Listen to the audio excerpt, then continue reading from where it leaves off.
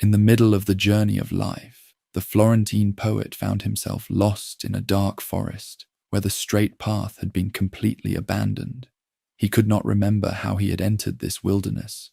So full was he of sleep at that moment when he strayed from the true way. The year was 1300, and the author had reached his 35th birthday, the midpoint of human existence according to the biblical span of 60 years and 10. The wood was savage, rough, and dense, and the memory of it renewed his fear. Death itself was little worse than this place of shadows and confusion. How the writer had entered, he could not recall, for his soul had been so filled with spiritual torpor at the moment he abandoned the righteous path. Yet this terrible forest would become the beginning of his salvation, though he did not yet know it. As dawn approached, the lost poet looked up and beheld that the hilltop before his eyes was already clothed with the rays of the sun that leads mortals straight on every path. The sight of that distant light calmed somewhat the lake of fear that had gathered in his heart through the night of anguish he had endured. Like a swimmer who has escaped from the deep sea to the shore and turns back to gaze upon the dangerous waters he has left behind, so his essence, still fleeing, turned to look back at the passage that had never yet let any person pass alive. After resting his weary body briefly, the Florentine resumed his journey up the desert slope, his firm foot always the lower as he climbed. But when he had barely begun his ascent of that deserted hillside, 3 beasts appeared to block his way. The first was a leopard, light and very swift, covered with a spotted coat. This creature would not depart from before his face, but rather hindered his path so much that he turned back many times to retrace his steps. The leopard, beautiful yet menacing, represented the sin of lust that entices with pleasure before destroying. Its spotted hide gleamed in the morning light, and its graceful movements belied the deadly threat it posed to any being seeking the path of righteousness. The beast circled the poet with predatory patience, forcing retreat again and again as he attempted to climb toward salvation. The time was the beginning of morning, and the sun was rising in company with those stars that were with it, when divine affection first set those beautiful things in motion. The hour and the sweet season gave the author reason to hope for good fortune from that beast with the gay skin. Yet this hope was not enough to prevent fear when a lion appeared before the man. This second beast seemed to be coming toward the wanderer, with its head held high and with such raging hunger that even the air seemed to tremble with fear. The lion embodied the sin of pride, that root of all evil which caused Lucifer himself to fall from heaven. Its mane bristled with arrogance, and its roar echoed through the valley with the sound of those who believed themselves above divine law. This beast moved with the confidence of creatures who acknowledge no master, whose appetite for dominance could never be satisfied by earthly conquest. Worse still was the she-wolf that followed, so laden with every craving in her lean appearance that she had already caused many people to live in misery. She brought such heaviness upon the writer's essence with the terror that came from the sight of her that he lost hope of reaching the summit. Like someone who is eager for gain, but when the time comes that makes them lose, weeps and is saddened in all their thoughts, such did the restless beast make the Florentine as she came against the poet, and pushed back little by little to where the sun is silent. This she-wolf was the most terrible of the 3, for she represented avarice and greed, that insatiable hunger for material things that corrupts both individuals and societies. Her ribs showed through her mangy coat, yet no amount of feeding could fill the void within her. She was the beast that had already ruined Italy, and would continue to spread misery until the prophesied deliverer came to drive her back to the underworld. While the lost author was falling back to the lower place, there appeared before his eyes a figure who seemed faint through long silence. "Have pity on me," the man cried to this apparition, Whatever you are, whether shade or living person. The reply came back, not man, though I was born of Lombard parents, and both were Mantuan by country. I was born under Julius Caesar, though late in his time, and I lived in Rome under the good Augustus, in the time of the false and lying gods. This was the Roman poet, whose voice had not grown hoarse from speaking wisdom to the world. He had written the Aeneid, that epic poem which told of Aeneas's journey from the ruins of Troy to the founding of the Roman Empire. In his verses lived the noblest ideals of classical civilization, and his words had been the Florentines' teacher in the art of poetry. "You are my master and my author," the writer declared with reverence. "You alone are he from whom I took the beautiful style that has brought me honor. See the beast that has made me turn back. Help me against her, famous sage, for she makes my veins and pulse tremble." The ancient poet's response carried both warning and promise. "It is necessary for you to take another path if you wish to escape from this wild place," the Roman explained.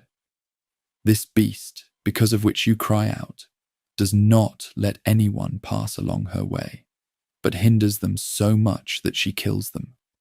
She has a nature so malicious and evil that she never satisfies her greedy appetite, and after feeding is hungrier than before." The classical master spoke of a future deliverer who would come to save Italy from the corruption that the she-wolf represented. "The greyhound will come," the guide prophesied, "who will make her die a painful death. He will not feed on land or money, but on wisdom, devotion, and virtue. His birth will be between felt, and he will be the salvation of that humble Italy, for which the Virgin Camilla died, and Euryalus, Turnus, and Nisus died of their wounds."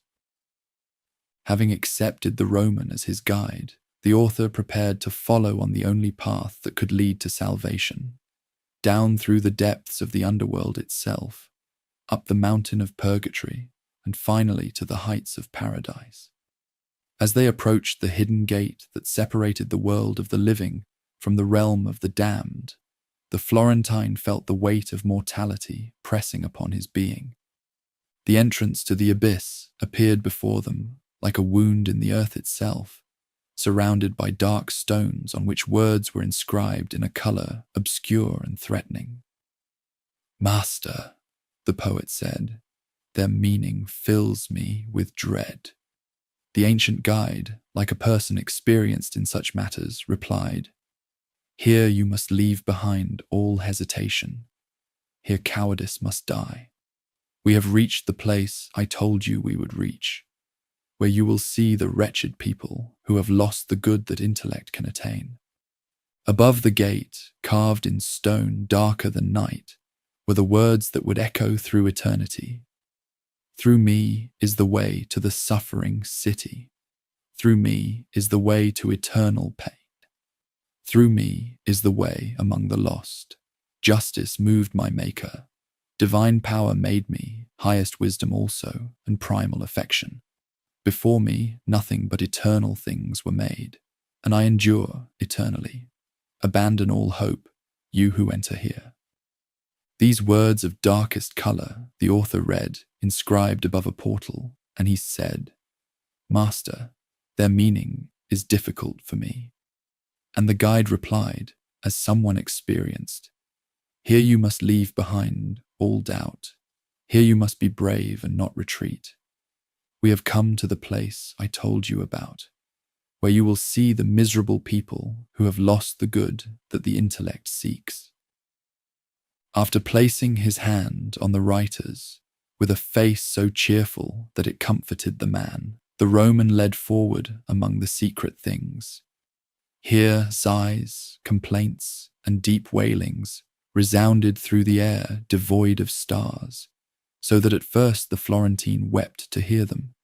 Various languages, horrible pronunciations, words of pain, accents of anger, voices high and hoarse, and sounds made by striking hands created a tumult that whirls always in that eternally dark air, like sand when whirlwinds sweep the land. These were the souls of those who lived without praise or blame, the uncommitted who in life had chosen neither good nor evil, but had lived only for themselves. Mixed with them were those rebellious angels who were neither faithful to God nor rebellious against the divine, but were for themselves. Heaven chased them out to maintain its beauty, and deep damnation does not receive them, for even the condemned would have some glory over them. "Master," the poet said, "what is it that I hear? And what are these people whom pain has defeated?" The guide replied, "This miserable condition belongs to the sorry beings who lived without praise or blame. They are mixed here with that cowardly choir of angels who were neither rebellious nor faithful to God, but were for themselves. Heaven expelled them to preserve its beauty, and the depths of the abyss do not receive them, because the condemned would gain some glory from them." Among these figures, the author recognized someone whom he believed to be the shade of a person who made the mighty refusal, perhaps Pope Celestine III, who abdicated the papacy and thus opened the way for the corrupt Boniface VIII, the Florentines' bitter enemy. These beings were naked and were stung constantly by wasps and hornets that made their faces stream with blood, which mixed with tears fell to their feet and was consumed by loathsome worms. Beyond this vestibule of the abyss proper lay the river Acheron, where Charon the ferryman transported the damned to their eternal punishments. This ancient boatman, with eyes like glowing coals, beckoned to the condemned to enter his vessel. "Woe to you, wicked beings," Charon cried. "Do not hope ever to see the sky again. I come to lead you to the other shore, into eternal darkness, into fire and ice, and you there, living person, depart from these who are dead." But when the ferryman noticed that the poet did not move, Charon continued, "By another way, by other ports, you will come to shore, not here for passage. A lighter vessel must carry you." The Roman guide rebuked the boatman. "Charon, do not rage. This is willed where all that is willed can be done, and ask no more." Then the woolly cheeks of the ferryman of the livid marsh fell quiet, he who had wheels of flame around his eyes. A mighty earthquake shook the land, accompanied by a crimson light, and the author fell unconscious. When he awoke, the Florentine found himself on the other side of Acheron, at the edge of the abyss of pain. From the depths arose the sound of infinite woe. Dark and deep and misty was the valley, so that though the man gazed intently into its depths, nothing could be made out clearly. "Now let us descend into the blind world," the ancient poet began, his face deadly pale. "I will go first, and you will follow." The writer, seeing his guide's pallor, said, "How can I come if you, who are my comfort in doubt and my help against fear, are afraid?" The Roman replied, "The anguish of the people below paints my face with the pity that you mistake for fear. Let us go, for the long road urges us on." They came to the edge of the first circle that girds the abyss. Here there was no torment except sighs that made the eternal air tremble. This came from the sadness, without torment, of crowds that were many and numerous, of infants and of women and men. The guide said to the author, "You do not ask what beings these are that you see. Before you go further, I want you to know that they did not sin, and though they have merit, that is not enough, because they did not have baptism, which is part of the faith that you believe. And if they lived before Christianity, they did not worship God properly, and among such as these am I myself." This was Limbo, the first circle of the underworld, where dwelt the souls of the virtuous unbaptized. Here was neither punishment nor reward, but only the pain of desire without hope. The inhabitants lived in a castle of noble architecture, surrounded by 7 walls and defended by a little stream. Here the poet met the greatest figures of classical antiquity: Homer, the sovereign bard; Horace, the satirist; Ovid, Lucan, and many others. In the castle's green meadow, the Florentine observed people with slow and grave eyes, of magnificent authority in their appearance. They spoke seldom and with gentle voices. The poets withdrew to a side, to a place open, high, and bright, where all could be seen. There on the green enamel were shown to the writer the noble figures whom he felt honoured to have seen. Here was Electra with many companions, among whom the author recognized Hector and Aeneas, Caesar armed with his falcon eyes, Camilla and Penthesilea on the other side, and King Latinus sitting with his daughter Lavinia. The man beheld Brutus, who drove out Tarquin, Lucretia, Julia, Marcia, and Cornelia, and alone, apart, Saladin. When the poet raised his eyes a little higher, he observed the master of those who know, Aristotle, sitting among a philosophical family. All look at the philosopher and honour the wise man. Here the Florentine observed Socrates and Plato, who stand closer to Aristotle than the others; Democritus, who ascribes the world to chance; Diogenes, Anaxagoras, and Thales; Empedocles, Heraclitus, and Zeno; and the good collector of qualities, Dioscorides, and Orpheus, Tully, and Linus, and moral Seneca, Euclid the geometer, and Ptolemy, Hippocrates, Avicenna, and Galen, and Averroes, who made the magnificent commentary. From this noble castle, the Roman guide led the author onward to the second circle of the abyss, where true punishment would begin. As they descended, they encountered Minos, the judge of the underworld. This creature, king of Crete in life, had been transformed in death into a grotesque hybrid, part man, part serpent, whose duty it was to assign each arriving being to its proper circle of torment. Minos stood at the entrance to the second circle, examining the sins of those who came before the judge. With his serpentine tail, the creature would wind himself around his body a number of times equal to the circle to which each person was to be sent. Always before the judge stood a crowd of sinners, each going to judgment in turn, speaking, hearing, and then being hurled down. "O you who enter this place of woe," Minos said to the living man when he beheld the writer, leaving aside his mighty office, "beware how you enter and in whom you trust. Do not let the breadth of the entrance deceive you." The guide replied, "Why do you cry out? Do not hinder his fated journey. This is willed where all that is willed can be done, and ask no more." Beyond Minos lay the second circle, where the lustful were punished. Here the damned were swept about by a terrible wind that never rests, carrying the condemned with its violence, whirling and striking them. When they come before its rush, there are shrieks, laments, and wailing. There they blaspheme divine power. The author understood that to such torment the carnal sinners are condemned, who subject reason to desire.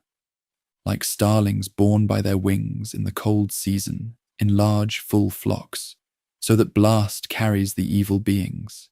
Here, there, down, up, it leads them. No hope of rest ever comforts them, nor of lesser pain, but of no pain at all. And like cranes that go singing their lays, making a long line of themselves in the air, so the Florentine witnessed coming, uttering wails, shades borne by the strife of winds. Among these figures, in torment, the poet recognized many who had died for passion. Here were Semiramis, of whom it is read that she succeeded Ninus and was his wife. She held the land that the Sultan rules. The other is she who killed herself for desire, and broke faith with the ashes of Sychaeus, lustful Dido. Next is Cleopatra, Helen, for whom so many evil years revolved, and mighty Achilles, who fought to the end with passion. Paris and Tristan the writer observed, and more than 1,000 shades whom desire had severed from our life. But among all these tragic figures of antiquity, two beings caught the author's particular attention, a pair who moved together through the eternal storm, their devotion binding them even in damnation. These were Francesca da Rimini and Paolo Malatesta, whose story would become among the most moving episodes in all of the abyss. O living creature, gracious and kind, the man called to them, who go through the black air visiting us, who stained the world with blood. If the King of the universe were our friend, we would pray to the divine for your peace, since you have pity on our perverse misfortune. Whatever you are pleased to hear and speak of, we will hear and speak with you while the wind, as now, is quiet for us.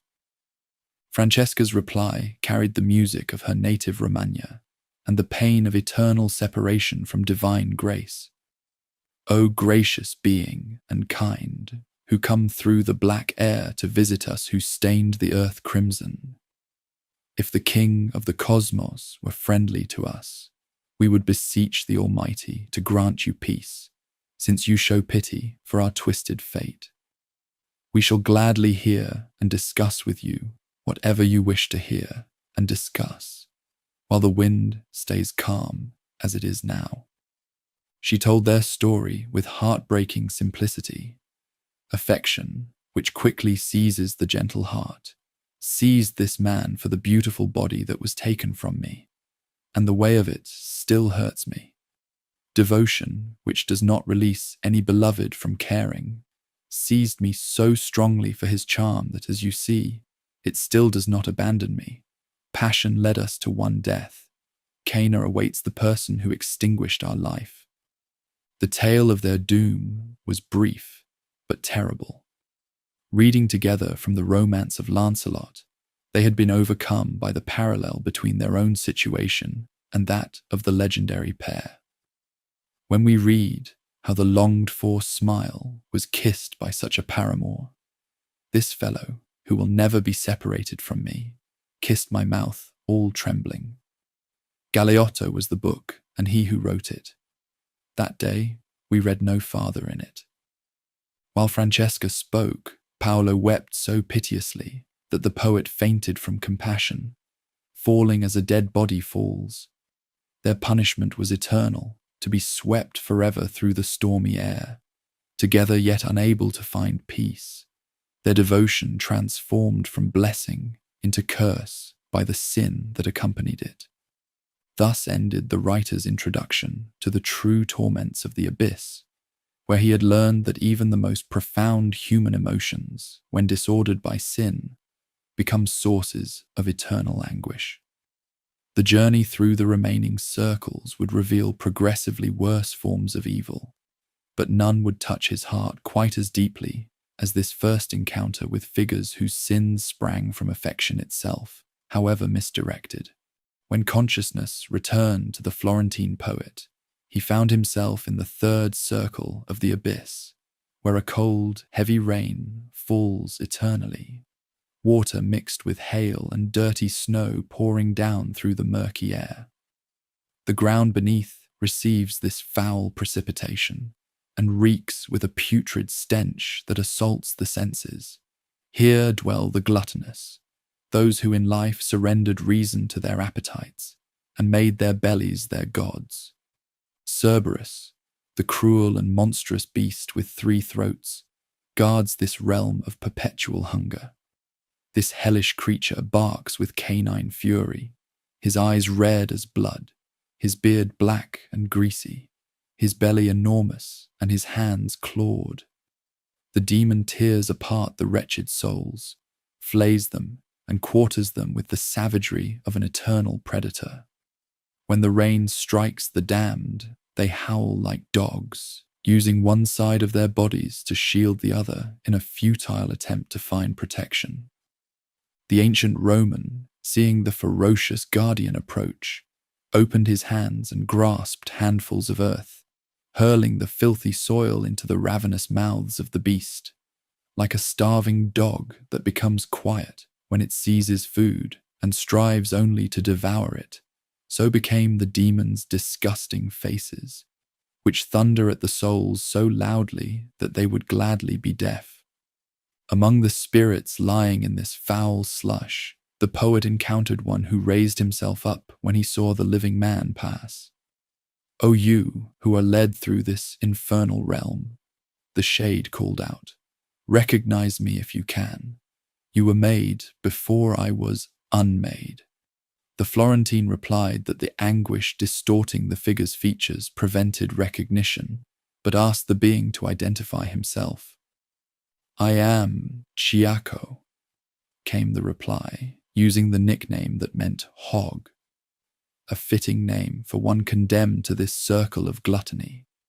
This wretched soul had been a citizen of the beautiful city that the writer called home, and their conversation turned to the political strife that would tear Florence apart. Chiaco prophesied the coming conflicts between the white and black Guelph factions, predicting exile and suffering for many, including the living man himself. The gluttons spoke of the corruption that had infected their beloved city. Pride, envy, and avarice are the three sparks that have set all hearts aflame. When asked about the fate of certain righteous citizens, Chiaco revealed that they were relegated to the blackest depths of the underworld, weighed down by other sins. "When you return to the sweet world," the damned soul pleaded, "bring me to memory in the minds of people." With these words, Chiaco sank back into the filthy mire, joining his fellow sufferers in their eternal wallowing. Descending deeper, the two poets reached the fourth circle, where they encountered a sight that amazed and horrified them. Here was assembled the largest crowd of souls they had yet witnessed, all engaged in a futile, eternal labor. These were the avaricious and the prodigal, those who had loved money too much, and those who had squandered it too freely. Their punishment was to push enormous weights with their chests, circling the semicircle of their domain until they met their opposites head-on. When the two groups collided, each turned around and rolled their burdens back, shouting at their enemies across the divide. The misers cried out, "Why do you hoard?" While the spendthrifts responded, "Why do you squander?" Thus they returned along the grim circle to the opposite point, always hurling their mutual reproaches. When each group reached their starting point, they turned and ran their course again, locked forever in this dance of opposing but equally damning sins. Among the hoarders, the living visitor recognized many tonsured heads, clerics, popes, and cardinals, in whom avarice had taken complete control. These religious figures, who should have been shepherds of souls, had instead become slaves to material wealth, their spiritual authority corrupted by earthly greed. The Roman teacher explained that these souls had lived without measure, neither giving nor keeping in moderation, and therefore their eternal punishment reflected the same lack of balance that had characterized their earthly existence. From this circle, they descended to the fifth level, where the river Styx winds its way around the city of Dis. In these murky waters, the wrathful engage in eternal combat, striking each other not only with their hands, but with their heads, chests, feet, and teeth, tearing each other piece by piece. Beneath the surface of the dark marsh, another group suffers, the sullen, whose bubbles rise to the surface as they try to speak their lament.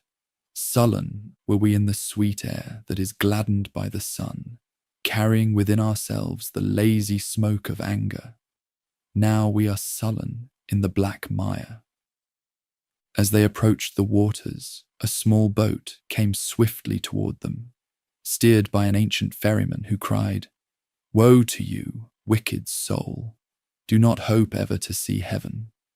I come to carry you to the other shore, into eternal darkness, into fire and ice." But when he saw that the Florentine did not depart, the boatman's tone changed. "By another way, by other ports you will reach the shore, not here. A lighter craft must carry you."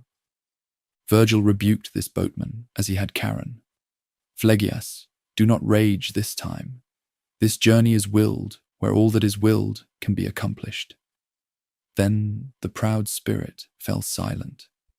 During their crossing, a soul covered in mud approached their vessel. It was Filippo Argenti, a noble known for his violent temper and his enmity toward the poet's political faction. "Who are you that come before your time?" Argenti demanded. The writer replied, "If I come, I do not remain."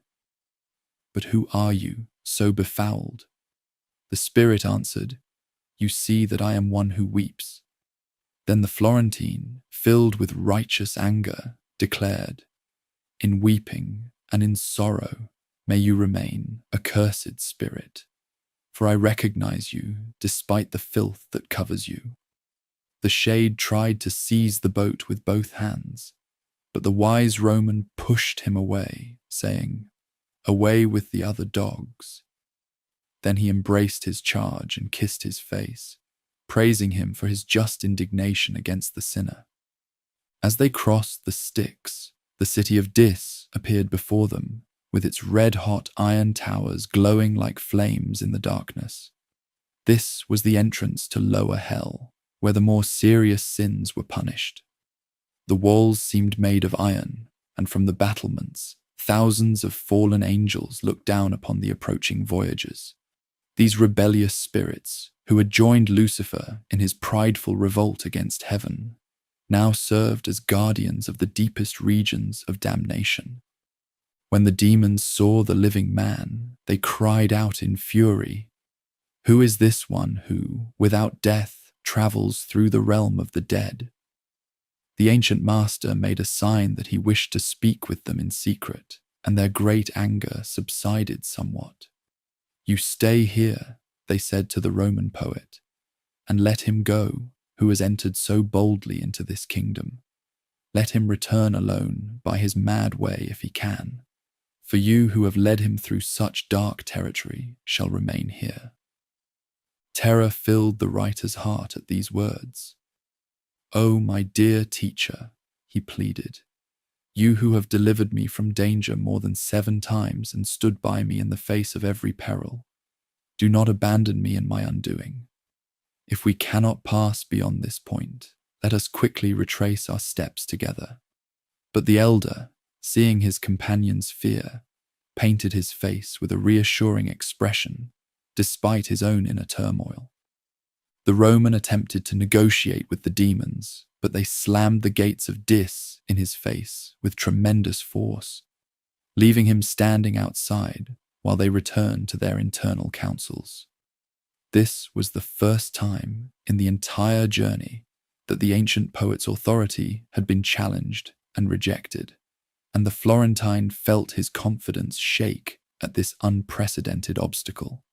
"Do not fear," Virgil assured his charge, "for our passage cannot be prevented by those within. Such opposition is not new. These same demons tried to bar the gates against a greater than we, at that portal which still stands open without a lock. Above it, you read the dead inscription, and already, descending the steep slope and passing through the circles without escort, comes one who will open this city for us." True to this prophecy, a celestial messenger appeared, an angel of God whose very presence caused the marshlands to flee before him. With a small wand, he touched the gates of Dis, which sprang open immediately. "O outcasts from heaven," the divine emissary addressed the fallen angels, "why does this insolence lodge in you? Why do you resist that will whose purpose is never thwarted, and which has many times increased your torment? What use is it to butt against destiny? Your Cerberus, if you remember well, still bears his throat and chin stripped of hair for doing so. Having delivered this rebuke, the angel departed as quickly as he had come, speaking no word to the poets. Within the city of Dis lay the sixth circle, where the heretics suffer their eternal punishment. Here, in a vast cemetery, lie thousands of flaming tombs, each one glowing more intensely than the hottest iron in a forge. The lids of these sepulchres stand open, and from within come such terrible laments that clearly the occupants are wretched and tormented. The elder explained that these monuments contain the arch-heretics and their followers, those who believed that the soul dies with the body, denying the immortality that is fundamental to true faith. They had lived as if this earthly existence were all there is, and so in death, they are trapped in burning tombs that symbolize their spiritual deadness. As they walked among these monuments, a voice suddenly called out from one of the tombs, "O Tuscan, you who travel alive through this city of fire, speaking so decorously, be pleased to stop in this place. Your accent reveals that you are a native of that noble fatherland, which perhaps I treated too harshly." This voice startled the living man, who pressed closer to his mentor for protection. The speaker was Farinata degli Uberti, leader of the Ghibellina faction that had been the poet's political enemies. This proud soul had risen from his flaming tomb to the waist, looking around as if he held great scorn for all of hell itself. With bold hands, the Roman pushed his companion toward the monument, saying, "Let your words be precise." That is Farinata, who has raised himself up. You can see him from the waist up. The writer's eyes were already fixed on the heretic's face, and Farinata stood erect, with his chest and forehead thrust forward, as if he held hell in great disdain. Moving among the tombs, the Florentine reached the foot of Farinata's sepulchre, whereupon the proud spirit asked, "Who were your ancestors?" Desiring to obey his mentor, the living visitor concealed nothing, but revealed his lineage completely. Upon hearing the family name, Farinata raised his eyebrows slightly and said, "They were fierce enemies to me, and to my forebears, and to my party, so that twice I scattered them." The poet replied, "If they were driven out, they returned from every quarter both times, but yours have not learned that art well." At this reproach, another shade appeared beside Farinata, visible from the chin up. This was Cavalcante de Cavalcanti, father of the writer's dear friend, Guido. Looking around as if expecting to see someone else, Cavalcante asked, "If you travel through this blind prison by virtue of your lofty genius, where is my son? Why is he not with you?" The living man answered, "I do not come here by my own power. He who waits for me over there leads me through this place, whom perhaps your Guido held in disdain." The word "held" in the past tense made the father believe his son was dead, and with great anguish he fell back into his tomb. Farinata, who had listened to this exchange without changing expression, continued their previous conversation. "If they have poorly learned that art of return from exile, that torments me more than this bed of suffering, but the face of the queen who rules here will not be rekindled 50 times before you too shall learn how difficult that art is." He was prophesying the poet's own coming exile from Florence, which would prove more painful than any physical torment. The heretic also revealed the limited nature of their knowledge in this realm. We see, like those with defective sight, things that are distant from us. When events draw near or are present, our understanding is entirely void, and if others do not bring us word, we know nothing of your human condition. Therefore, you can understand that all our knowledge will be utterly dead from that moment when the portal of the future shall be closed. From the sixth circle, they continued their descent to the seventh, where violence in all its forms receives punishment proportioned to its cruelty. This circle is divided into 3 rings, each dedicated to a different type of violent sin: violence against one's neighbor, violence against oneself, and violence against God. A steep cliff marks the boundary between the 6th and 7th circles, and at its edge sits the Minotaur, that infernal beast of Crete who was conceived through the unnatural passion of Pasiphae. When the monster saw the 2 poets approaching, it bit itself in rage, like one overcome by anger. The wise Roman called out to it, "Perhaps you think this is the Duke of Athens, who in the upper world dealt you your death. Get away, beast, for this one does not come instructed by your sister, but travels to observe your punishments.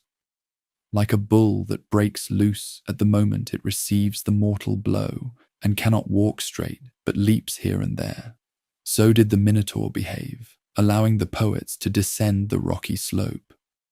At the bottom of the cliff flows the river Phlegethon, boiling with blood, in which are immersed those who through violence have injured others.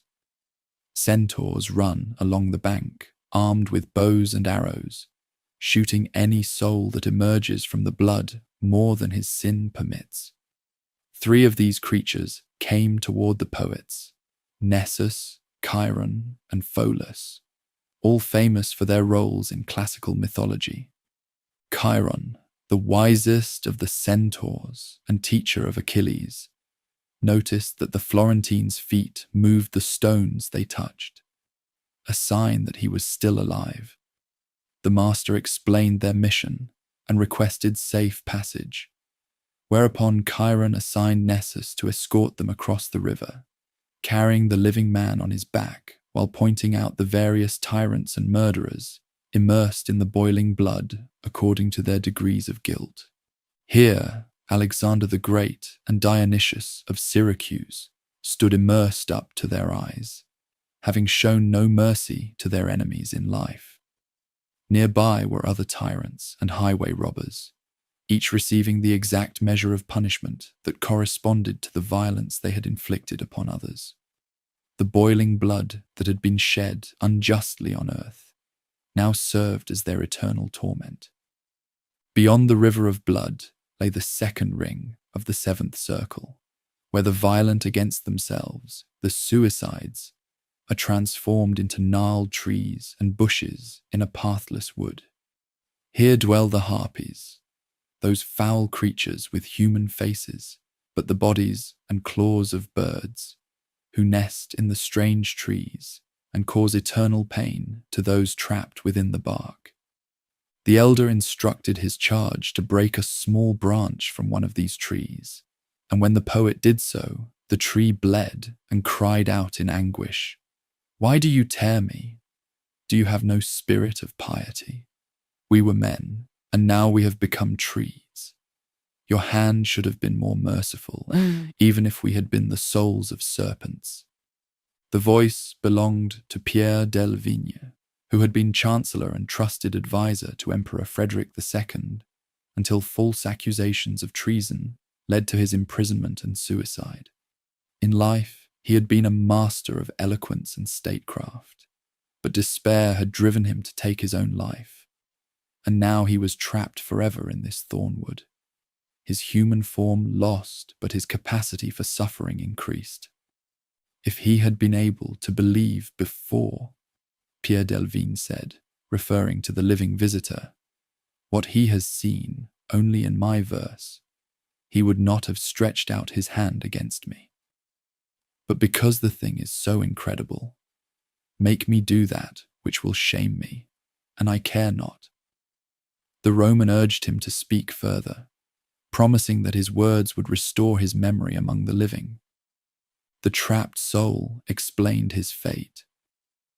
I am he who held both keys to Frederick's heart, locking and unlocking, with such skill that from his secrets I excluded almost everyone.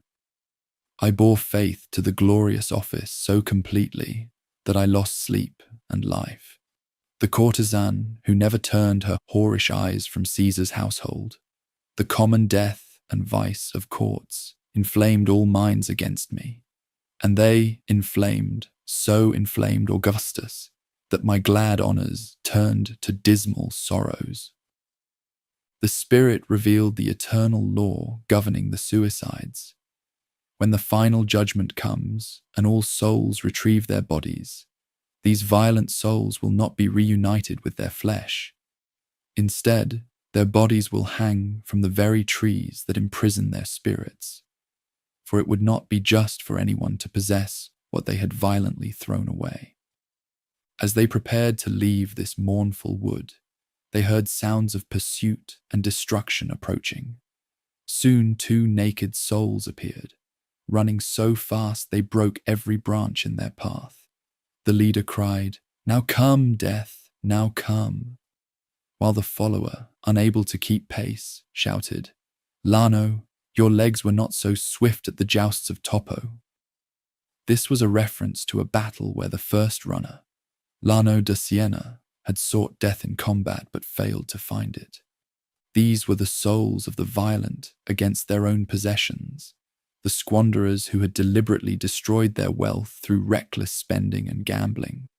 Their punishment was to be eternally pursued and torn apart by black female hounds, representing the destructive consequences of their wasteful behavior in life.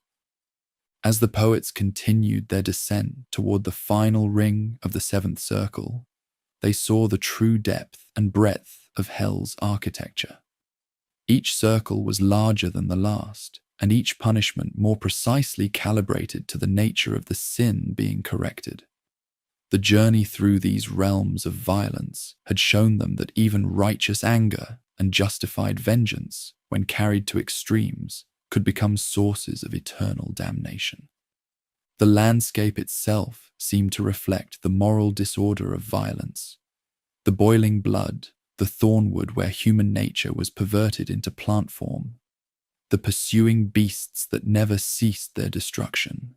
Yet throughout these horrors, the ancient Roman continued to provide both protection and instruction, helping his companion understand the divine justice that governed even these regions of seemingly endless suffering. As they approached the boundary between the 7th and 8th circles, the Florentine could see that their descent into the depths of human evil was far from complete. The worst sins, those of fraud and treachery, still lay below, in regions where the very architecture of hell would become even more intricate and terrible. But already he had learned that every sin carries within itself the seeds of its own punishment, and that the divine order extends even into the realms where that order seems most completely overthrown. At the edge of the 7th circle, where the final ring of the violent meets the abyss of fraud, the 2 poets encountered a sight both magnificent and terrible. Here was Geryon, the monster of deception, whose appearance embodied the very nature of fraud itself. This creature possessed the face of a just man, so benign was his outward aspect, but his entire body was that of a serpent. 2 hairy paws served as his arms, while his back, chest, and both sides were painted with knots and circlets more elaborate than any tapestry ever woven by Tartar or Turk. The beast of fraud had emerged from the depths at the Roman master's call, swimming through the thick air with the same ease that a beaver positions itself to fish. His tail floated free in the void, and its venomous fork could sting like a scorpion's. This creature would serve as their vessel for the descent into the 8th circle, though the prospect filled the Florentine with terror. Before their departure on this fearsome mount, they encountered 3 noble Florentines from the circle of the violent against God: Guido Guerra, Tegiaio Aldobrandi, and Jacopo Rusticucci. These spirits, burning eternally under the rain of fire that fell upon the 3rd ring of violence, spoke with the living poet about the current state of their beloved Florence. Their words carried both anguish for their city's moral decline and pride in their own former greatness. Tell us if courtesy and valor still dwell in our city as they once did, they pleaded, or if they have utterly departed. For Guglielmo Borsier, who has been with us in torment only a short time and travels with our companions there, greatly grieves us with his reports. These words moved the visitor to such sorrow that he replied with heartfelt lament. The new people and sudden gains have generated pride and excess in you, Florence, so that you already weep for it. When Virgil signaled that it was time to depart, the poet mounted the terrible beast behind his teacher. Now, Geryon, move yourself, the ancient Roman commanded. Let your circles be wide and your descent gradual. Consider the new burden that you carry. As a small ship moves backward from its berth, so the monster withdrew from the edge, and when he felt himself completely free, he turned his tail to where his chest had been and extended it like an eel, gathering air to himself with his paws. The descent into Malebolge, the eighth circle of hell, revealed a landscape of unprecedented complexity and horror. This realm of fraud was structured like a vast amphitheatre, divided into 10 concentric pouches called bulge, each containing a different category of fraudulent sinners.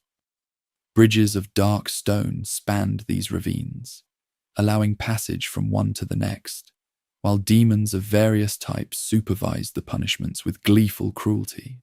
In the first pouch, the seducers and pandas ran eternally in opposite directions, whipped by horned demons who struck them cruelly from behind.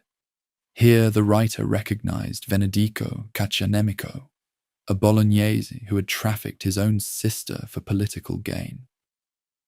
What brings you to these steep slopes? The sinner asked. Are you still alive, or are you dead? When he learned that his questioner lived and breathed, Venedico revealed his identity reluctantly, driven by the clear speech that forced recognition. Moving to the second ravine, they discovered the flatterers immersed in excrement that seemed to have come from human privies. The stench was so overwhelming that the poets had to cover their noses as they peered into this foul pit. Here wallowed those who had corrupted language itself, using words not to reveal truth, but to deceive and manipulate. Among them was Alessio Interminelli of Lucca, whose head was so befouled with filth that it was unclear whether he wore a clerical tonsure or was simply a layman. The third chasm contained the Simonists, those who had bought and sold sacred offices in the church. These souls were planted headfirst in round holes, with only their feet visible above ground, and the soles of their feet burned with flames. The arrangement was such that the feet of each new arrival would push the previous occupant deeper into the earth, ensuring that the most recent offenders received the fiercest punishment. Among these inverted figures, one pair of feet burned more intensely than the rest. When the Roman teacher carried his charge down into the gulf to speak with this soul, the voice of Pope Nicholas III emerged from the hole. Are you already standing there, Boniface? Are you already standing there? The scripture lied to me by several years. Are you so quickly sated with those riches for which you did not fear to take the beautiful lady by guile and then to ravage her? The confusion arose because Nicholas had expected the arrival of Pope Boniface VIII, whom he knew was destined for the same punishment.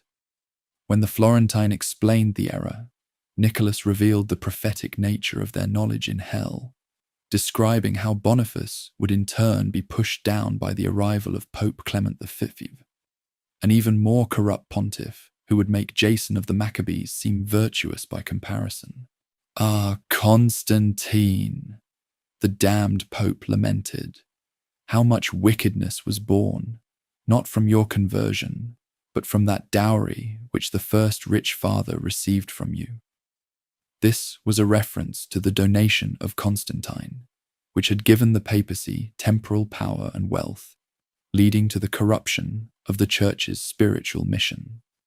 The fourth valley presented a sight that moved the living poet to tears. The fortune tellers and diviners, their heads twisted backward so that they could only see what lay behind them. Tears flowed down their backs to the cleft between their buttocks as they walked slowly in their eternal procession. Among them were Amphiaraus, who had tried to avoid his prophesied death at Thebes, Tiresias, the blind prophet of Thebes, and Manto, after whom the city of Mantua was named. Virgil sternly rebuked his charge for showing pity. Here piety lives when it is completely dead. Who is more impious than one who subjects divine judgment to passion? The punishment fit the crime perfectly. Those who had tried to see too far into the future were now condemned to see only the past, their necks twisted in a grotesque reversal of their earthly presumption. In the fifth gorge, the corrupt politicians were boiled in a lake of pitch, guarded by the Malebranche, malicious clawed demons who delighted in tormenting their charges. These black devils ensured that the sinners remained submerged in the boiling tar, just as corrupt officials had operated in the dark shadows of political dealings. The demons bore names that reflected their malicious nature: Malacoda, Barbaricia, Alicino, Calcabrina, and others whose very appellations suggested violence and deceit. The poets witnessed the arrival of a new sinner, a magistrate from Lucca, carried by a black devil who mocked him. Here there's no place for the holy face. Here one swims differently than in the Circio. So unless you want to feel my hooks, don't rise above the pitch.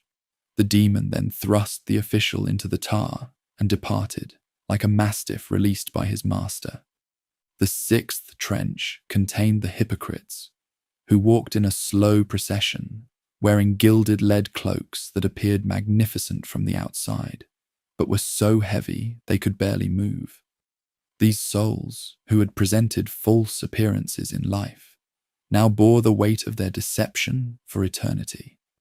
Among them were Catalano and Loderingo, two jovial friars from Bologna who had claimed to maintain peace but had actually fomented discord in Florence. Most striking in this ravine was the figure of Caiaphas, the high priest who had counseled that Christ should die for the people. He lay crucified on the ground, and all the other hypocrites were forced to step on him as they passed. He who had given false counsel was now trampled by those who had followed similar paths of deception. The seventh channel writhed with thieves, who were pursued and bitten by serpents in an endless dance of transformation. Here Vanni Fucci, a bastard from Pistoia, suffered among the robbers of sacred objects. When a serpent bit him, he burst into flames and was immediately reconstituted from his own ashes, only to face the same torment again. This punishment reflected the nature of theft, the constant taking and losing, the instability of ill-gotten gains. The transformations in this pit were even more horrifying than simple burning and reconstitution. Some thieves merged with serpents in grotesque metamorphoses, their human forms blending with reptilian shapes in ways that defied natural law. Others exchanged forms entirely, man becoming snake and snake becoming man, in an eternal cycle that left their very identities unstable and confused. In the eighth moat burned the counsellors of fraud, each enclosed in a flame that corresponded to his guilt. Here the most famous encounter of the entire journey took place, as the poets met Ulysses and Diomedes, the Greek heroes who shared a flame for their joint deceptions during the Trojan War.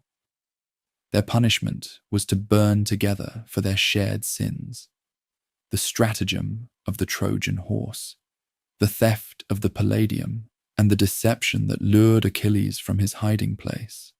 Ulysses spoke from within his flame, telling the story of his final voyage, a tale not found in any classical source, but created by the medieval poet to illustrate the tragedy of knowledge pursued without divine guidance.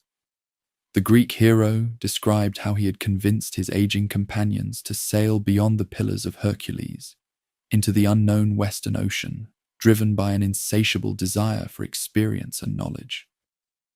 "Consider your origin," Ulysses had told his men. "You were not made to live like brutes, but to pursue virtue and knowledge." Yet this noble sentiment was corrupted by pride and the presumption that human reason alone could achieve ultimate truth. Their ship was swallowed by a whirlwind within sight of the mountain of purgatory, which they were not permitted to reach through their own efforts alone. The ninth passage contained the sowers of discord, split and mangled by a demon with a sword who stood at a narrow point in their circular path.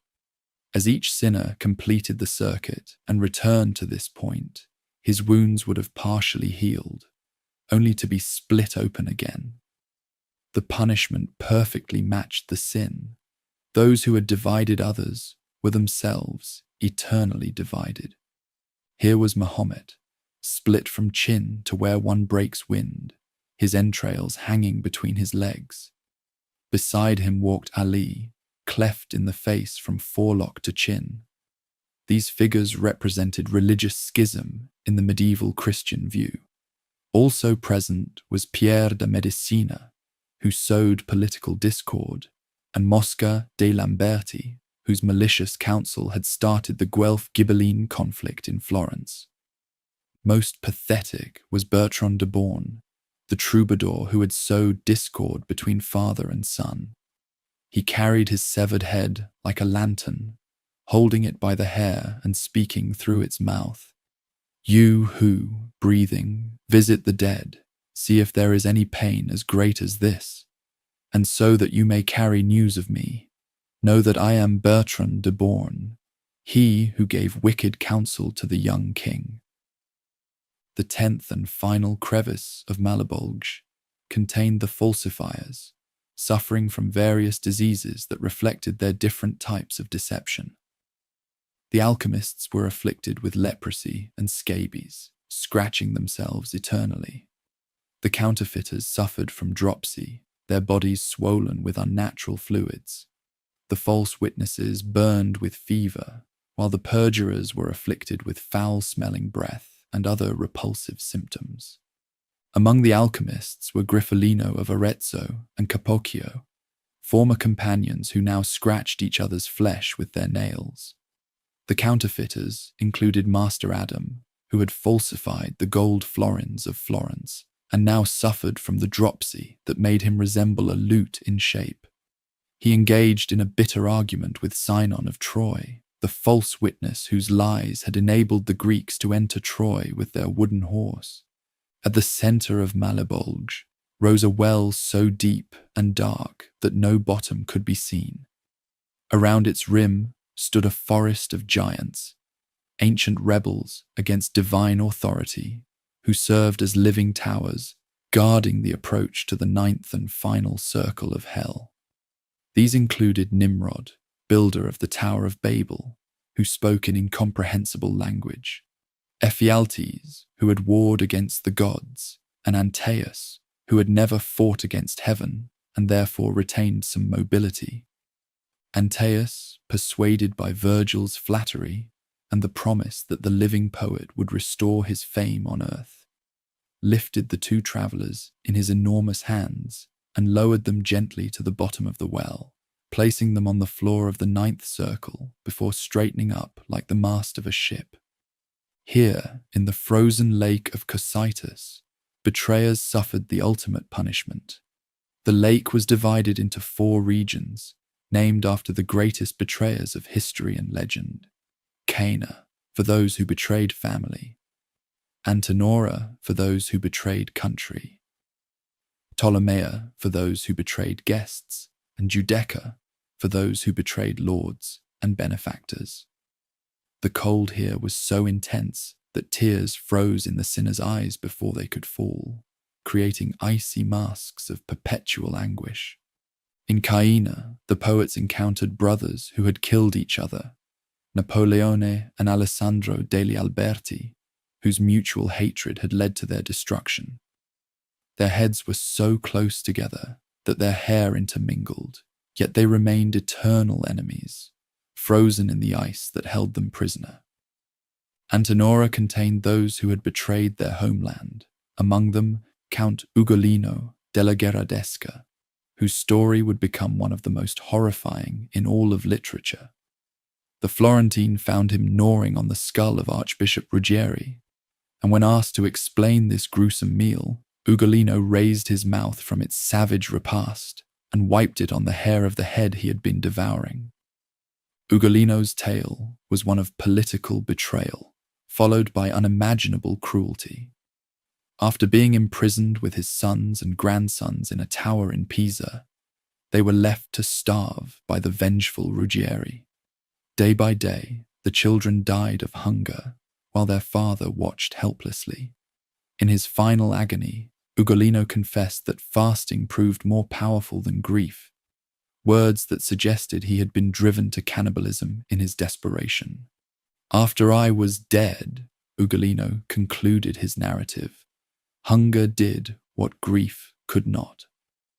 Now in hell, he gained a terrible satisfaction from eternally devouring the brain of the man who had orchestrated his family's destruction, though this revenge could never truly satisfy his anguish or restore what had been lost.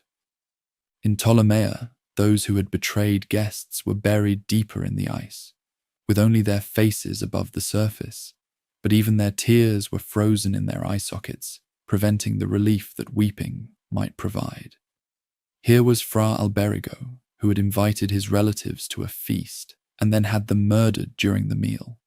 Most remarkably, Alberigo revealed that some souls fall to this region immediately upon committing their ultimate betrayal, while their bodies continue to live on earth, possessed by demons. Finally, in Giudecca, those who had betrayed their lords and benefactors were completely encased in the ice, visible only as shadows beneath the frozen surface. No words could be heard from them, no movement seen. They were locked in eternal silence and immobility, their very existence negated by the magnitude of their betrayals. At the center of this frozen waste stood Satan himself, Dis, the emperor of the dolorous realm. This ultimate figure of malice was not the magnificent fallen angel of popular imagination, but a grotesque giant trapped waist-deep in the ice, his three faces chewing eternally on the three greatest betrayers in history. In the central mouth, head first and most tormented, was Judas Iscariot, who had betrayed Christ. In the left mouth was Brutus, and in the right, Cassius, both betrayers of Julius Caesar, who in medieval thought represented divine imperial authority. The sight of Satan was both terrifying and pitiable. His three faces wept tears that mixed with bloody foam and flowed down his three chins. Each mouth was a mill for grinding sinners, and the beating of his 6 wings created the wind that kept Cocytus frozen. This creature, who had once been the most beautiful of all angels, was now trapped in the ice by his own weight, the fixed point around which all the malevolence of hell revolved. To escape from hell, the poets had to climb down Satan's hairy body, passing through the center of the earth itself. At the midpoint of this descent, Virgil suddenly turned upside down, and when they emerged on the other side, they found that Satan's legs extended upward into what was now a different sky. They had passed through the center of the earth and emerged in the southern hemisphere, where the mountain of purgatory rose from the ocean toward the stars. The journey through hell had revealed the complete taxonomy of human wickedness, from the least serious sins of incontinence, through the more grave sins of violence, to the ultimate transgression of betrayal.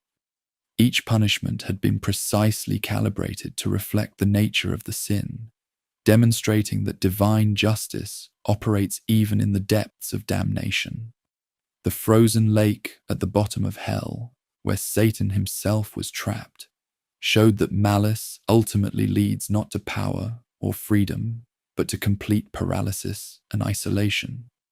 As they climbed toward the light of the stars, the two poets carried with them the memory of all they had witnessed, the tears of the damned, the eternal repetition of their punishments, and the perfect justice that ensured each soul received exactly what their earthly choices had merited. The descent through hell had been a journey through the human heart's capacity for wrongdoing, but it had also revealed the divine order that governs all creation, extending even into the realms where that order appears to have been most completely rejected. To run over better waters, the little vessel of my genius now hoists its sails, leaving behind that cruel sea which had held them captive for so long. Now I shall sing of that second realm, where the human spirit is purged and becomes worthy to ascend to heaven. Here let dead poetry rise again, O sacred muses, since I am yours, and here let Calliope rise somewhat, accompanying my song with that sound which struck the wretched magpies so that they despaired of pardon. Sweet colour of oriental sapphire that was gathering in the serene aspect of the sky, pure to the first circle, renewed delight in my eyes, as soon as I issued forth from the dead air that had afflicted my chest and eyes. The beautiful planet that encourages love was making the whole Orient laugh, veiling the fishes that were in her train. I turned to the right and gave my mind to the other pole, and saw 4 stars never seen before except by the first people. The sky seemed to rejoice in their flames. O northern region, how widowed you are, since you are deprived of beholding them. When I had withdrawn my gaze from them, turning a little toward the other pole, from where the wane had already disappeared, I saw near me an old man, alone, worthy in appearance of so much reverence that no son owes more to his father. He wore a long beard mixed with white hair, similar to his locks, of which 2 tresses fell upon his chest. The rays of the 4 holy stars so adorned his face with light that I saw him as if the sun were before him. "Who are you, who against the blind stream have fled the eternal prison?" said he, moving those venerable plumes. "Who has guided you, or what was a lamp to you, issuing forth from the deep night that always makes the infernal valley black? Are the laws of the abyss thus broken, or is a fresh counsel changed in heaven, that being damned you come to my rocks?" This was Cato the Younger, guardian of this sacred mountain, that noble Roman who had chosen death rather than submit to Caesar's tyranny, now transformed into a figure of sublime authority, overseeing the realm of cleansing. My teacher then laid his hands upon me, and with words and with signs made me revere my legs and brow, revealing to Cato that the journey was divinely ordained, and that the living man travelled not by his own will, but by command of a lady from heaven. "Lucia moved against your enemy," Virgil explained, speaking of the celestial intervention that had set this journey in motion. The Roman master revealed that they sought freedom, that precious liberty for which Cato himself had died at Utica, where he had left the garment that on the great day will be so bright. He promised that the living visitor would tell the world of Cato's heroic virtue, if grace were granted to complete this sacred pilgrimage. The guardian of the mountain, satisfied with this explanation, commanded that they gird the writer's waist with a smooth rush and wash his face to remove all traces of hell's grime. This little island, down there around at the very bottom where the waves beat it, bears rushes on its soft mud. No other plant, neither anything that makes leaves nor anything that hardens, can live there, because it does not yield to the buffetings. After performing these cleansing rituals at the shore, they began their exploration of this realm.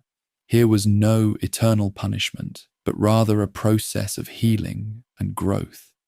The spirits on this mountain had been saved by heavenly grace, and now worked actively to purge themselves of the stains of sin, preparing for their eventual ascent to paradise.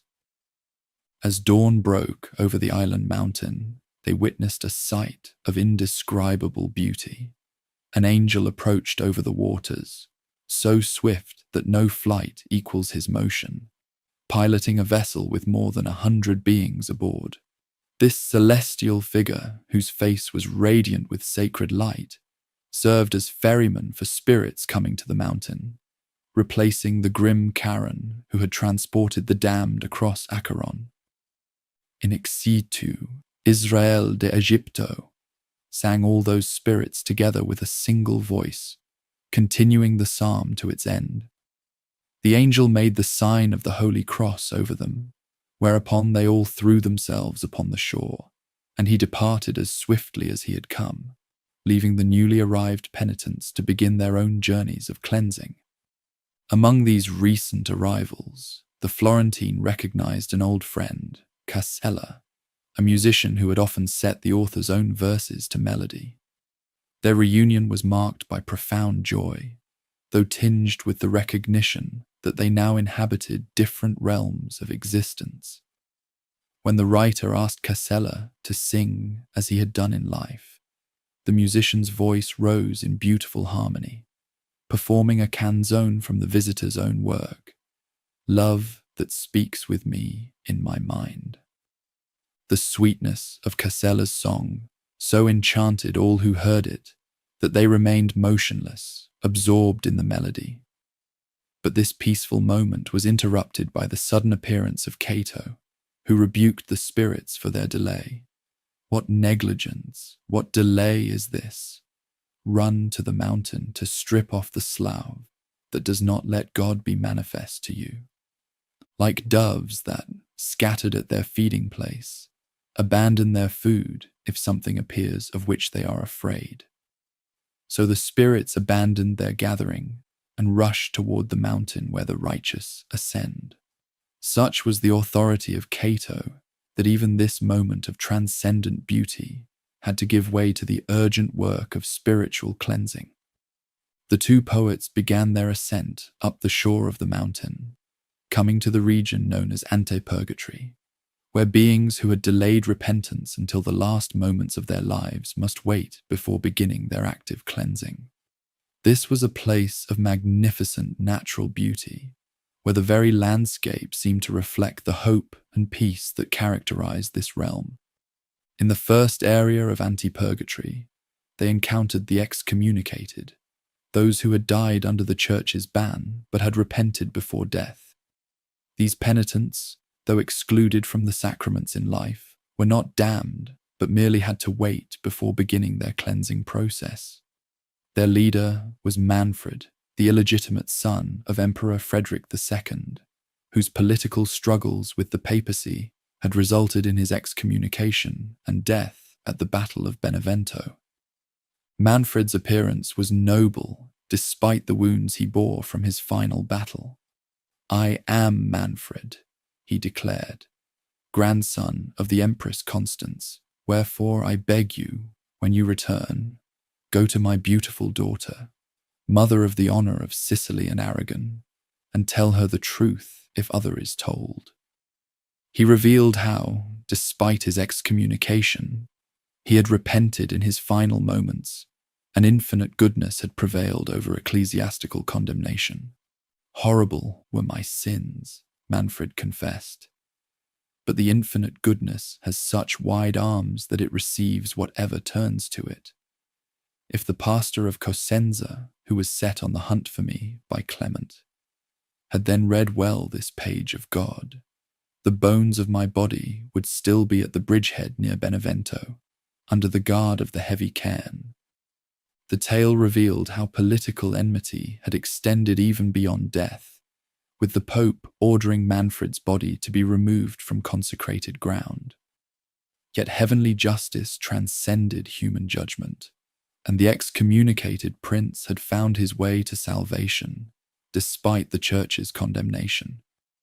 Continuing their journey through Antepurgatory, they encountered the indolent, those who had delayed repentance not through active rebellion, but through spiritual laziness. These spirits were required to experience urgency in death that they had lacked in life, spending time equal to their earthly years in this region before proceeding to the Seven Terraces proper. Among the indolent was Belacqua, a character perhaps based on a contemporary of the author known for his slothfulness.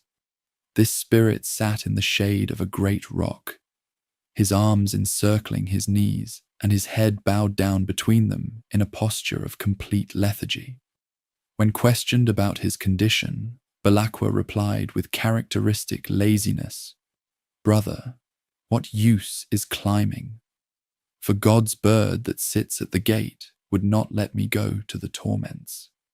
Belacqua's words revealed a law governing this realm, that the gate to the Seven Terraces could only be opened during daylight hours, when an angel stood guard with his sword.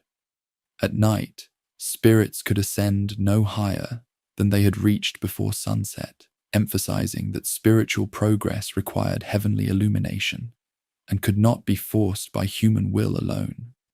As the sun began to set, they encountered the negligent rulers, kings and princes who had been so occupied with earthly governance that they had neglected their spiritual duties. These noble beings gathered in a valley of remarkable beauty, filled with flowers of colours more vivid than any found on earth.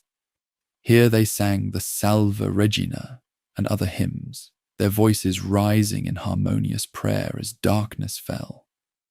Among these royal figures were some of the most prominent rulers of the age. Rudolf of Habsburg, who could have healed the wounds of Italy but had failed to do so. Ottokar of Bohemia, his former enemy, now reconciled in death. Philip III of France, Henry of Navarre, and Pedro III of Aragon. Their earthly conflicts seemed petty now in light of their shared need for cleansing and their common destiny of salvation. "See there the spirit who sits alone and apart," someone pointed out, indicating Henry III of England. "That fellow who sits lowest among them, looking downward, is William VII, Marquis of Montferrat, because of whom Alessandria and its war make Monferrato and Canavese weep." The sight of these once mighty rulers, now united in their humility and shared spiritual purpose, demonstrated how earthly power and glory fade before eternal concerns. As night deepened, the poets witnessed a dramatic scene that illustrated the ongoing spiritual warfare, even in this realm of hope. Two angels descended from heaven, bearing flaming swords with broken points, clothed in green garments and with green wings. These celestial warriors took positions on either side of the valley, standing guard against the serpent that would attempt to tempt the penitents, as it had tempted Eve in the Garden of Eden. "Both come from the bosom of Mary," explained a spirit, "to guard the valley because of the serpent that will come presently."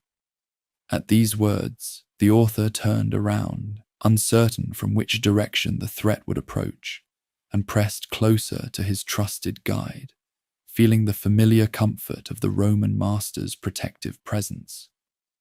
Soon the ancient adversary appeared, not in the terrifying form he took in hell, but as a serpent that slithered through the grass and flowers.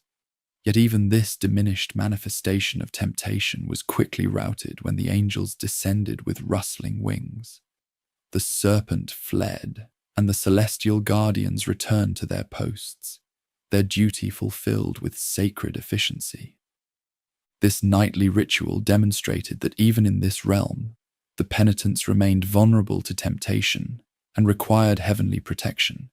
Yet here, unlike in the mortal world, that protection was always adequate, and the forces of good always prevailed over darkness. During this eventful night, the Florentine met Nino Visconti, a friend from his political life in Florence, who expressed wonder at seeing the living man in this realm of the dead. Their conversation revealed both the joy of friendship that transcends death and the continuing concern of purified beings for those they had loved on earth. Nino asked the visitor to request prayers from his daughter Giovanna, revealing that the prayers of the living could indeed assist penitents, shortening their time of cleansing. "Tell my Giovanna to call on me there, where the innocent are answered," Nino requested, showing how love persists beyond death, and how the communion of saints creates bonds between the earthly and spiritual realms. This interconnectedness between the living and the dead was a great theme of this realm, demonstrating that salvation was not merely an individual matter, but involved the entire community of believers. As the night progressed, the author experienced his first prophetic dream in this place. In this vision, a golden eagle descended from the sky and carried him upward, as Jupiter's bird had once carried Ganymede to serve as cupbearer to the gods. The dream symbolized sacred grace lifting the spirit toward heaven, though the experience was so intense that it woke the dreamer with its fire. Upon awakening, the Florentine found himself in a different location, transported by St. Lucia while he slept. This blessed figure, representing illuminating grace, had carried him higher up the mountain to the very gate where the active work of cleansing would begin. The dream had been prophetic of this celestial assistance, showing how grace works even when the spirit is unconscious of its operation. Before them now rose the gate itself, approached by 3 steps of different materials and colors. The first step was white marble, so polished that it reflected the writer's true appearance. The second was darker than purple, made of rough stone that was cracked across its width and length. The third was porphyry, as red as blood spurting from a vein, and upon this final step rested both feet of God's angel.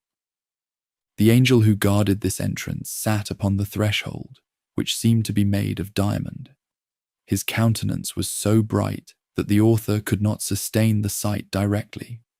In his hand, he held a naked sword that reflected the light so fiercely that it repeatedly struck the observer's eyes, making clear vision impossible. "Tell me from there, what do you want?" the celestial guardian asked. "Where is your escort? Take care that your coming up does not harm you." The Roman master explained their sacred mission and requested passage, whereupon the angel welcomed them graciously, but warned of the commitment required for those who would enter the mountain proper. "Come forward then to our steps," the angel said. But first he inscribed 7 P's upon the visitor's forehead with the point of his sword, the 7 letters representing the 7 deadly sins that would be purged on the mountain's terraces.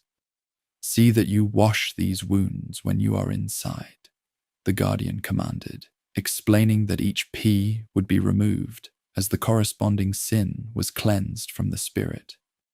Drawing 2 keys from beneath his robes, silver and gold, the angel explained their significance. The first is more precious, but the other requires more art and wit before it unlocks, because it is the key that unties the knot. I have them from Peter, and he told me to err rather in opening than in keeping shut, provided that people prostrate themselves at my feet. With these keys, the angel opened the sacred portal, warning that anyone who looked back while passing through would be forced to return outside. The hinges groaned as the massive doors swung open, and from within came the sound of voices singing Te Deum Laudamus, that ancient hymn of praise that proclaimed God's eternal glory and mankind's redemption. As they crossed the threshold, the sounds of singing mixed with the harmonies of instruments created such sweet music that the visitor experienced both joy and sorrow. Joy at the beauty of the melody, sorrow that it could not be heard more clearly. like the sound of singing mixed with the music of an organ, where sometimes the words are clear and sometimes they are not. So came this first sound from the terraces above. Thus began the active phase of the writer's journey toward cleansing and redemption. Behind lay the realm of the lost, with its eternal punishments and hopeless despair.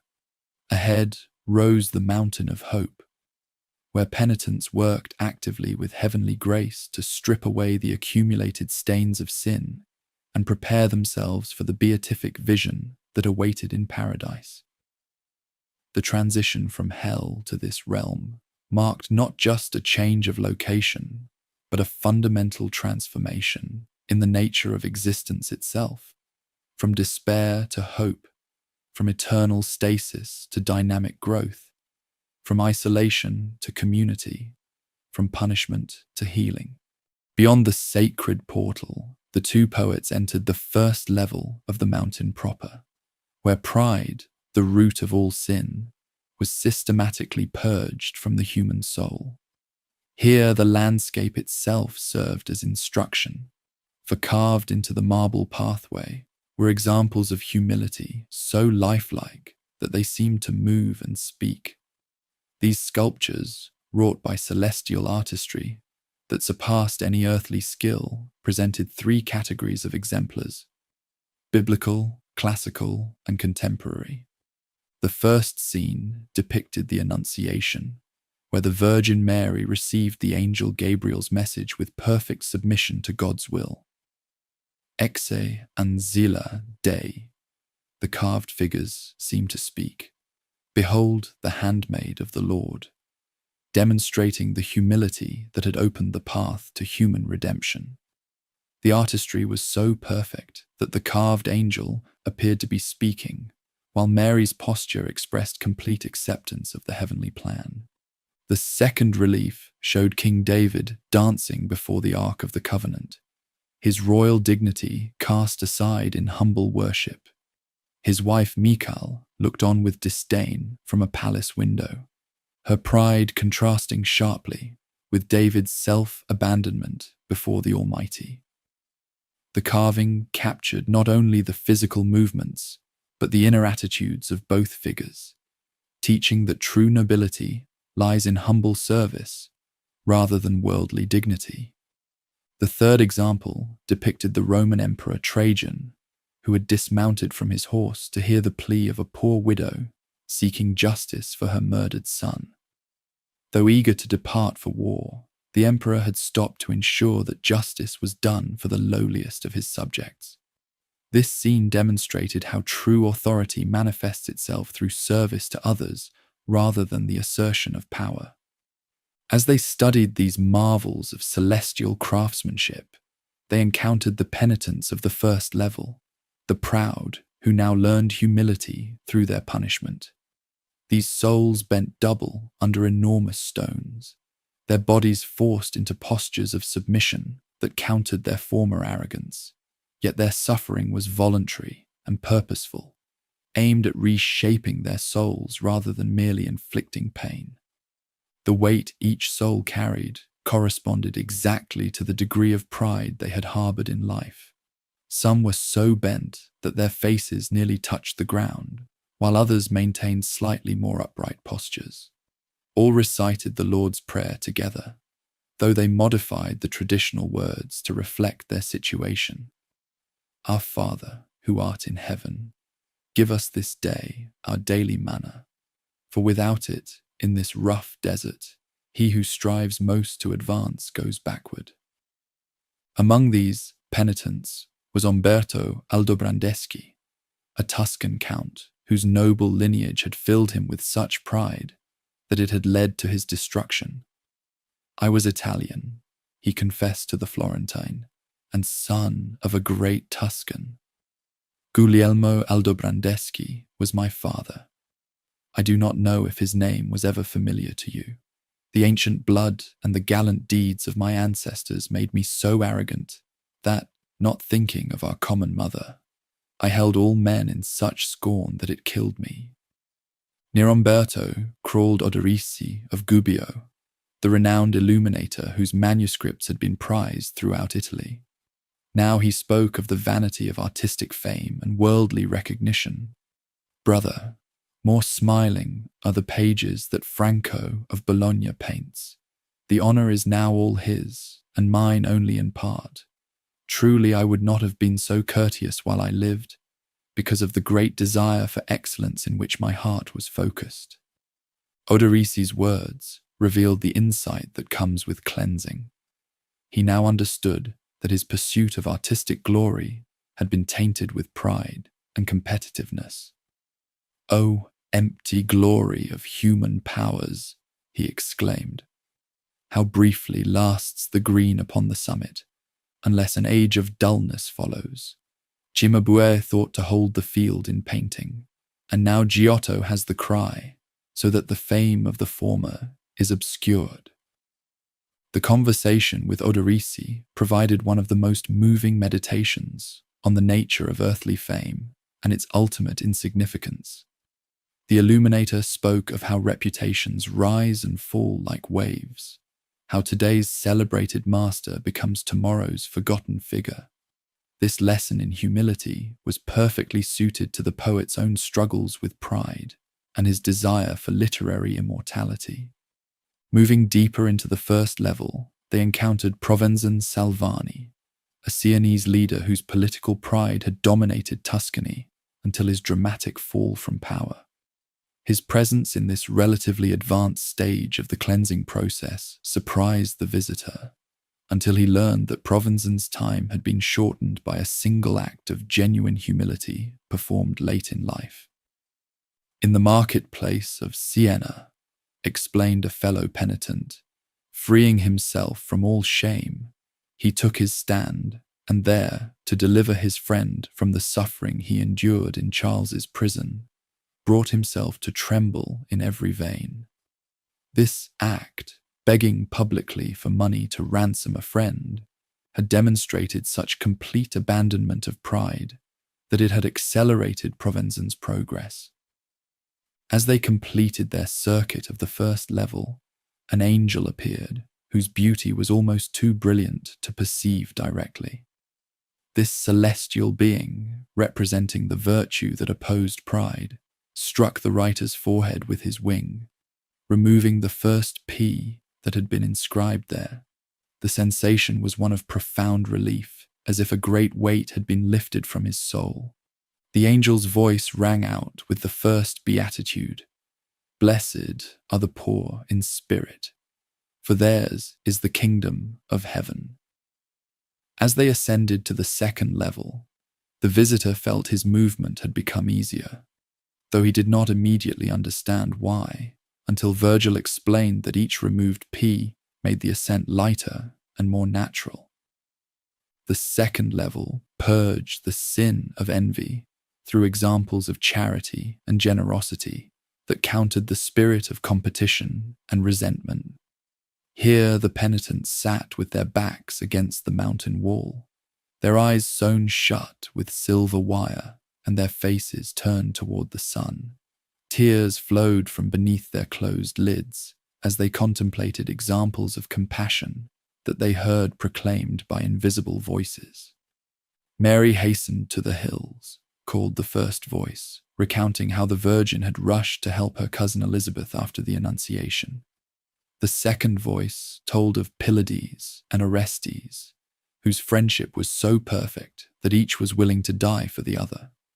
The third proclaimed, "Cherish those by whom you have been injured," demonstrating the highest form of charity that transforms enemies into friends. The punishment of the envious perfectly countered their sin. Those who had taken pleasure in others' misfortunes now contemplated examples of selfless caring, while their sealed eyes prevented them from seeing anything that might provoke competitive feelings. They sang the litany of the saints together, their voices creating a harmony that spoke of the unity they were learning to embrace. Among these penitents was Sapia of Siena, whose name ironically meant wise, though she had been filled with envy toward her fellow citizens. She confessed to the poet how she had rejoiced when the Sienese army was defeated at Colle Valdelsa, even though her own nephew fought among them. "I feared God less than a blackbird," she admitted, "because of the few years that remained to me." Sapia's story revealed how envy could poison even natural affections, making someone rejoice in their own community's suffering. Yet her presence on the level showed that genuine repentance could overcome even such deep-seated malice. She asked the visitor to restore her reputation among the living and to request prayers from her relatives, demonstrating how the bonds of affection could be renewed even after such corruption. The ascent to the third level was marked by another angelic encounter and the removal of a second P. Here wrath was purged through meditation on examples of meekness and through exposure to blinding smoke that forced the penitents to rely entirely on hearing and touch. The smoke was so dense that it made the air seem black as night, demonstrating how anger clouds vision and isolates the soul from illumination. The voices in the smoke proclaimed examples of gentleness. The Virgin Mary's calm response when she found the young Jesus in the temple, St. Stephen's forgiveness of those who stoned him, and Emperor Hadrian's mercy toward those who had wronged him. These examples taught the angry souls how to respond to injury with patience rather than retaliation. Within the smoke, the poets encountered Marco Lombardo, a courtier who engaged the writer in a profound discussion about free will and moral responsibility. This conversation addressed some of the deepest theological questions raised by the entire journey. If human souls are shaped by celestial influences, how can they be held responsible for their choices? Marco's response provided crucial insight into the relationship between fate and freedom. "You who are living refer every cause to the heavens alone, as if they swept all things along with them by necessity. If this were so, free will would be destroyed in you, and there would be no justice in having joy for good or grief for evil." The wise courtier explained that while the stars may influence human temperament, they do not compel specific choices. Each soul possesses the light of reason and the freedom to choose between good and evil. The corruption of the world, Marco argued, comes not from celestial necessity, but from poor leadership and the failure of earthly institutions to provide proper guidance. Rome, which made the good world, used to have two suns, which lit up both paths, that of the world and that of God, Marco declared, referring to the proper relationship between ecclesiastical and temporal authority. The confusion of these spheres had led to moral chaos, but individual souls remained free to choose the path of virtue, regardless of external circumstances. The fourth level addressed sloth, laziness that hindered souls from pursuing virtue with appropriate zeal.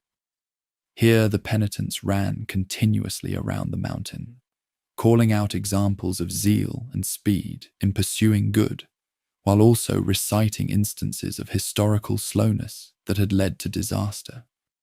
The voices proclaimed, "Mary rose up and went with haste into the hill country," showing the Virgin's eagerness to serve.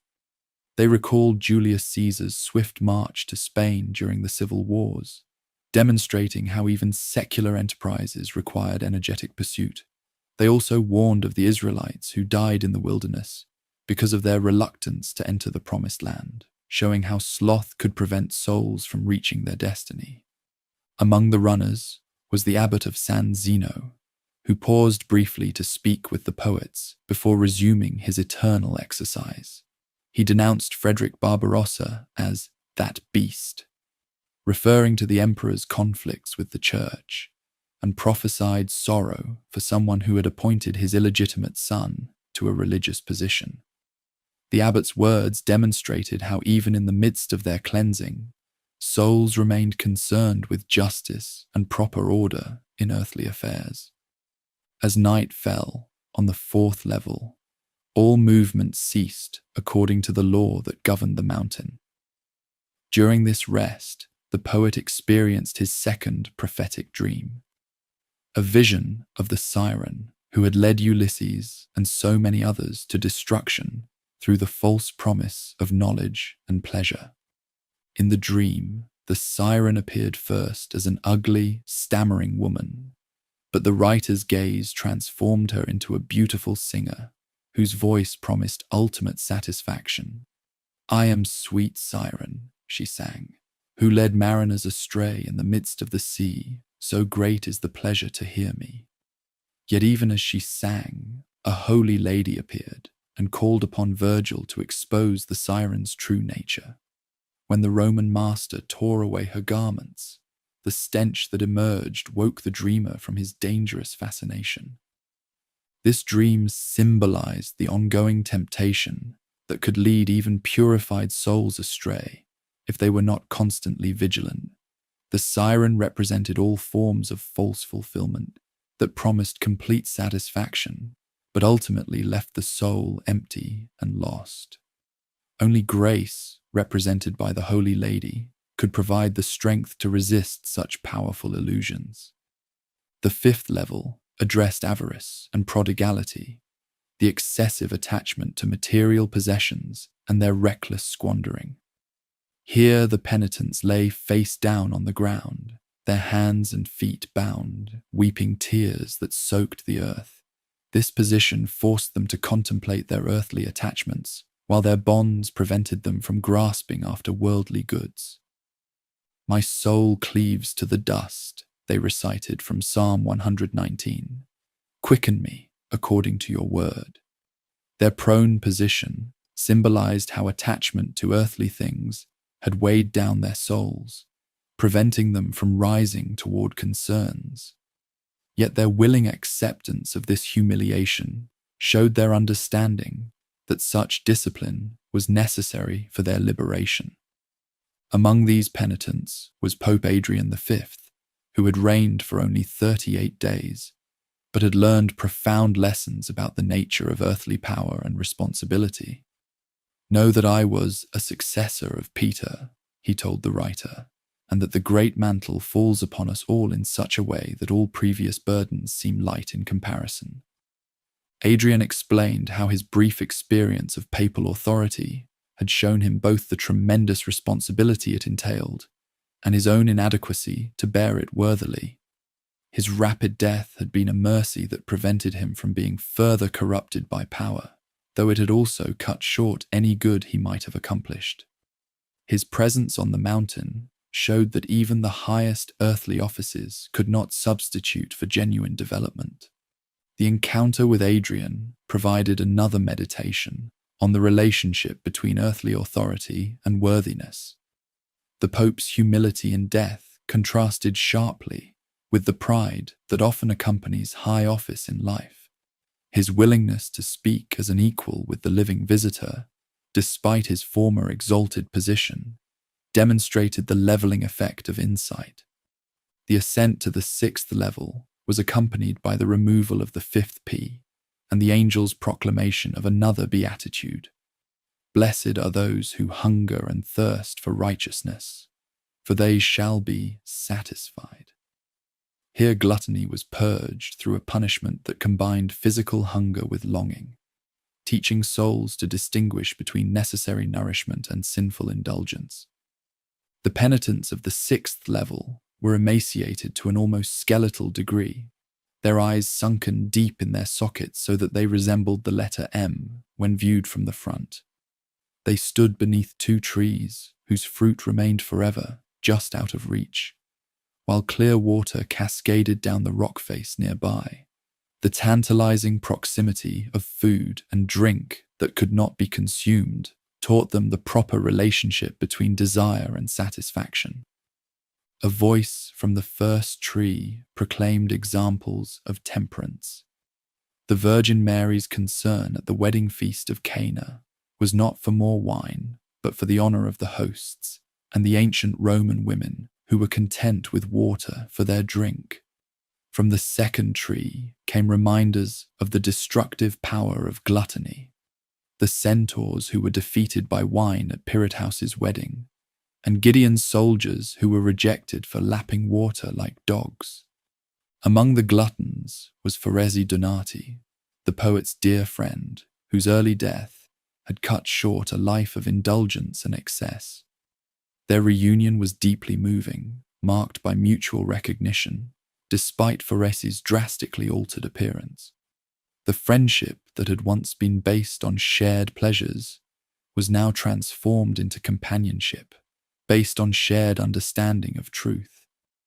Foresi's presence on the mountain, despite his relatively recent death, was explained by the prayers of his virtuous wife Nella, whose devotion had shortened his time in antepurgatory.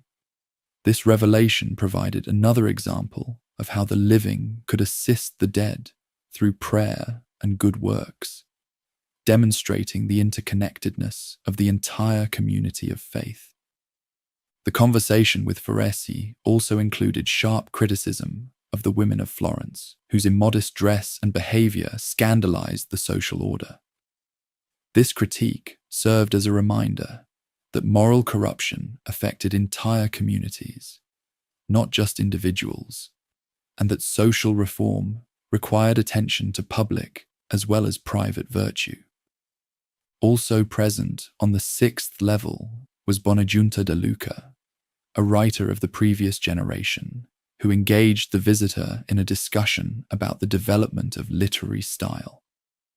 Bonagiunta recognized in the Florentine the originator of the sweet new style that had revolutionized Italian poetry, particularly in the canzone, ladies who have intelligence of affection. But tell me, if I see here the inventor of the new rhymes that begin, ladies who have intelligence of affection, Bonagiunta inquired.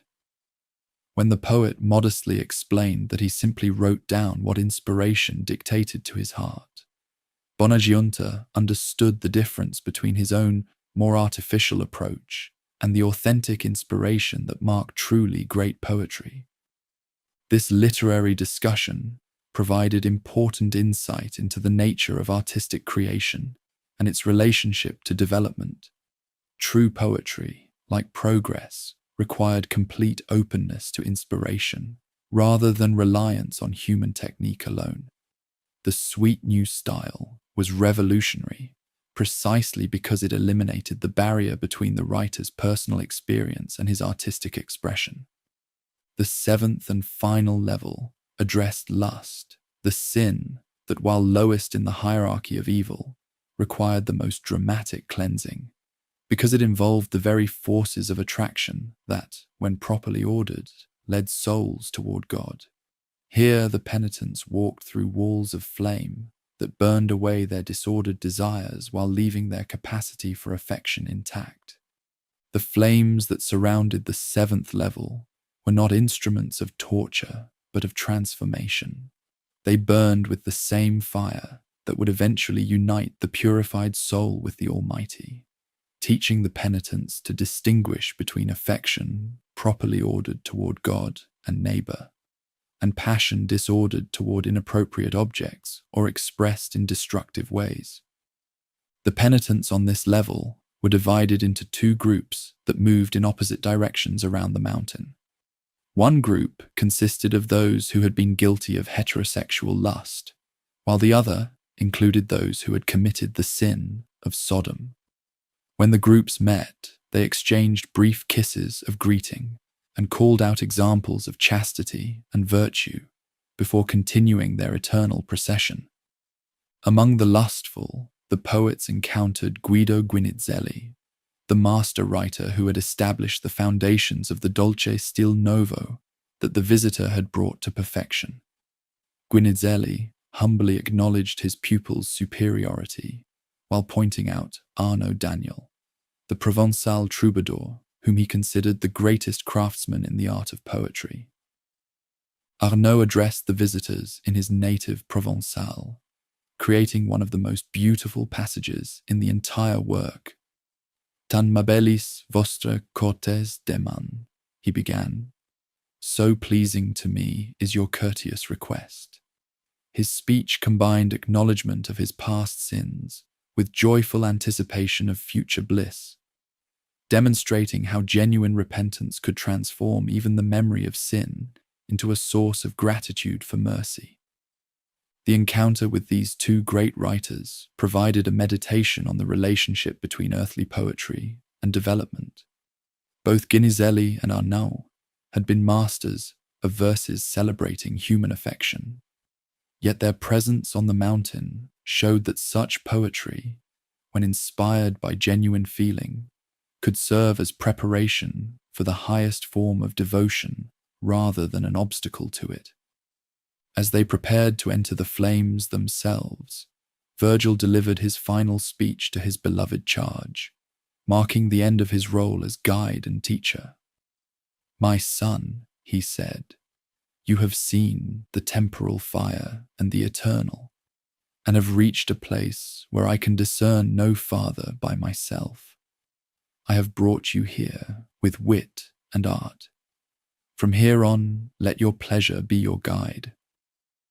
The Roman master explained that they had now moved beyond the realm where human reason could serve as an adequate guide.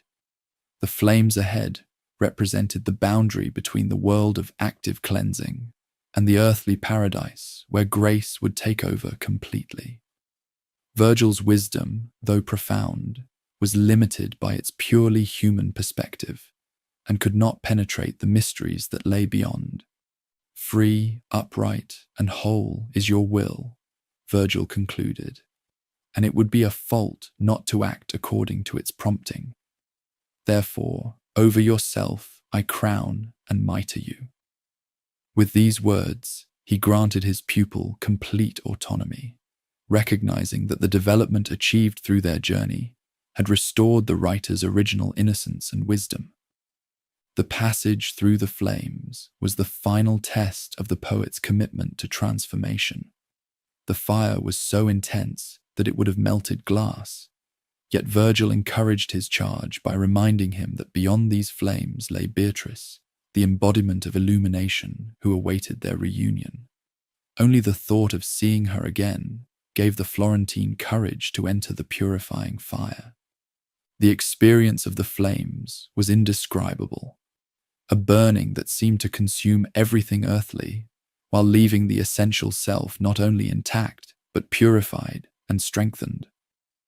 When they emerged on the other side, an angel removed the final P from the visitor's forehead and pronounced the last beatitude. "Blessed are the pure in heart, for they shall see God." As night fell on the 7th level, the writer experienced his third and final dream, a vision of Rachel and Leah, the wives of Jacob who symbolized the contemplative and active life respectively. Rachel sat before a mirror, gazing at her own reflection, while Leah wove garlands from flowers she had gathered. This dream prepared the poet for the choice he would soon face between different forms of fulfillment. When morning came, the three poets found themselves at the edge of the earthly paradise, that garden where Adam and Eve had lived before the fall. Here, Virgil's guidance finally ended, and he gradually faded from view as grace took over the direction of the journey. The transformation was complete. The visitor had passed through the entire process of cleansing and was ready to encounter the highest form of illumination directly in the person of Beatrice herself. The ascent of the 7 levels had systematically addressed each of the deadly sins, showing how justice operated not through vengeance but through healing. Each punishment had been perfectly calibrated to transform the corresponding vice into virtue, demonstrating that even in the afterlife, God's purpose was redemptive rather than merely punitive. The mountain itself served as a great teaching device, where every element of the landscape contributed to the education of those who climbed its slopes, with sincere hearts and genuine determination to be transformed. Beyond the wall of flame lay a realm that defied all earthly comparison, the Garden of Eden restored to its original perfection, where humanity had first walked with God before the fall, clouded the relationship between creator and creation. Here was a forest, ancient and dense, yet not dark like the wood of error where the journey had begun, but filled with gentle light that filtered through leaves which never fell, never withered, never changed with the seasons. A sweet breeze moved through this eternal spring, bending the branches always toward the direction where the holy mountain cast its morning shadow, yet not so strongly as to disturb the small birds in their artistry. They welcomed the dawn with full joy from within the leaves, singing and keeping time with the murmuring of the wind, just as the sound gathers from branch to branch through the pine forest on the shore of Chiasi, when Aeolus releases the south wind. As the Florentine wandered deeper into this paradise, drawn by wonder and increasing desire to explore its mysteries, his steps carried the traveller beyond where Virgil could follow. The Roman master's guidance had ended at the threshold of this sacred grove, for here human reason reached its limit and could penetrate no further into the secrets of grace. The transformation was gradual but unmistakable. The presence that had been constant comfort and wisdom throughout the journey slowly faded until the visitor found himself alone in the garden where all things began. A stream appeared before the wanderer, clearer than any earthly water, yet so narrow that it would have been only 3 paces wide at its narrowest point. The waters flowed from left to right, and though they seemed shallow enough to wade through, some mysterious property prevented any crossing without proper preparation. On the far side of this brook, a solitary figure appeared among the flowers, a lady singing as she selected blossoms from the countless varieties that carpeted the opposite bank. "Please, beautiful lady," the author called across the stream, "you who warm yourself in the rays of love, if I may trust your face, which is usually the witness of the heart, may it please you to draw forward toward this stream, so that I can understand what you are singing. You make me remember where and what Proserpina was, at the time when her mother lost her and she lost spring." This mysterious figure was Matilda, though her name would not be revealed until later in their encounter. She moved with the grace of a woman dancing, her feet barely touching the flowers as she gathered them into garlands. Her eyes shone with the light of innocence, and her entire being radiated the joy that had filled the garden before sorrow entered the world through human disobedience. "You are newcomers," Matilda replied with a smile that recalled the first mother's happiness in this very place.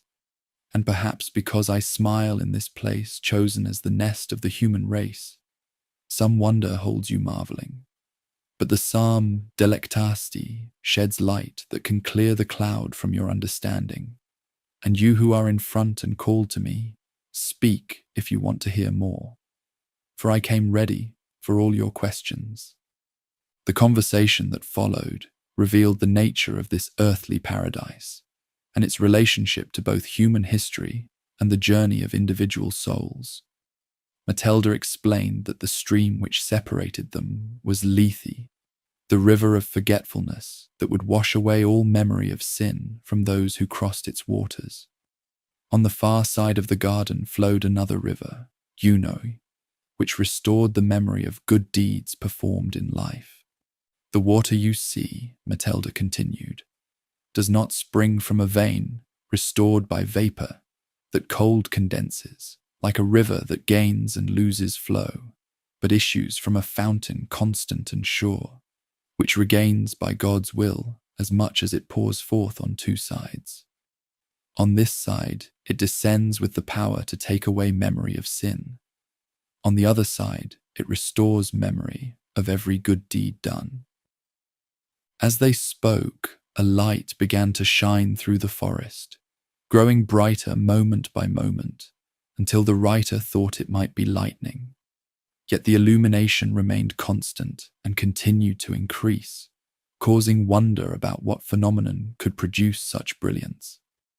Soon, a sweet melody filled the air, and the visitor found himself reproaching Eve for her disobedience that had deprived humanity of this paradise for so many centuries. The source of the light and music soon became visible as the most magnificent procession ever witnessed by mortal eyes approached through the trees. 7 golden candlesticks led the way, their flames so bright they painted 7 bands of color across the sky behind them, the same hues that the sun creates in clouds and the moon in her circle. These represented the 7 gifts of the Holy Spirit, illuminating the path for what was to follow. Behind the candlesticks walked 24 elders, crowned with white lilies and singing, "Blessed are you among the daughters of Adam." These represented the books of the Old Testament, their white crowns symbolizing the purity of their faith and their position at the front of the procession, showing their role as preparation for what was to come. After this choir of elders came 4 creatures with 6 wings each, full of eyes like those described in Ezekiel's vision, representing the 4 Gospels. Their forms were too sacred to describe in detail, but each bore the face of a different being: man, lion, ox, and eagle, symbolizing the various aspects of Christ's nature and mission as revealed in the 4 Gospel accounts. Between these living creatures moved a triumphal chariot drawn by a griffin, that mysterious beast which was eagle in its upper parts and lion below, symbolizing Christ's dual nature as both divine and human. The golden feathers of the eagle caught the light, while the leonine body showed red and white, colors that recalled the incarnation's union of heaven and earth. Upon this chariot stood a lady veiled in white, crowned with olive, and clothed beneath her white veil in the color of living flame. Though her features were hidden, the Florentine spirit recognized her immediately, with a trembling that began in his very bones. This was the blessed soul who had guided his steps from afar, and now appeared to complete the work of transformation that Virgil had begun but could not finish. "Look at me carefully," she commanded. I am indeed your guide. How did you deign to approach the mountain? Did you not know that here humanity is happy?" The traveler's eyes fell to the clear stream, but seeing himself reflected there, he drew them back to the grass. So great was the shame that weighed upon his face. The sternness in the lady's voice was that of a mother reproaching a beloved child whose waywardness has caused her pain. Her words cut deeper than any physical punishment could have done, for they revealed not anger, but disappointment, the sorrow of one who had watched from paradise as her beloved strayed from the path that led to true happiness. Weep now," the celestial guide continued, "for you shall weep for another sword yet. Look at me. I am indeed your teacher. How did you deign to come to the mountain? Did you not know that here man is happy?" The repetition emphasized both her identity and the magnitude of his failure to live up to the promise she had seen in the author. The angels who accompanied the procession began to sing "In te, Domine, speravi." "In you, Lord, I have hoped." But they stopped before the verse, "You have not put my feet in chains," suggesting that the wanderer's feet were indeed bound by the consequences of his choices, though not beyond the possibility of liberation through grace. The reproach continued as the Blessed Lady revealed how she had watched over the Florentine even after her death, sending dreams and inspirations to guide the writer toward virtue. "So low did he fall," she said, speaking of the author in the third person as if he were not present, "that all means for his salvation were short, except showing the lost people. For this I visited the portal of the dead, and to whoever has conducted the wanderer up here, my prayers were carried with weeping." The revelation that this celestial guide herself had initiated the journey by appearing to Virgil in limbo added new depth to the entire adventure. What had seemed like chance encounter or personal initiative was revealed to be part of a plan motivated by infinite love and concern for a soul that had lost its way, despite its potential for greatness. The high decree of God would be broken, the lady explained, if Lethe were crossed and such food were tasted without some payment of repentance that sheds tears. These words made clear that the journey through hell and up the mountain had been necessary preparation for this moment of recognition and cleansing.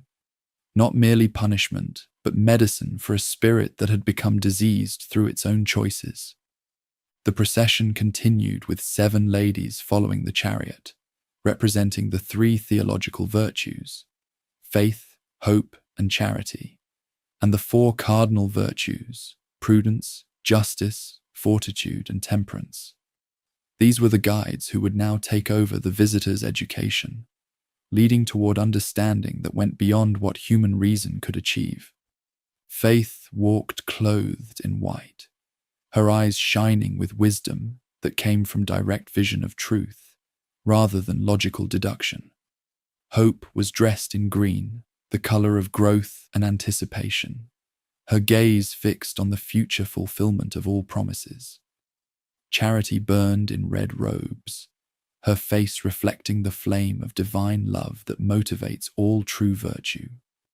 The 4 cardinal virtues moved in purple garments, led by Prudence, who had 3 eyes, one to see the past, one for the present, and one to perceive the future.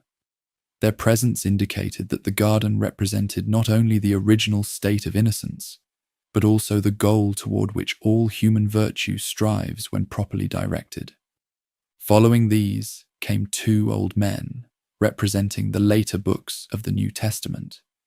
First Luke, carrying the symbols of his calling as physician, then Paul, with his sword symbolizing the sharpness of his teaching. 4 men of humble appearance represented the Catholic epistles, while at the end walked a solitary figure in sleep, his face sharp with insight. This was John the Evangelist, author of Revelation, whose vision of the end times completed the canon of Scripture. The entire procession moved with perfect harmony, each element in its proper place, demonstrating the order that governs all creation when it remains aligned with divine purpose. The music that accompanied them was unlike any earthly song, combining voices and instruments in harmonies that spoke directly to the soul, without need for interpretation. As the procession halted, the veiled lady descended from the chariot and approached the stream, where Matilda waited to assist in the traveller's purification. The moment had arrived for the crossing that would transform memory and consciousness, washing away the accumulated stains of error while preserving all that was truly valuable from the journey just completed. Draw me after you," the celestial guide commanded, and Matilda took the author's hand, leading the wanderer into the waters of Lethe. The stream that had seemed impassable proved to offer no resistance to those who approached it with proper preparation and guidance. As the waters closed over his head, the writer felt all memory of sin dissolving, leaving consciousness cleansed but not emptied. When the Florentine emerged from Lethe, 4 beautiful women surrounded the traveller, the cardinal virtues who had walked beside the chariot. "Here we are nymphs," they sang, "and in heaven we are stars. Before our mistress descended to the world, we were ordained to be her handmaids. We will lead you to her eyes, but the 3 on the other side, who look more deeply, will sharpen yours for the joyful light that is within them." This reference to the lady's eyes revealed their significance as windows into divine truth itself. The theological virtues, who look more deeply, would prepare the visitor's vision for mysteries that transcended what natural reason could perceive, while the cardinal virtues would ensure that understanding remained grounded in practical wisdom. As they led the author toward the blessed guide, she removed her veil, revealing a beauty that surpassed anything the writer had imagined during her earthly life. The sight was so overwhelming that consciousness fled, and when awareness returned, the Florentine found himself in Matilda's arms, being drawn across the second river, Uno, whose waters restored memory of all good deeds. "Remember you," a voice called as the traveller emerged from the second stream. And immediately his mind was filled with recollection of every moment when he had chosen virtue over vice, every time he had responded to grace rather than temptation. The restoration was not merely intellectual, but emotional. The author felt again the joy that had accompanied right choices, the peace that followed acts of mercy, the satisfaction of work done well and love freely given.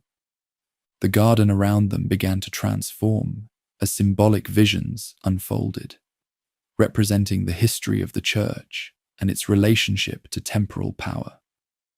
The griffin that had drawn the chariot bound the chariot's pole to a tree that immediately burst into bloom, suggesting the renewal that comes when divine and human nature are properly united. Yet the visions also revealed corruption and conflict. An eagle descended from heaven and tore away part of the chariot, representing the damage done to the church by imperial interference.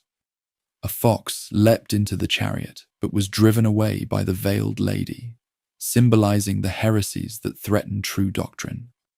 Most dramatically, a dragon emerged from beneath the chariot and dragged away part of its foundation, showing how false teaching could undermine the church from within. Finally, the chariot was transformed into a seven-headed monster ridden by a shameless woman who kissed a giant standing beside her. When the woman's eyes wandered to the author, the giant beat her and dragged both her and the chariot away into the forest. This apocalyptic vision represented the corruption of the church through its alliance with temporal power and its abandonment of spiritual mission. Through all these transformations, the celestial guide remained unchanged, her beauty a constant reminder that divine truth endures despite human failure. Her presence assured the visitor that corruption, no matter how extensive, could never ultimately triumph over the goodness that underlies all creation. "You shall be with me without end, a citizen of that Rome of which Christ is Roman," the Blessed Lady promised, indicating that the earthly city had been only preparation for the heavenly citizenship that awaited all who completed the journey from sin through purification to perfect illumination. As the visions concluded, the guide turned to address the Florentine directly for the final time in the earthly paradise. "Brother, you who have come so far to see, take care that you do not close your mouth when you return, but tell also what you have seen here." Her commission was clear. The journey had been undertaken not for personal benefit alone, but to bring back knowledge that could help others find their own path to salvation. The earthly paradise represented both the goal of human purification and the starting point for the final ascent to paradise proper. Here the author had been cleansed of all memory of sin, while retaining the wisdom gained through experience. The traveller had been reunited with his celestial guide, the embodiment of revealed truth, and had witnessed visions that connected personal transformation to cosmic history. Most importantly, the visitor had learned that divine love operates not through arbitrary grace, but through a justice so perfect that it appears as mercy to those who accept its operation. The garden showed that humanity's original harmony with creation could be restored, not through return to innocence, but through the hard-won wisdom that comes from choosing good after experiencing evil. As they prepared to leave the earthly paradise for the spheres of heaven, the Florentine understood that his journey was far from complete. The purification achieved on the mountain had prepared the writer for experiences that would test the very limits of human comprehension. Yet with his blessed guide leading the way, and the memory of divine love as motivation, the author was ready to attempt the final ascent to the source of all light and love itself. From the earthly paradise, the ascent to the heavenly realm began not with physical movement, but with transformation of vision itself. As the Florentine gazed upon his guide's face, turned upward toward the sun, he felt his entire being changed in a way that defied description. Like Glaucus, who was transformed into a god by tasting the herb that made him one with the sea, the writer experienced a metamorphosis that lifted his consciousness beyond all mortal limitations. The glory of him who moves all things penetrates the universe and reglows in one part more and in another less. The poet began, attempting to convey experiences that strained the very capacity of human language. In the heaven that receives most of his light, I have been, and I have seen things that he who descends from up there neither knows how nor has the power to recount, because approaching its object of desire, our intellect enters so deep that memory cannot follow. The first celestial realm they entered was that of the moon, where dwelt the spirits who had taken religious vows, but had been prevented from fulfilling them completely through no fault of their own. Here the holy beings appeared as faint impressions in pearl-like substance, so subtle that the visitor at first mistook them for reflections. When he turned to see what cast such images, he found nothing behind, and realized that these were the spirits themselves, appearing in forms adapted to his still limited understanding. Among these blessed figures was Piccarda Donati, sister to the pilgrim's friend Foresi, who had been forced from her convent by political necessity. Her face shone with gentle joy as she explained the nature of their contentment. Brother, the power of love quiets our will and makes us want only what we have, and gives us no thirst for anything else. If we desired to be higher, our desires would be discord with the will of him who assigns us here. Piccarda's words revealed one of the fundamental truths of paradise, that perfect happiness consists not in having everything one might wish, but in willing only what divine wisdom provides. In his will is our peace, she declared, and it is that sea to which all things move, both what it creates and what nature makes. This lesson in perfect contentment would be reinforced throughout the heavenly journey. Also present in the moon was Constance, mother of Emperor Frederick II, who had likewise been compelled to leave religious life for political marriage. Yet both women radiated perfect joy, having learned that love transforms even apparent limitations into sources of blessing. Their examples showed that holiness could flourish, even when external circumstances prevented the full expression of religious commitment. Ascending to the domain of Mercury, they encountered spirits who had sought honor and fame in their earthly lives, but had done so through virtuous actions, motivated by desire for good reputation rather than pure devotion to virtue. Here dwelt the great Emperor Justinian, who had codified Roman law, and whose reign had seen the reconquest of much of the old Roman Empire. Justinian's discourse provided a sweeping survey of Roman history, tracing the divine purpose that had guided the imperial eagle from Troy, through the founding of Rome to the establishment of Christian empire. When the tooth of Lombardy bit the Holy Church, he declared, referring to the conflicts between imperial and papal power, Charlemagne conquered and helped her with his wings under the shadow of the holy feathers. The emperor's presence in this region revealed that even those who had acted from mixed motives, seeking both heavenly approval and human praise, could achieve salvation when their actions served the common good. Yet their position in the lowest heavenly realms showed that purity of intention mattered as much as the goodness of deeds themselves. The realm of Venus contained those who had been overcome by passion in their earthly lives, but had learned to redirect their romantic natures toward divine objects. Here the visitor encountered Charles Martel, King of Hungary, whose early death had prevented him from achieving his full potential as a ruler. Their conversation addressed the relationship between heredity and individual character, explaining how providence ensures that each spirit receives the gifts needed for its particular mission. Nature is always deficient if fortune does not move along with it, Charles explained. And so it happens that a people under guidance goes astray, and one is born to gird on the sword, and another to be devoted to sermons, and another to rule, to whom nature gave skills for that. This insight into heavenly economy showed how apparent accidents of birth and circumstance actually serve larger purposes in the cosmic order. The fourth region, that of the sun, blazed with the glory of theologians and wise teachers who had illuminated the world with their learning. Here, Thomas Aquinas led a circle of 12 holy spirits representing the highest achievements of Christian wisdom.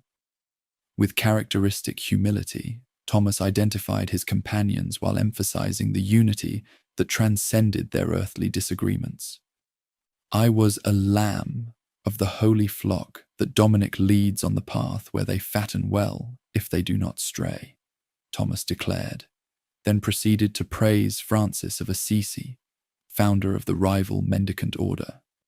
This generous recognition of a supposed competitor revealed how perfect love overcomes all earthly divisions and rivalries.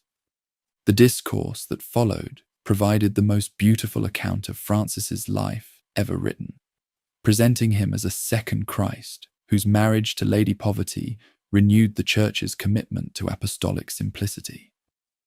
Between Tupino and the water that descends from the hill chosen by Blessed Ubaldo, a fertile slope hangs from a high mountain, from which Perugia feels cold and heat through Porta Sole, and behind it Nocera and Gualdo weep for their heavy yoke. From this slope, where it most breaks its steepness, a sun rose upon the world, as this one sometimes does from the Ganges. Thomas's praise of Francis was matched by Bonaventure's eulogy of Dominic in a second circle of 12 spirits. The Franciscan theologian described the Spanish founder as a mighty torrent that swept away heretical weeds while nourishing the garden of Catholic faith.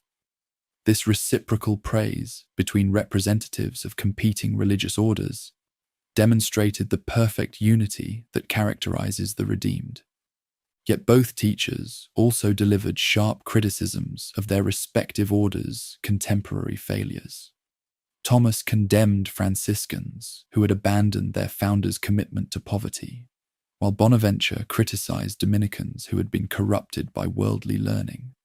These reproaches showed that even the redeemed retained concern for the church militant and its need for constant reform. The domain of Mars contained the warriors of faith, those who had fought and died defending Christianity against its enemies. They appeared arranged in the form of a great cross blazing with light, while voices sang hymns of victory that filled the entire heaven with music. From this cross stepped forth the spirit of Cacciaguida, the visitor's own great-great-grandfather, who had died fighting in the Second Crusade.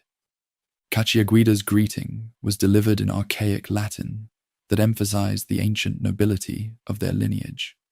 O sanguis meus, o superinfusa gratia Dei. O my blood, O grace of God poured out abundantly. The ancestor proceeded to describe the Florence of his youth, when the city was still contained within its ancient walls, and its citizens maintained the simple virtues that had made them strong. Florence, within her ancient circle of walls from which she still hears terce and nonnes, lived in peace, sober and chaste, Cacciaguida recalled. There was no chain, no crown, no embroidered gowns, no girdle that was more worth seeing than the person wearing it. This nostalgic portrait served as implicit criticism of contemporary Florentine luxury and corruption. Most significantly, Cacciaguida delivered the prophecy of the poet's exile that had been hinted at throughout the journey.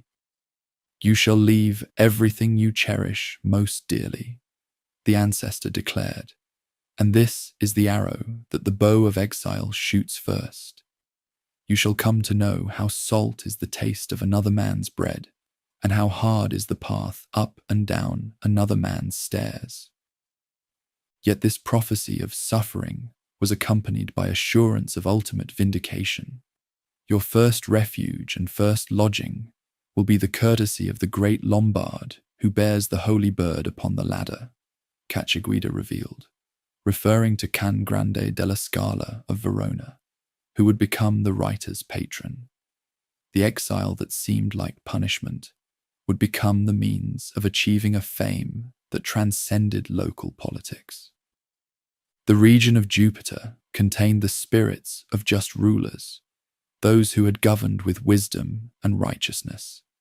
They appeared first as individual lights that gradually formed themselves into letters spelling out the Latin phrase "Diligite justitiam qui judicatis terram," "Love justice, you who judge the earth." The final letter, M, then transformed into the shape of an eagle, symbol of imperial justice. This eagle, formed from countless beings speaking with a single voice, represented the ideal of earthly authority exercised in accordance with divine will. Its discourse addressed the problem of heavenly justice and the salvation of righteous pagans, questions that had troubled the Florentine throughout his journey. "Now he knows much that the world cannot see of divine grace," the eagle declared, speaking of a righteous pagan ruler, "although his sight cannot discern the bottom. Therefore he acts righteously, and that righteous love opens up his understanding little by little to that eternal justice." This revelation showed how divine mercy could extend even to those who had never heard the gospel, provided they lived according to the natural law written in their hearts. The domain of Saturn appeared as pure crystalline light, without the warm coloring that had characterized the lower heavens. Here dwelt the contemplatives, monks and hermits, who had devoted their lives entirely to prayer and meditation. They appeared climbing up and down a golden ladder that stretched beyond sight, representing Jacob's ladder from his vision at Bethel. Among these holy beings was Peter Damian, the great reformer, who had fought corruption in the medieval church. His discourse condemned the luxury and worldliness of contemporary prelates. "They go now with cloaks to cover their palfreys, so that two beasts go under one hide. O patience that endures so much." The reformer's indignation at clerical corruption burned so brightly that his very words seemed to shake the heavens. Also present was Benedict, founder of Western monasticism, whose rule had shaped religious life for centuries. The patriarch described his original vision of monks as soldiers of Christ who conquered spiritual territories through prayer and penance. Yet he too lamented the decline of monastic observance. "The walls that used to be an abbey have become dens, and the cowls are sacks full of rotten flour." The ascent from Saturn to the region of the fixed stars was marked by another transformation in the pilgrim's vision. Looking back at the path they had traveled, he could see all 7 planetary regions spread out below, including the Earth itself appearing as a small, dark globe. "I saw this globe in such a way that I smiled at its paltry appearance," the writer observed, "and I approve that counsel as best which holds it of least account." In the constellation of Gemini, under which the poet had been born, he encountered the figures who had triumphed through faith, hope, and love. Here the apostles Peter, James, and John examined the pilgrim on these three theological virtues that form the foundation of all Christian life.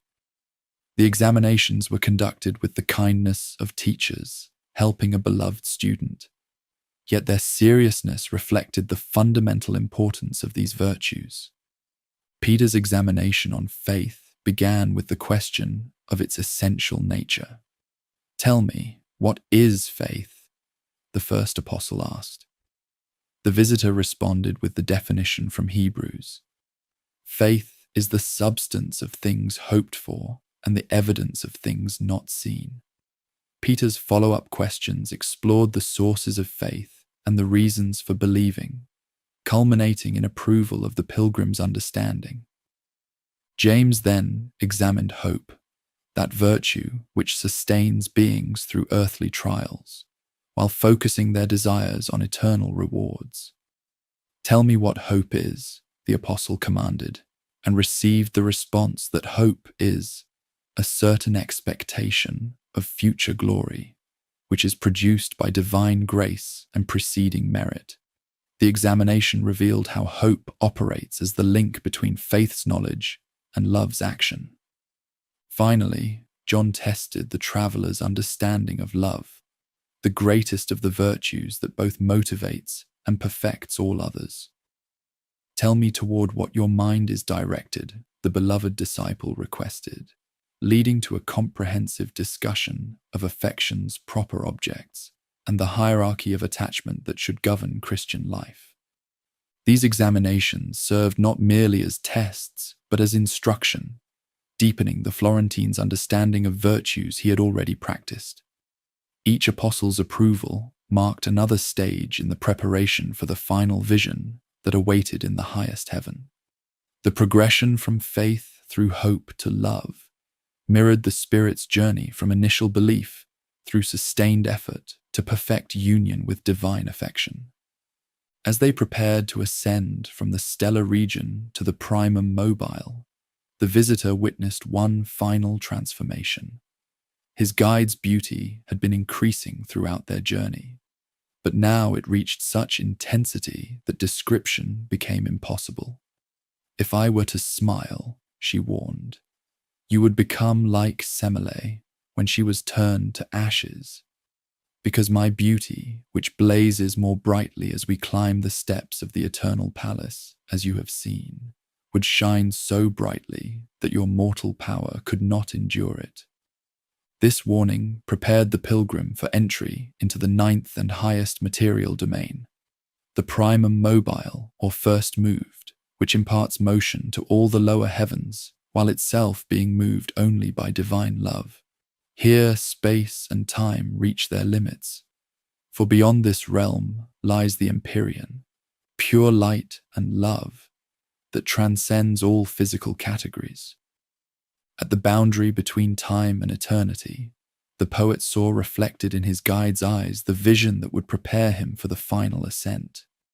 9 circles of pure light revolved around a single point of infinite brightness, their speed corresponding to their proximity to the center.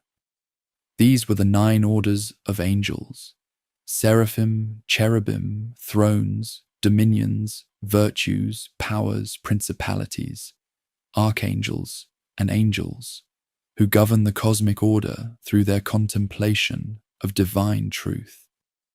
From that point hangs the heaven and all nature, his guide explained. "Look at that circle, which is most conjoined to it, and know that its movement is so swift because of the burning love by which it is spurred." This vision revealed the true structure of reality, not the material regions that had seemed so important during the ascent, but the spiritual hierarchies that actually govern all existence through their participation in divine love. The journey through the 9 heavenly realms had shown the writer how divine justice operates through apparently material causes, while actually being motivated entirely by love. Each heaven had revealed different aspects of blessedness, while maintaining the fundamental truth that all salvation comes from grace freely given rather than merits earned. The redeemed spirits had appeared in the regions that corresponded to their earthly inclinations, not because they were limited to those locations, but because heavenly pedagogy accommodated their instruction to human ways of understanding. As they prepared for the final ascent beyond space and time itself, the poet understood that everything witnessed so far had been preparation for mysteries that would challenge the very foundations of human comprehension. Yet the journey through the heavenly domains had strengthened his capacity for vision, while demonstrating that divine love underlies even the most complex manifestations of justice and wisdom. The 9 heavenly realms had been a school of paradise, where graduated lessons in blessedness prepared spirits for the perfect happiness that awaited in the presence of the Trinity itself. Each encounter had revealed new depths of divine mercy while maintaining the inexorable demands of perfect justice. Now the Florentine was ready to attempt the final ascent to the source of all light, love and being, the vision of God himself in the Empyrean, that heaven which is pure light, intellectual, full of love, love of true good, full of joy, joy that transcends every sweetness. Beyond the 9th heaven lay the Empyrean, that realm which existed not as place, but as pure radiance intellectual, full of charity, charity of true good, full of joy, joy that transcended all sweetness. Here the physical universe reached its boundary, and pure spirit began its reign. As the two travelers crossed this final threshold, the Florentine felt his perception transformed once more, but now in a manner so complete that all previous changes seemed merely preparatory. The brilliance that surrounded them bore no resemblance to any illumination from the lower realms. This radiance did not shine upon objects, but revealed the essence of truth, penetrating beyond all surfaces to illuminate the foundations of existence. Each shadow that had clouded understanding dissolved in this splendor that was both infinitely gentle and overwhelmingly powerful. As they emerged into this ultimate heaven, the writer's beloved guide spoke words that carried the weight of final revelation. We have issued forth from the greatest body into the heaven that is pure radiance, radiance intellectual full of charity, charity of true good, full of joy, joy that surpasses all sweetness. Here you will see both hosts of paradise, and one in those aspects which you will behold at the final judgment. Yet as she delivered this promise, another presence approached through the blazing atmosphere, an ancient figure whose countenance radiated such profound affection that he seemed a father gazing upon his most cherished child. This was Berna of Clairvaux, that great mystic whose earthly life had been consumed in contemplation of the mysteries now being revealed. His face bore the serenity of one who had already glimpsed what the Florentine now prepared to witness. "O you who have come so far to see," the holy man addressed the living visitor with infinite tenderness, "look now upon that face which most resembles Christ, for only its brightness can prepare you to see Christ." With these words, he directed the author's gaze toward a brilliance of incomparable beauty. An understanding dawned that this was Mary, she through whom salvation had been made possible for all humanity. The Blessed Lady, who had guided the writer through all the celestial spheres, now departed from his side to take her place among the redeemed, in what revealed itself as an enormous rose of pure radiance. All souls of the saved formed the petals of this celestial flower, their individual splendor contributing to a harmony so complete that it seemed one eternal song of praise. She who had been teacher, guide, and beloved companion became part of this sight, her mission completed, her promise fulfilled. "Behold the great assembly of the white-robed multitude," Bernard continued, his voice carrying wonder despite his familiarity with these mysteries. "See how vast is our city. Look upon our benches, so filled that few souls are now awaited there." The contemplative saint revealed the structure of this final paradise. The celestial rose, where all beings who had achieved salvation dwelt in absolute blessedness. their positions determined by celestial justice yet overflowing with infinite mercy. In the highest tier of this magnificent amphitheatre sat those who had believed in Christ to come, led by Mary, radiant beyond all description. Below them were arranged the souls of those who had looked to Christ already come, their faces bright with the fulfillment of ancient hopes. Children who had died in innocence occupied their own blessed section, saved not through their own merits, but by grace alone. The patriarchs of old and the apostles of the new covenant held places of special honor, while countless other figures, some renowned in history, others known only to celestial affection, completed this assembly that surpassed all earthly gatherings in both magnitude and glory. As the author contemplated this sight of absolute order, unified by profound affection, Bernard began the prayer that would make possible the ultimate revelation. The saint's words rose through the luminous air as the sweetest incense, carrying with them the accumulated longing of the entire journey. Virgin Mother, daughter of your own Son, more humble and more exalted than any creature, fixed goal of the eternal counsel. You are she who so ennobled mortal nature that its creator did not disdain to become his own creation. Within your womb was rekindled the charity whose warmth has caused this flower to bloom in the eternal peace. The prayer continued with mounting intensity, each phrase a jewel of theological beauty. Here you are for us, the noonday torch of charity, and below, among mortals, you are the living fountain of hope.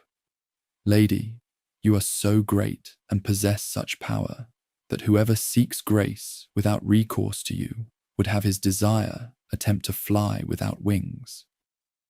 Bernard's supplication reached its climactic appeal.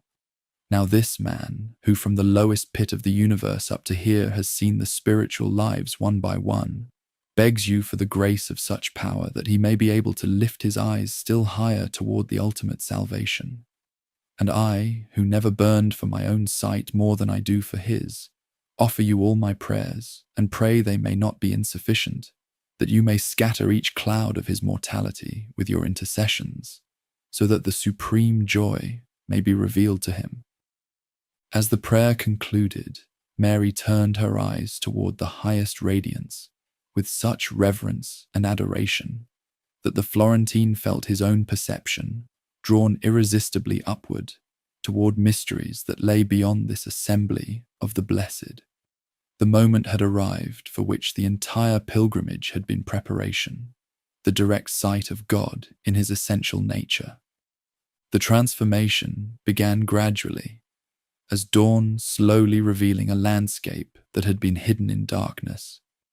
The pilgrim's consciousness expanded beyond all previous boundaries, as his enhanced perception penetrated deeper into the celestial radiance that was the source and sustenance of all existence.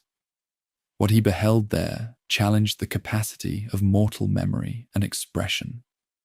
Within the ineffable splendor appeared 3 circles of brilliance, each of the same dimension, yet distinct in color and essence.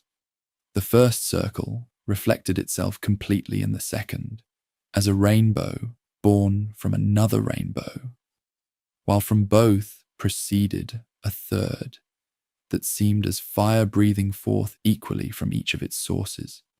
Here was the Trinity, Father, Son, and Holy Spirit, revealed not as theological doctrine, but as living reality, the foundation upon which all existence rested. O eternal radiance, who alone dwell in yourself, alone understand yourself, and understood and understanding, cherish and smile upon yourself.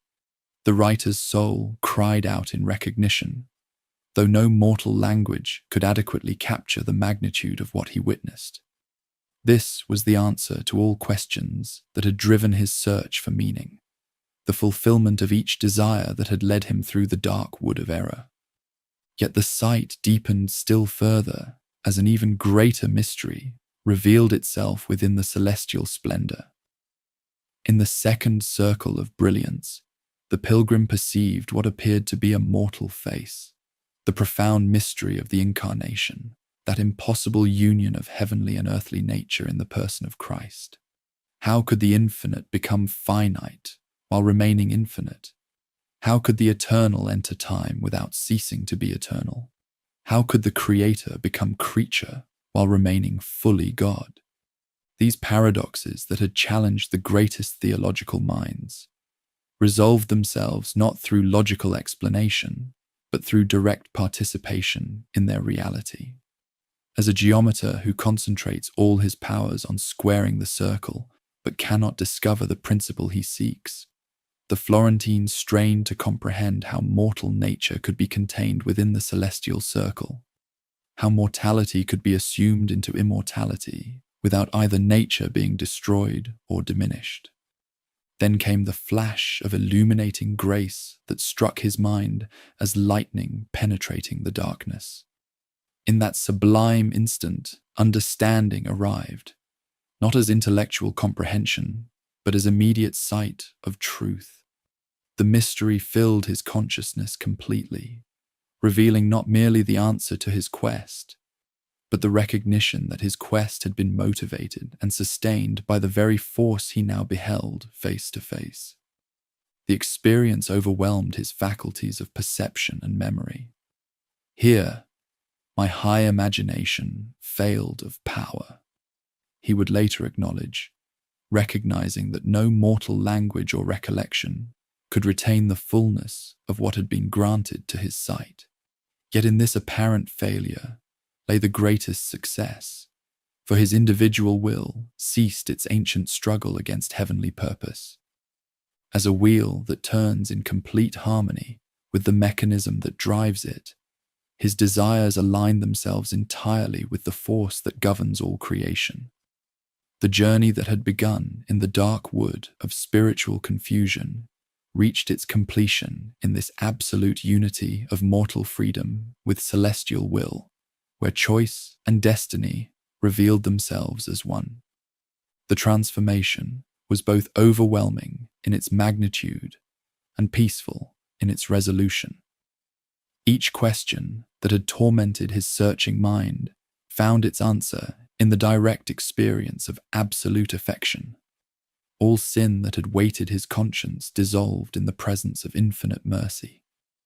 Each fear that had driven him to seek meaning in external things vanished in the recognition that ultimate meaning dwelt within him as the gift of grace.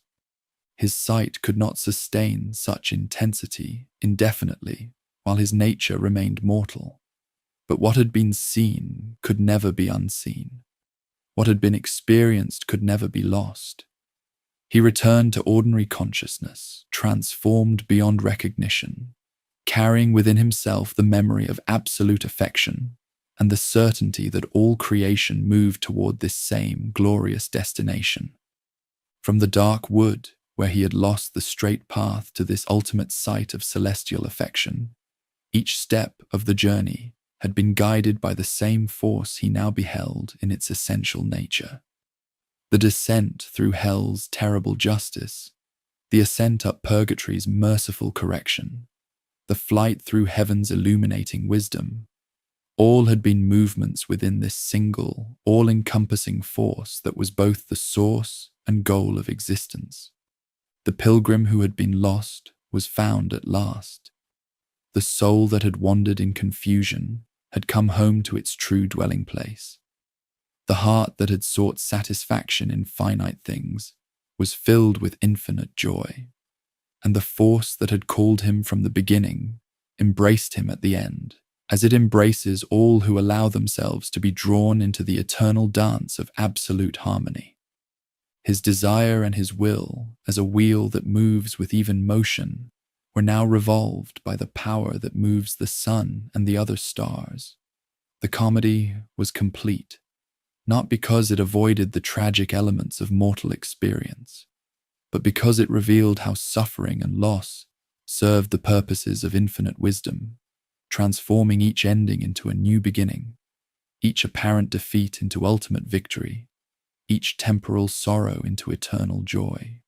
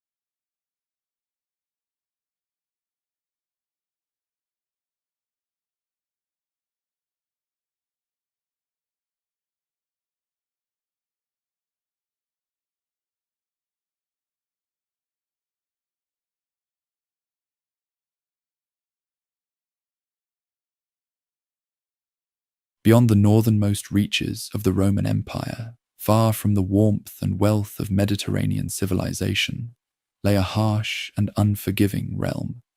Here, where winter reigned supreme for half the year, a people were being forged in nature's most demanding crucible.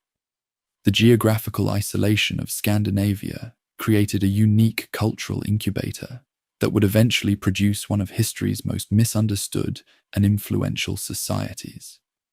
Scandinavia stands as a land of dramatic contrasts. In summer, the midnight sun bathes the northern reaches in perpetual light, while winter darkness consumes the days, broken only by the ethereal dance of the aurora borealis. This rhythm of extreme light and darkness shaped not only the practical aspects of Norse life, but infiltrated their worldview and spiritual understanding. Geography shaped destiny here more profoundly than perhaps anywhere else in Europe.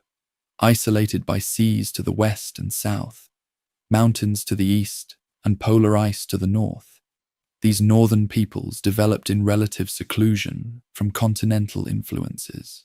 The scarcity of farmland, merely 5% of Scandinavia's rugged terrain could support crops, demanded extraordinary innovation and resourcefulness from its inhabitants. Where Mediterranean civilizations flourished in abundance, the Norse character was tempered by perpetual scarcity. Survival in this environment demanded ruthless efficiency.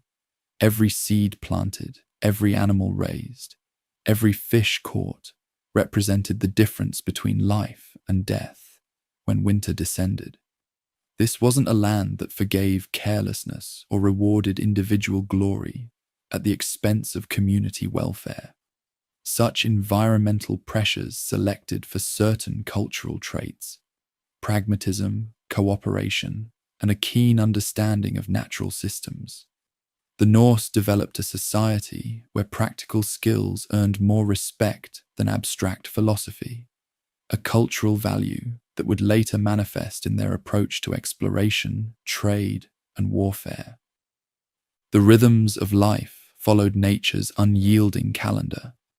6 months to produce and preserve enough food to survive 6 months of scarcity. Every member of the community, from eldest to youngest, played their vital role in this perpetual dance with survival.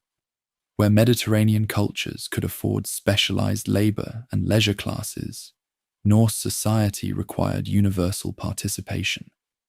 This necessity bred an egalitarian streak that would later manifest in their legal structures and communal decision-making processes. While the land offered limited bounty, the sea provided both pathway and sustenance. Early Scandinavians learned to read the moods of these waters, harvesting their depths and eventually using them as roads to new horizons. The same waters that isolated them would one day become the highways of their expansion. Maritime expertise wasn't merely a specialized skill, but a fundamental aspect of Norse identity. Their intimate understanding of wind, weather, and wave would later transform into an unmatched nautical prowess that opened half the known world to their influence. The long winter nights fostered a culture of storytelling and craftsmanship.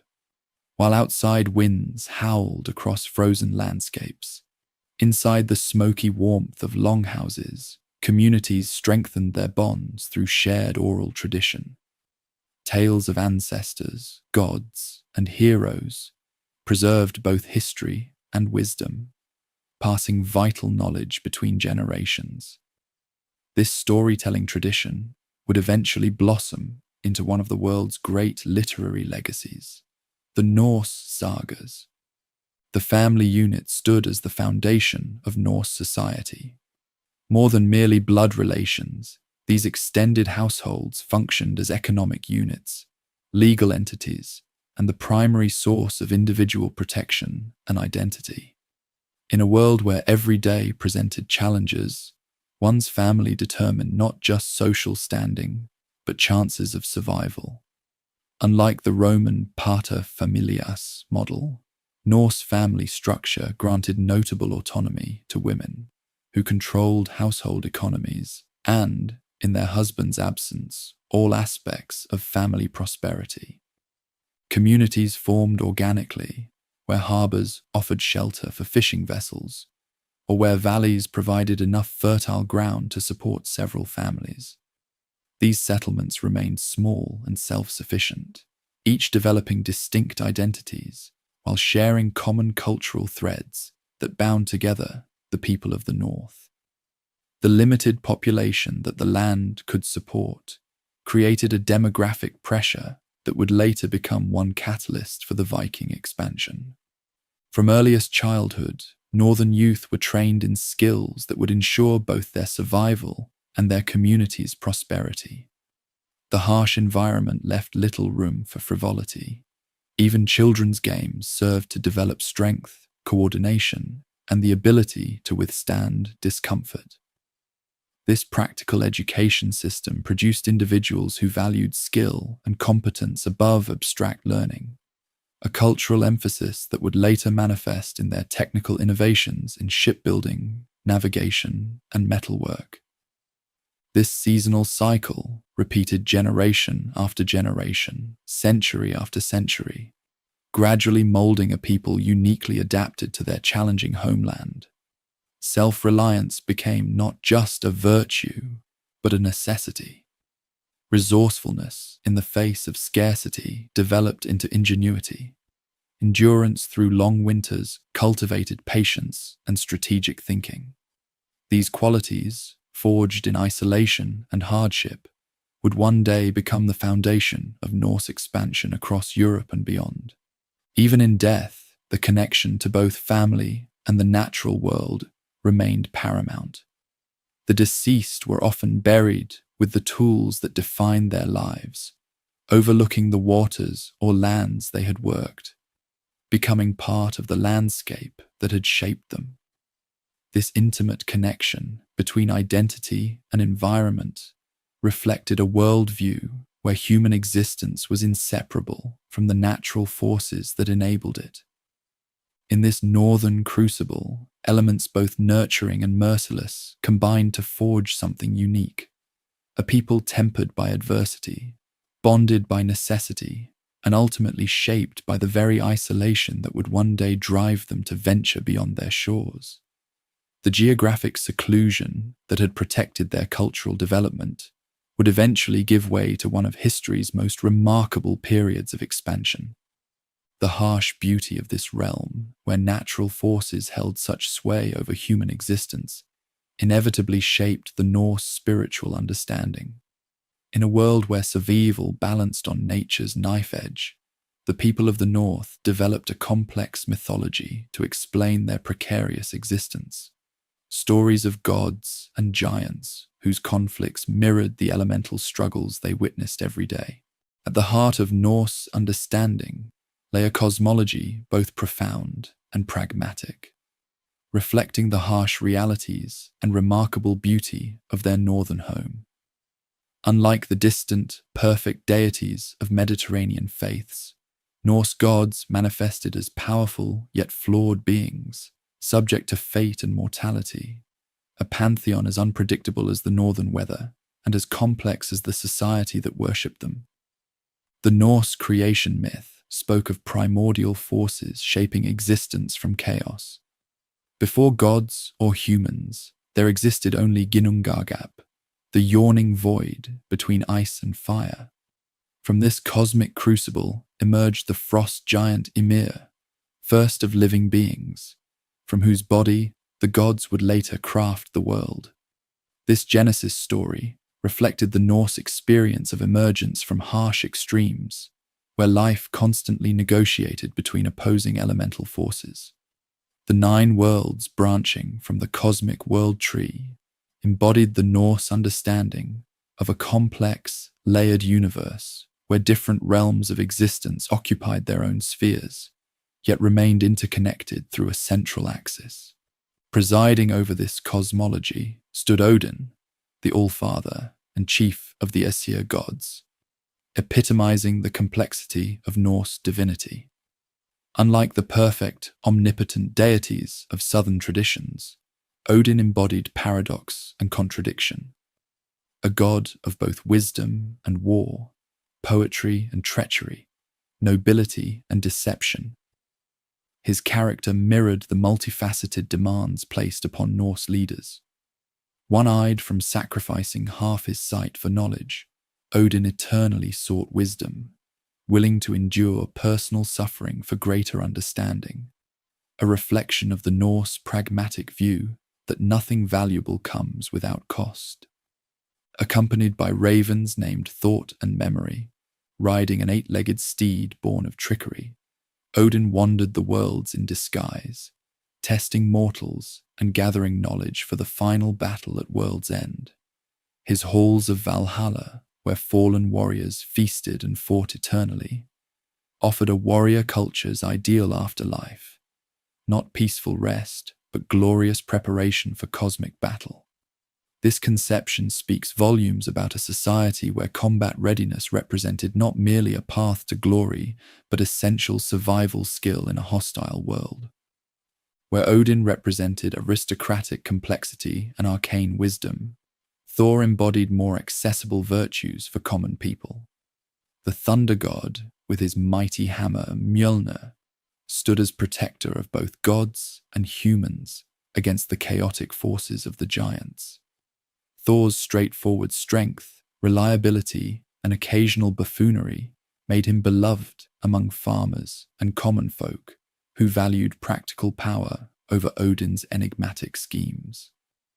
The thunderstorms bearing his name brought fertility to fields, linking his worship directly to agricultural prosperity. His red beard and mighty appetite connected him to hearth and home, making him the divine embodiment of common Norse masculine ideals: strength without pretension, power wielded in defense of community rather than personal glory. Balancing the masculine divine forces, the goddess Freya represented feminine power in its many aspects. Associated with love, beauty, fertility, war, and death, she claimed half the battles slain for her own hall, challenging the notion that warfare belonged exclusively to male deities. Her ceremonies connected to cycles of birth, growth, and renewal, while her famous necklace, Brisingamen, symbolized the earth's abundance and feminine beauty. Fertility cults centered on Freya and her brother Freya ensured that in a land where growing seasons were perilously short, divine forces would bless human reproduction and agricultural fertility alike.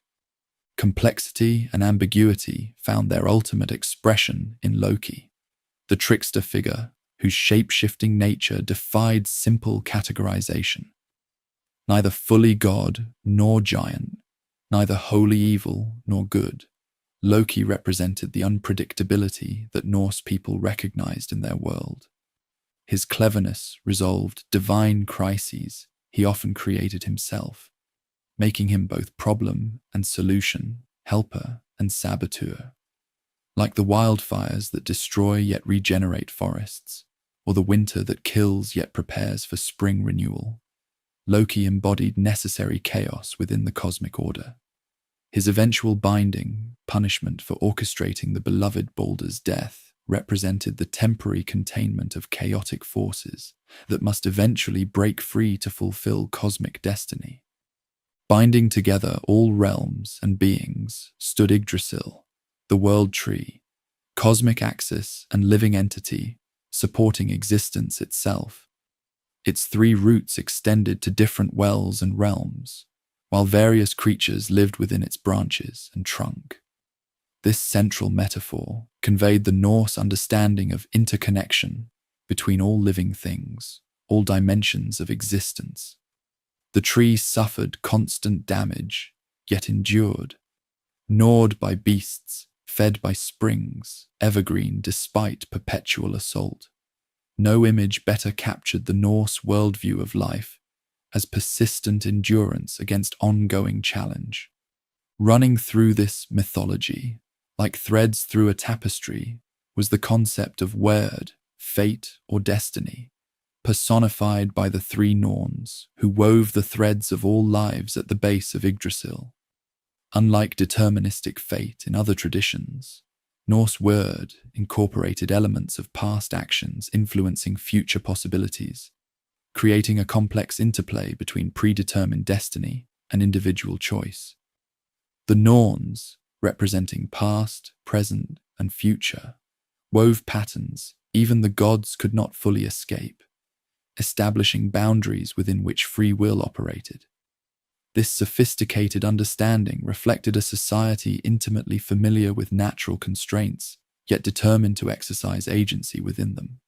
Perhaps most telling about Norse spiritual understanding was their conception of Ragnarok, the inevitable twilight of the gods, where cosmic order would dissolve in fire and flood before a new world emerged from the destruction. Unlike apocalyptic visions promising salvation for the faithful, Ragnarok promised destruction for all, even the gods themselves. This unflinching acceptance of inevitable end reflected a culture that faced difficult truths without illusion. The Norse found meaning not in avoiding fate, but in facing it with courage and integrity. That gods themselves would die fighting against chaos, knowing they could not win but refusing to surrender, established the ultimate model for Norse behavior in the face of adversity. This rich mythology was not merely abstract storytelling, but practical psychology, offering models for understanding natural phenomena, human behavior, and social dynamics. When thunder rolled across fjords, Thor was battling giants. When battle frenzy overtook warriors, Odin had granted his gift. When someone proved particularly cunning in negotiations, Loki's influence might be suspected. The gods walked through daily life, making the mythology a lived experience rather than distant theology. Rituals and ceremonies embedded these cosmic understandings into community practice. From great blots at Uppsala or other major centers to household offerings at critical seasonal junctures, religious observance connected human communities to divine forces. Sacred groves, stones, and natural features across the landscape marked places where the boundary between worlds grew thin. Women often served as vulva or practitioners of cider magic, maintaining particular connection to divine knowledge through altered consciousness and ritual practice. Unlike later religious systems that would arrive from the south, Norse spirituality made no sharp distinction between sacred and secular. The gods concerned themselves with harvests and childbirth as much as warfare and wisdom. Their flaws and failings made them relatable rather than distant. Their stories provided both entertainment during long winter nights and essential wisdom about navigating a challenging world. This integrated spiritual worldview would eventually face its greatest challenge from Christianity, a faith offering very different answers to questions of cosmic meaning and human purpose. Between the harsh dictates of northern geography and the complex spiritual framework of Norse cosmology, emerged a society structured around principles of both hierarchy and participation. Unlike the rigid feudalism developing elsewhere in Europe, Norse communities balanced strong leadership with remarkable elements of proto-democratic process, creating a social order that fostered both individual capability and collective action. Central to Norse social organization was the Thing, assembly of free men gathering to resolve disputes, establish laws, and make communal decisions. These gatherings ranged from local things handling everyday matters to regional assemblies addressing broader concerns. At specified locations, often ancient sacred sites, free men would assemble to hear cases, witness oaths, and participate in governance through direct voice rather than representation. This practice of communal decision-making established one of Europe's earliest forms of participatory governance, where even modest landholders could theoretically speak before the assembly and influence collective choices. Law itself stood not as written code, but as memorized wisdom, preserved orally and recited at things by the law speaker, an elected official whose prestigious role required phenomenal memory and absolute verbal precision. In a pre-literate society, these individuals embodied living legal tradition, reciting established precedent and procedure without benefit of written reference. The Old Norse word lag, law, itself connected to concepts of that which is laid down or proper order, revealing how legal understanding grew from communal agreement rather than imposed authority. This legal tradition would eventually produce sophisticated codes across Norse territories, from Iceland's Gragas to Norway's Gulating law. Women within this emerging society occupied a position of notable, if circumscribed, autonomy compared to contemporaries elsewhere in Europe. While excluded from formal participation in things, Norse women controlled household economics, held property rights, and could initiate divorce, legal protections remarkable for the early medieval period. Archaeological evidence and later literary references suggest women managed farms, conducted trade, and maintained household prosperity during men's extended absences. The keys hanging at a housewife's belt symbolized her authority within the domestic sphere, not merely servant but manager of essential resources upon which family survival depended. Marriage in Norse society functioned primarily as economic and political alliance between families rather than romantic union. Elaborate negotiations determined bride price and dowry, establishing the material foundation for new households, while cementing bonds between kinship groups. Yet within these arranged partnerships, Norse law protected women's dignity and autonomy to a remarkable degree. Physical abuse, sexual neglect, or even a husband's excessive stinginess constituted grounds for divorce, with the woman entitled to reclaim her property. While men technically held greater public authority, wise husbands recognized that domestic harmony required partnership rather than domination, particularly given women's essential economic contributions to household survival. Leadership in early Norse society rested not on divine right or inherited privilege, but demonstrated competence. The title jarl originally designated not inherited nobility, but exceptional individuals who had proven themselves capable of leading others through personal qualities. While sons of successful leaders certainly enjoyed advantages, early Norse society maintained remarkable social mobility compared to contemporaries elsewhere in Europe.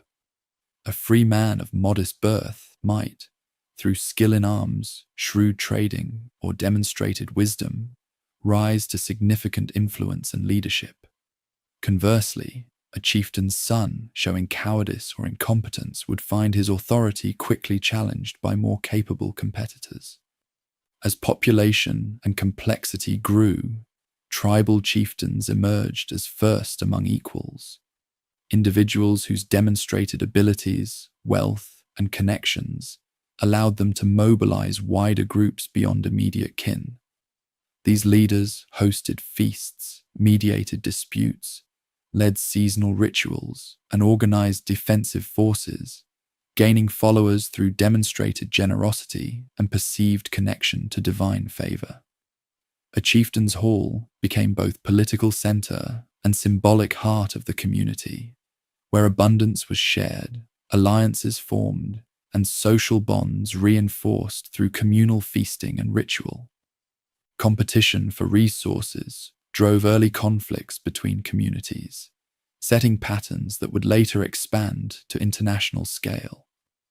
Raiding neighboring settlements for cattle, grain, iron, or other essentials represented not merely banditry, but established method for resource redistribution when local production fell short. These limited seasonal conflicts rarely aimed at territorial conquest or complete destruction of enemies. instead functioning as pressure release mechanisms in a challenging environment where resources fluctuated unpredictably. The same pragmatism that guided Norse approach to survival influenced their approach to conflict. Violence employed strategically rather than ideologically, with practical goals foremost. At society's base stood the free farmer, the practical foundation of Norse society. Neither aristocrat nor serf, these independent landholders formed the backbone of economic production, military capacity, and social stability.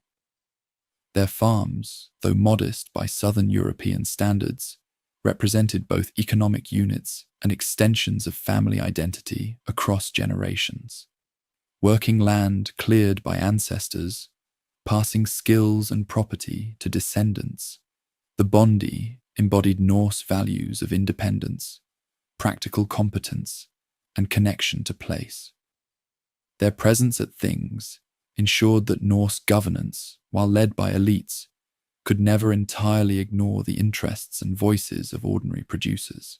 Below free farmers in social hierarchy stood freedmen, former slaves who had gained liberty through manumission, purchase of freedom, or exceptional service. These individuals occupied ambiguous social position, legally free but carrying the stigma of former servitude. Their children, however, could generally expect full integration into free society, demonstrating Norse pragmatism regarding human capacity rather than rigid caste thinking. At society's bottom existed thralls, enslaved individuals captured in conflict or born to enslaved parents. Though deprived of legal rights and subject to their owner's will, even thralls possessed some customary protections and paths to potential freedom, not typically found in other slave-holding societies. The seasonal rhythm of Norse life established predictable patterns that ordered society through the year. Spring brought planting, ship repair, and preparation for potential summer expeditions. Summer saw intensive farming, fishing, and the possibility of trading or raiding voyages for those not required at home. Autumn demanded harvest, preservation, and storage activities essential for winter survival. Winter itself, though challenging, provided time for crafting, storytelling, and social activities that strengthened community bonds during months when agricultural work became impossible.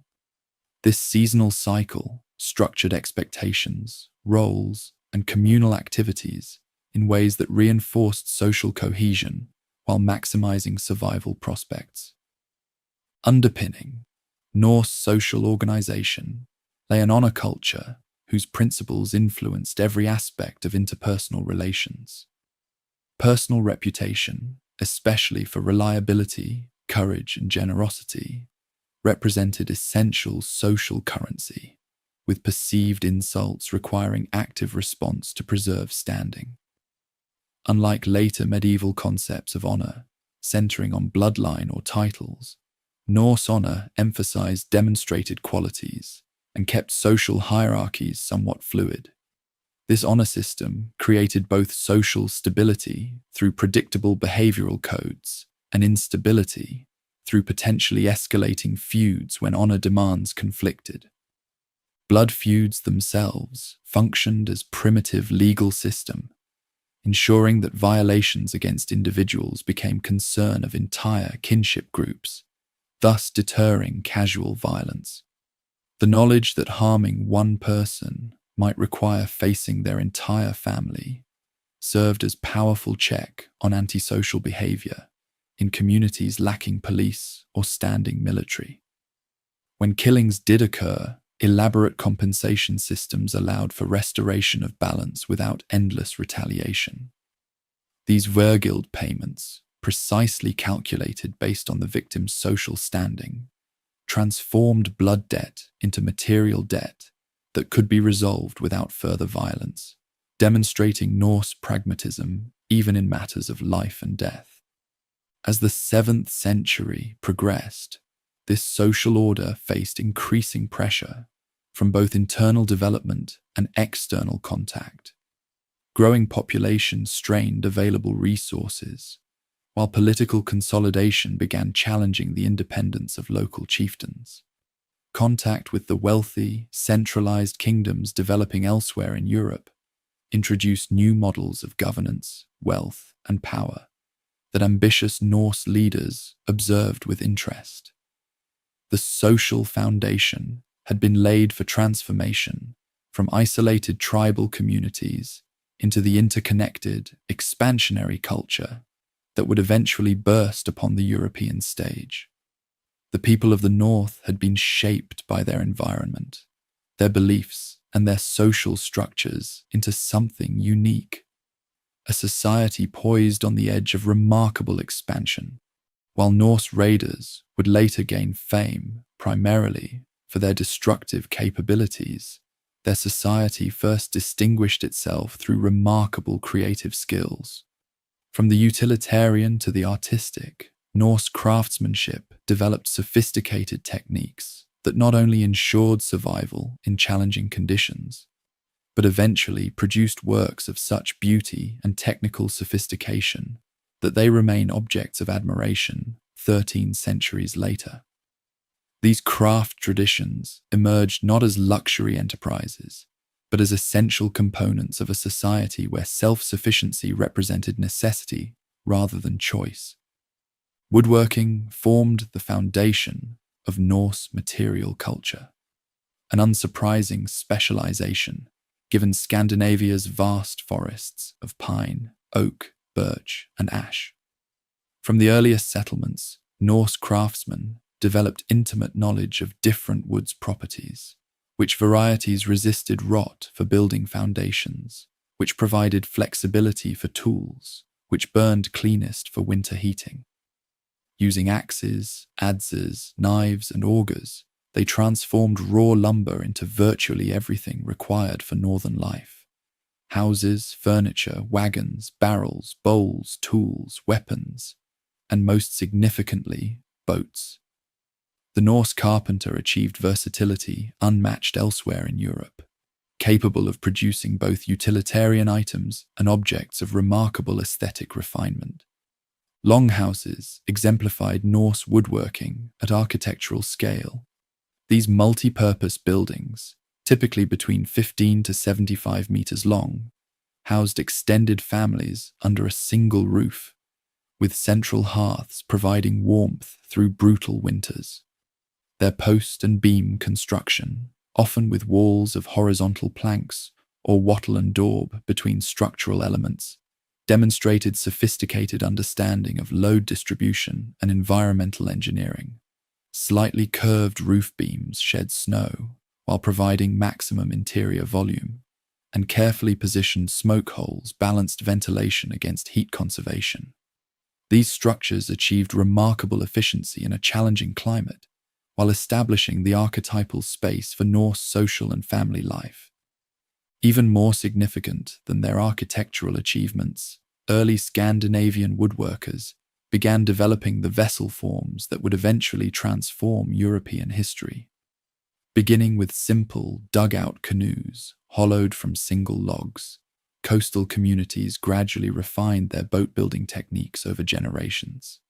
The earliest evidence of plank-built boats dates to the pre-Viking era, showing that essential shipbuilding skills were being developed well before the age of expansion.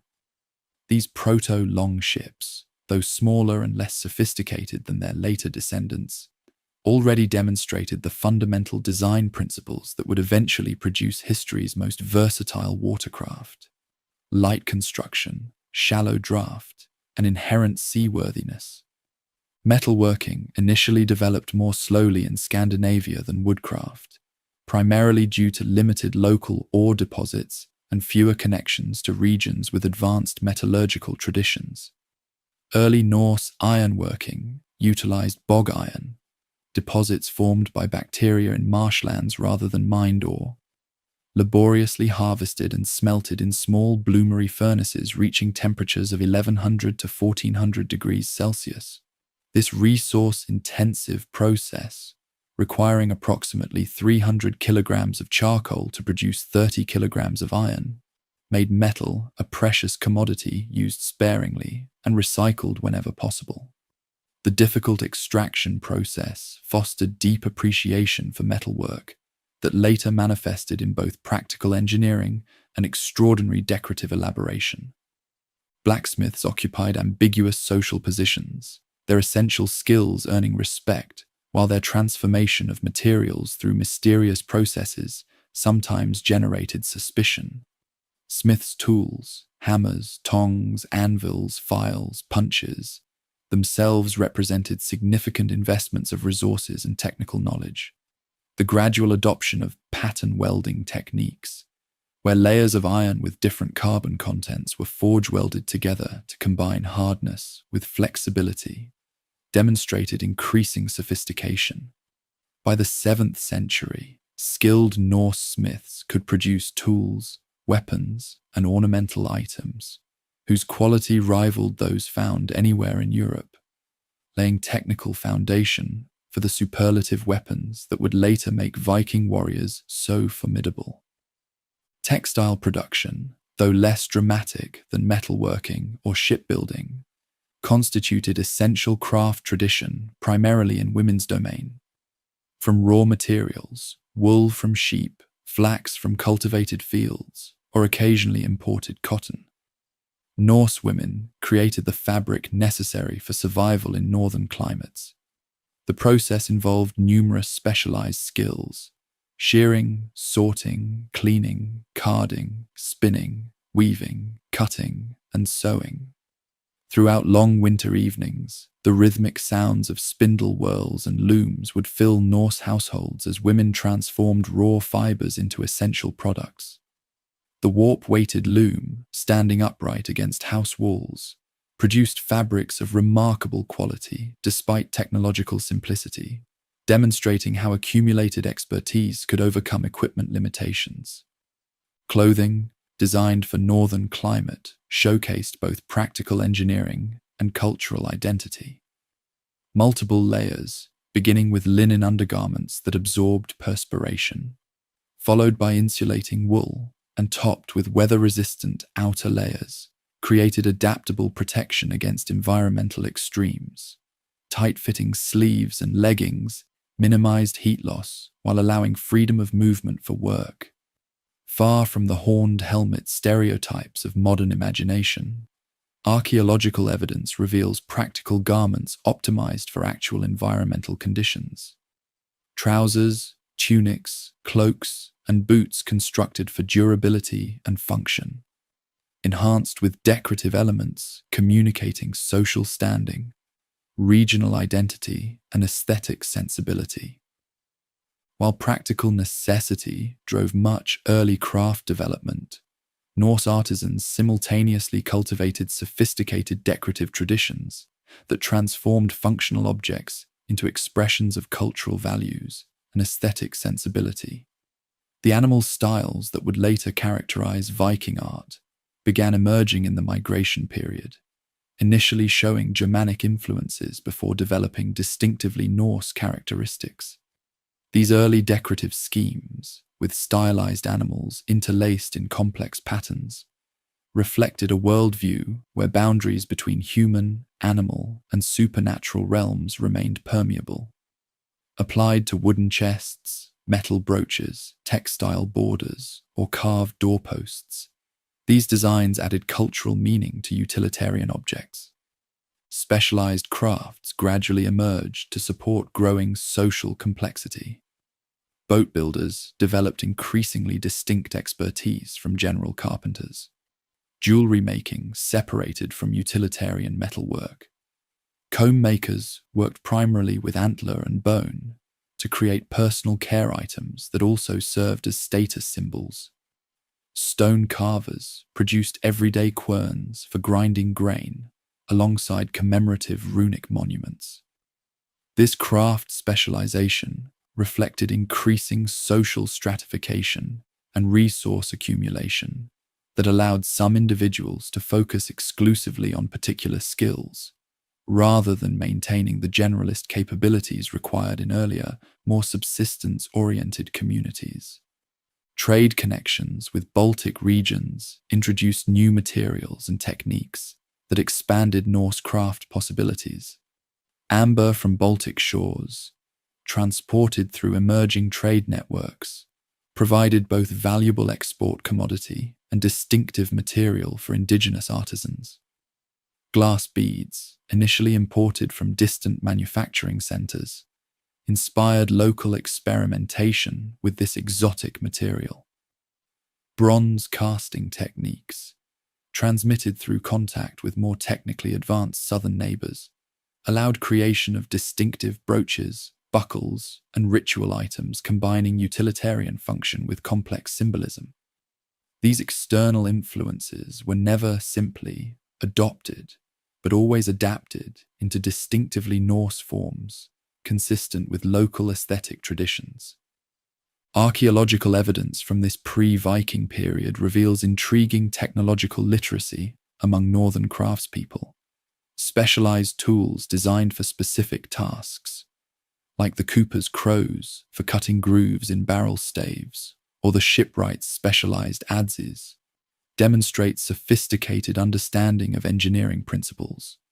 The gradual standardization of weights and measures facilitated both production consistency and fair exchange. Innovations like the rotary quern, replacing exhausting back-and-forth grinding with circular motion, doubled or tripled efficiency in essential food processing. These practical innovations laid groundwork for the technical advantages that would later give Norse voyagers decisive edges in their expansionary activities. By the late 7th century, Norse craft traditions had established both technical foundations and cultural frameworks that would enable their remarkable expansion in subsequent centuries. Their woodworking had produced the vessels that would carry them across challenging seas. Their metalworking had developed the tools and weapons that would make them formidable both as settlers and raiders. Their textile arts had created the clothing that protected them in diverse environments. Most importantly, their craft ethos had cultivated cultural values, emphasizing practical problem-solving, technical innovation, and the ability to adapt skills to new challenges and opportunities. Qualities that would prove decisive when the people of the North finally looked beyond their shores. While Norse society developed its distinctive characteristics in northern isolation, the European world beyond Scandinavia underwent seismic transformations that would eventually create both opportunity and incentive for Norse expansion. The centuries following Rome's collapse witnessed the painful birth of medieval Europe, a process that simultaneously created power vacuums into which Norse energy would eventually flow, and concentrated new wealth that would become irresistibly tempting targets for northern opportunists. Rome's fall represented not merely regime change, but systemic collapse across Western Europe. Road networks deteriorated without imperial maintenance. Cities shrank dramatically as urban services failed. Trade contracted to local scales as insecurity made long-distance commerce increasingly hazardous. Most significantly for future events, professional military establishments disappeared, replaced by ad hoc forces raised by regional strongmen.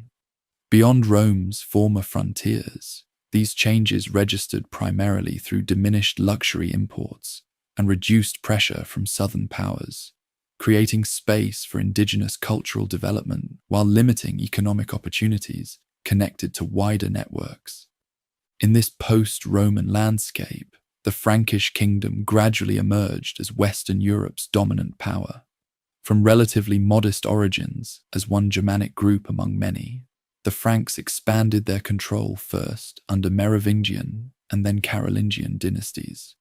By the time Charlemagne consolidated his continental empire in the late 8th century, Frankish territory stretched from the Atlantic to the Elbe, from the North Sea to northern Italy.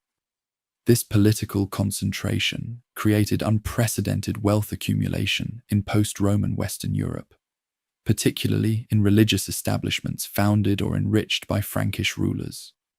Monasteries, cathedrals, and palaces throughout Francia contained treasures whose fame would eventually reach northern ears. Britain followed different trajectory after Roman withdrawal. Anglo-Saxon migrations established new kingdoms across former Britannia, gradually developing from pagan tribal groupings into increasingly sophisticated Christian polities. By the 7th century, kingdoms like Northumbria, Mercia, East Anglia, Kent, and Wessex had established relatively stable borders, written legal codes, and economic systems generating modest prosperity. Particularly significant for future events, the British Isles saw extraordinary flourishing of monastic establishments. Lindisfarne, Iona, Jarrow, and numerous others, where religious communities created unprecedented concentrations of portable wealth in the form of elaborate gospel books, ceremonial objects, and precious reliquaries, all inadequately defended at strategic coastal locations. Christianity's expansion across northern Europe during this period represented more than religious change. It introduced fundamental structural alterations to societies it penetrated. Literacy, previously rare or non-existent in northern regions, accompanied Christian missionaries, enabling new forms of knowledge transmission and political organization. Latin provided common language for international communication and institutional development. Monastic communities established economic centers independent of traditional tribal structures. Christian political theory legitimized kingship as divinely sanctioned office, rather than merely successful chieftaincy, accelerating royal centralization efforts. Perhaps most consequentially, Christian ethics officially rejected violence as problem-solving mechanism, precisely when Northern Europe required new defensive capabilities. Trade networks that had connected Roman world contracted significantly during the post-imperial centuries, though never disappeared entirely. Mediterranean exchange diminished as Islamic expansion created new political boundaries. Continental routes became more hazardous without imperial peace ensuring traveler safety. Luxury goods that had flowed northward during Roman era, wine, fine ceramics, glassware, textiles, became increasingly rare and valuable.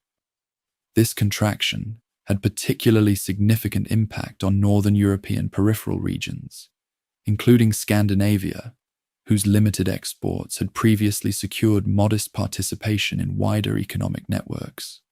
The Norse found themselves increasingly isolated from wealth-generating systems developing elsewhere, creating economic incentives that would eventually motivate their explosive outward expansion. Northern Europe's political landscape remained fragmented compared to areas where Roman administrative traditions lingered. Beyond former imperial frontiers, tribal structures gradually evolved into proto-kingdoms with limited territorial control and administrative capacity.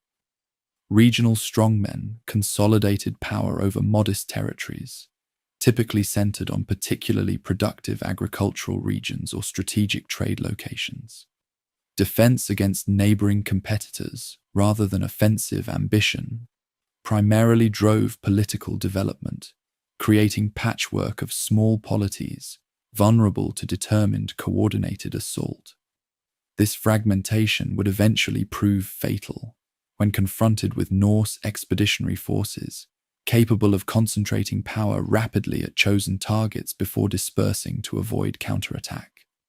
Urban development followed distinctive trajectories across post-Roman Europe, with significant implications for later events. In formerly Roman territories, diminished but surviving cities maintained some manufacturing capacity and administrative functions. New commercial centers emerged at strategic locations, particularly river confluences or natural harbors.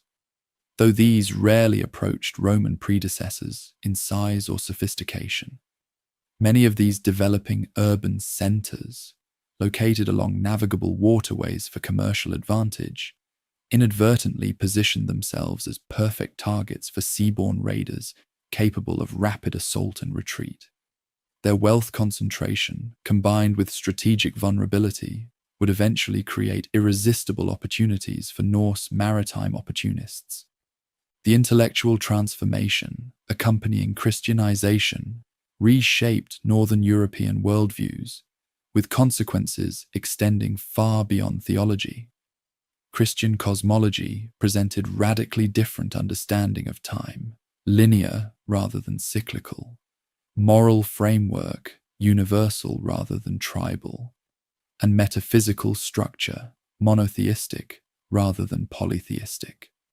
Monasteries preserved classical learning while developing new intellectual traditions, synthesizing Germanic, Celtic, and Mediterranean elements. This intellectual revolution remained incomplete and unevenly distributed, creating cultural tension between traditional indigenous values and imported ideological systems. The Norse, largely insulated from these changes until the Viking Age, would eventually encounter Christian Europe as cultural outsiders whose values and practices appeared incomprehensible or abhorrent to increasingly Christianized societies. Technological developments during this transitional period set important conditions for future conflicts. Heavy cavalry emerged as dominant battlefield force, particularly after stirrup adoption improved mounted combat effectiveness. Infantry forces evolved from tribal levies into better organized units, though still raised primarily for specific campaigns rather than maintained as standing armies. Fortification techniques advanced beyond simple earthworks to include stone construction and more sophisticated defensive engineering. Naval technology, however, remained relatively stagnant in post-Roman West, with Mediterranean ship types poorly suited to Atlantic conditions and Northern European traditions still focused on riverine rather than maritime capabilities. This military technological landscape created vulnerability to precisely the kind of mobile, maritime-based warfare that Norse raiders would eventually perfect. By the late 7th century, specific conditions had emerged across Northern Europe that would prove catastrophically vulnerable to Norse operational methods once developed and deployed. Wealth had concentrated in predictable locations, particularly religious establishments, often near coasts or navigable waterways. Defensive systems had oriented toward land-based threats rather than seaborne attack. Political fragmentation prevented coordinated response to mobile aggressors. Most significantly, Christian ethical frameworks had undermined warrior ethos precisely when effective defense demanded rapid, violent response to external threat. These conditions resulted not from particular failures or incompetence, but from natural evolutionary processes following Rome's collapse. A new European order optimized for internal stability rather than external defense. As the 7th century drew to close, these transformational processes continued reshaping European society into forms that would eventually prove both tempting and vulnerable to Norse expansion. In the isolated north, occasional travelers and traders brought tales of southern wealth, political changes, and religious transformations. The increasing contrast between modest Norse resources and growing Frankish, Anglo-Saxon, and Celtic prosperity created economic disparity visible even through limited contact. This widening gap between northern scarcity and southern abundance set conditions for the remarkable explosion of Norse energy that would soon reshape the European world. The stage was set for a dramatic convergence of forces. In the north, environmental pressures, social evolution, and technological innovation were creating a uniquely capable maritime culture with limited economic opportunities at home. Meanwhile, across the wider European world, political consolidation had concentrated unprecedented wealth, while simultaneously creating defensive vulnerabilities through religious transformation and military specialization. These parallel developments would soon connect with explosive consequences when Norse society's internal pressures found release through the external opportunities created by European transformation. The people of the North, shaped by their harsh homeland, guided by their complex mythology, organized through their distinctive social structures, and equipped by their skilled craftsmen, stood poised at history's threshold. When they finally crossed it, the European world would never be the same again. The Viking Age awaited its catalyzing spark. As the 8th century dawned across Scandinavia, a convergence of forces began generating unprecedented pressure within Norse society. These mounting tensions would eventually find release through one of history's most remarkable periods of expansion, transforming not only the North, but much of the European world beyond. The awakening of Norse expansionary energy resulted not from single cause, but from complex interplay of demographic, environmental, political, and technological factors, each contributing to the building pressure that would eventually break through geographical isolation. Population growth strained the limited agricultural capacity of the northern lands with increasing severity. Archaeological evidence reveals expanding settlements, division of previously unified farmsteads, and cultivation of increasingly marginal lands during this period. The Norse population, having adapted successfully to their challenging environment, now found itself victim of its own success. Farmsteads that had comfortably supported single families for generations required subdivision among multiple heirs, reducing each portion below viable subsistence threshold. Communities that had maintained careful balance with local resources found that equilibrium increasingly difficult to maintain, as each generation added more mouths to feed on the same limited, arable land. The inheritance customs of Norse society inadvertently contributed to social instability by creating a class of landless young men with few prospects at home. Under traditional practice, property generally passed undivided to the eldest son, preventing dangerous fragmentation of already modest farmsteads. This pragmatic approach to land succession, while preserving economic viability of individual farms, created systemic problem by leaving younger sons without inheritance. These dispossessed young men, raised with martial skills and Norse values, emphasizing active pursuit of reputation and wealth, represented volatile social element with powerful incentive to seek opportunity elsewhere when domestic options narrowed. Environmental factors temporarily alleviated some pressure, while simultaneously enabling eventual expansionary solution. The medieval warm period, beginning around 700 AD, brought slightly higher temperatures to northern Europe, extending growing seasons and enhancing agricultural productivity. This climatic shift allowed temporary accommodation of growing population, but also critically opened northern seas to more extensive navigation by reducing ice coverage and severe storm frequency. The warming climate made longer sea voyages more predictable and less dangerous precisely when Norse society needed external outlets for internal pressure, creating essential precondition for maritime expansion.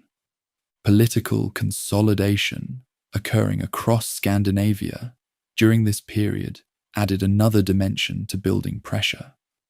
The early 8th century witnessed gradual emergence of more powerful regional kings attempting to extend authority over previously independent chieftains and their territories.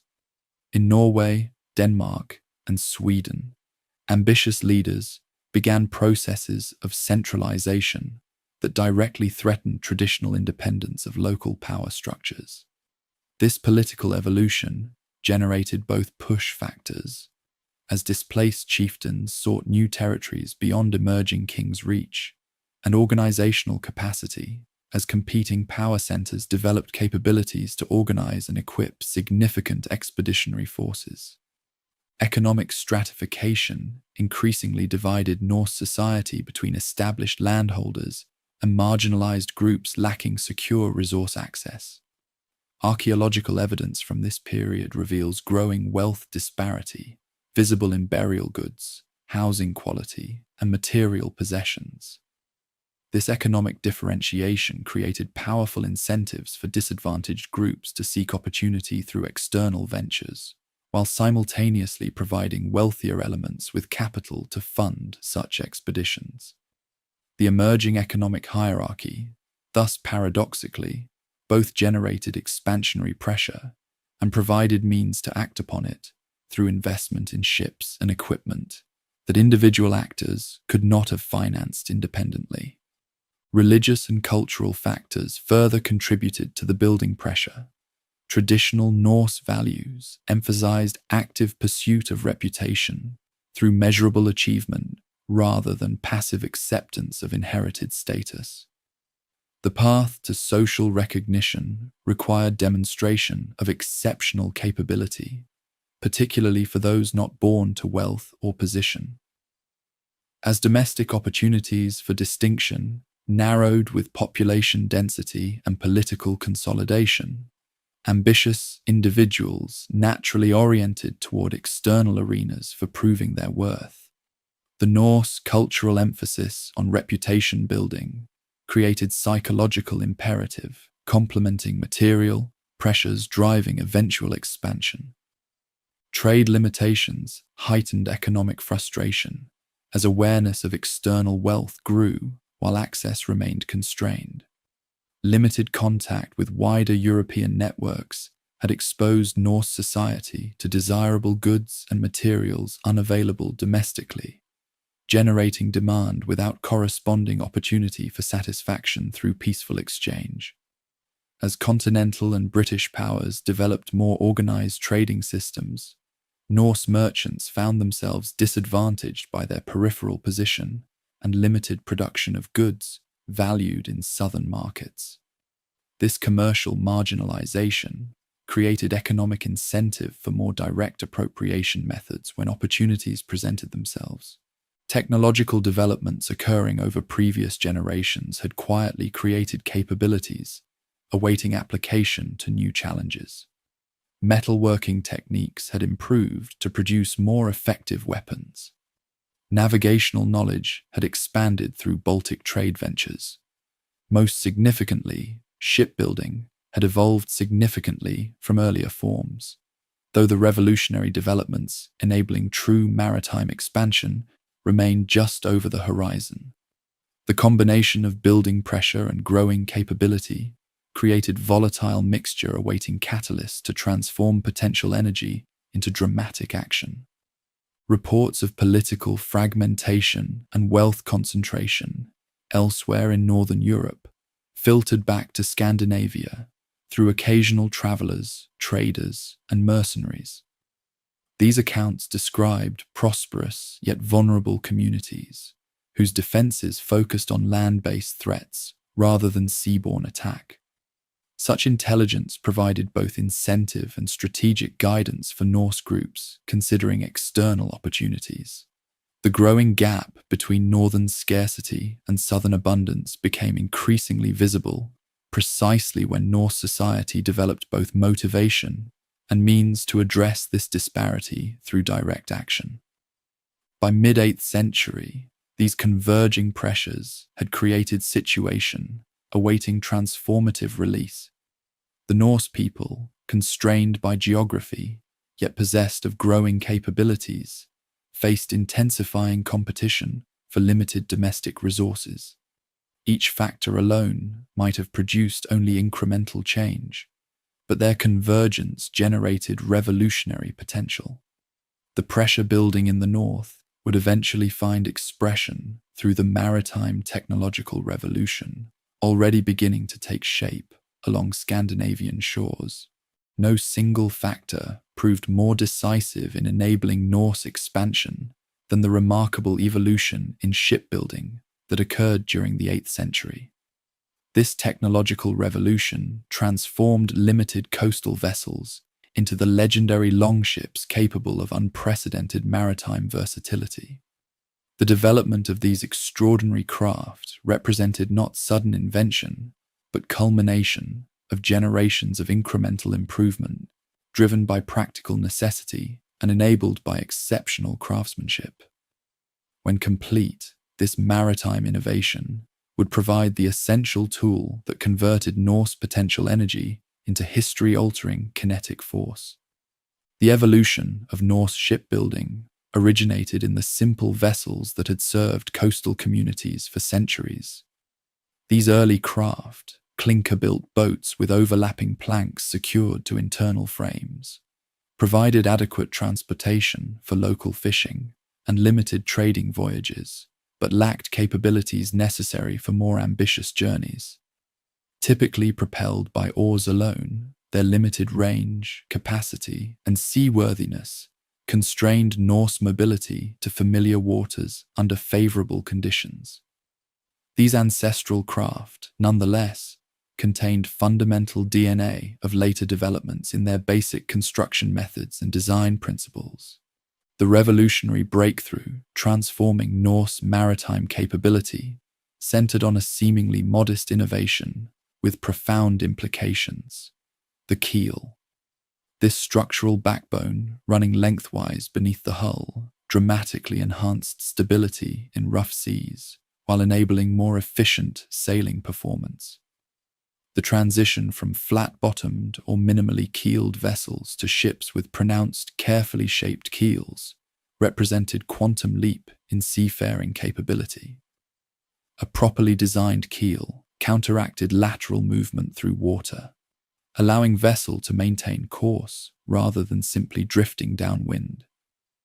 This critical innovation transformed ships from coastal conveniences into true ocean-going vessels capable of deliberate navigation across open water. Complementing this central innovation, Norse shipwrights refined the clinker-built construction technique to perfection during this period. This method, where each hull plank overlapped the one below and attached with iron rivets to internal frames, created vessels with extraordinary combination of strength and flexibility. Unlike Mediterranean ships built with planks fitted edge to edge, clinker-built Norse vessels could flex with wave action rather than fighting against it, allowing construction of lighter craft that remained remarkably seaworthy. The resulting hull design provided ideal balance of structural integrity and weight efficiency, essential for vessels needing to perform across widely varying conditions. Sail technology, adapted and refined from earlier contact with sailing cultures around the North Sea, added crucial propulsion capability, enabling truly revolutionary range extension. Archaeological evidence suggests gradual transition from primarily oar-driven vessels to hybrid craft, capable of exploiting both human and wind power according to conditions. The distinctive square sail that characterized Norse vessels provided impressive power when running before favorable winds, while remaining simple enough for relatively easy handling. This dual propulsion capability, oars for precise maneuvering or windless conditions, sail for efficient long-distance travel, granted Norse vessels operational flexibility unmatched by contemporary European shipping. The marriage of these innovations produced the iconic longship, perhaps the most versatile seagoing vessel of the pre-modern era. With length-to-beam ratios of 7:1 or greater, these slender craft achieved remarkable speed while maintaining essential seaworthiness. Their shallow draft allowed navigation far up rivers inaccessible to deeper-keeled vessels. Their lightweight enabled portaging across land when necessary. Their clinker construction provided necessary flexibility for open ocean, while remaining strong enough to survive heavy seas. Most significantly, their hybrid propulsion systems allowed exploitation of favorable conditions, while providing alternatives when nature proved uncooperative. These vessels effectively erased traditional boundaries between rivercraft and seagoing ships, creating maritime platform suited to Norse operating model of coastal raiding, riverine penetration, and open water transit. Beyond these technical innovations, Norse vessels incorporated practical adaptations to northern conditions that enhanced their efficiency. Rowing benches doubled as sleeping platforms during extended voyages. Modular construction allowed partial disassembly for winter storage or overland transport. Removable masts facilitated transition between sailing and rowing configurations according to tactical requirements. Waterproof sailcloth coverings provided shelter during overnight stops or foul weather. These practical features reflected the Norse pragmatic approach to design, where theoretical perfection mattered less than functional versatility under actual operating conditions. Different ship types emerged for specialized purposes as Norse maritime expertise developed. The carve, smallest of the warships, carried perhaps 20 crew members and served for coastal operations. The snekkja, with 30 to 40 oarsmen, represented the standard military vessel for mid-range expeditions. The skade, measuring up to 30 meters with 60 or more crew, provided platform for major military operations. For trading purposes, the nar sacrificed speed for cargo capacity, with broader beam and deeper draft optimized for carrying goods rather than warriors. This diversification reflected growing sophistication in Norse maritime operations, with vessel types optimized for specific missions rather than general-purpose craft pressed into varied service. Navigation techniques evolved alongside vessel design to enable increasingly ambitious voyages. Norse sailors developed remarkably effective methods for orientation, despite lacking magnetic compass or sophisticated astronomical instruments. Sunstones, crystals capable of detecting polarized light, even through cloud cover, allowed determination of sun position in challenging visibility. Star patterns, particularly Polaris, provided reliable northerly reference during clear nights. Observation of bird behavior, watercolor, cloud formations, and floating vegetation helped identify proximity to land. Most fundamentally, accumulated knowledge passed between generations of sailors created mental charts of currents, landmarks, and routes more sophisticated than any physical maps of the period. This navigational expertise transformed improved vessels from mere technological possibility into practical tools for unprecedented expansion. Life aboard these revolutionary vessels hardly offered luxury, despite their superior design.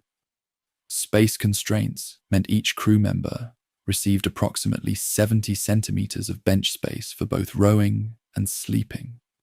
Protection from elements remained minimal, with most vessels open to sky except for limited sailcloth coverings. Food consisted primarily of dried meat, hard bread, and whatever could be obtained ashore during stops.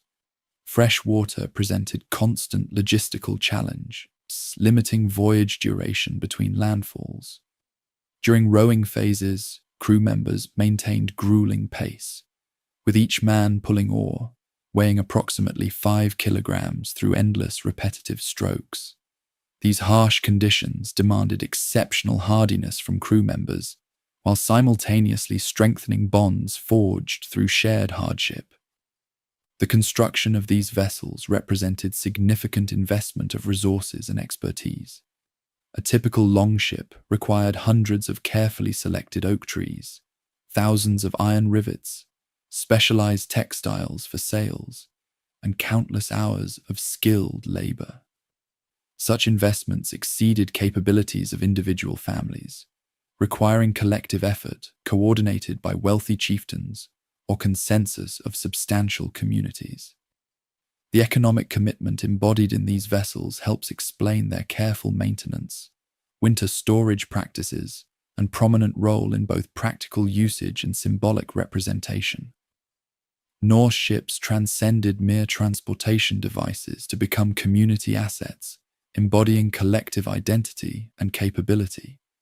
By the late 8th century, this shipbuilding revolution had reached critical maturity, providing Norse society with unprecedented mobility precisely when internal pressures created powerful expansion incentives. The vessels that took shape along Scandinavian shores during this period would soon transform European history by erasing traditional defensive assumptions based on geographic barriers. Rivers that had served as natural boundaries became highways for Norse penetration. Coastal monasteries that had relied on isolation for protection found themselves suddenly vulnerable. Island communities that had considered themselves safe from mainland threats discovered their security illusory. The technological revolution in Norse shipbuilding had rewritten maritime possibility, creating capabilities that would shortly find expression in dramatic fashion across European shores. While revolutionary ships provided essential platforms for Norse expansion, the effectiveness of that expansion ultimately depended on the warriors who manned those vessels and the weapons they wielded. During the decades preceding outward explosion, significant developments in Norse martial culture laid groundwork for the military effectiveness that would soon astonish European contemporaries. This martial evolution involved not only technological refinements in weaponry, but also cultural and organizational developments that transformed fighting capability from simple tribal defense into sophisticated offensive capacity. The Norse warrior tradition originated in practical defensive necessity rather than militaristic ideology. Early Scandinavian communities required all able-bodied men to defend family and property against external threats, ranging from animal predators to human competitors. This universal participation in community defense meant basic weapon skills formed part of standard male education rather than specialized professional training.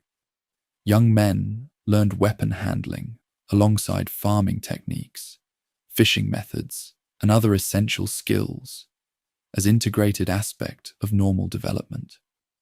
This broad-based martial foundation meant Norse society could mobilize remarkably high percentage of adult male population for military purposes when required, unlike more stratified societies where weapons training remained restricted to dedicated warrior class.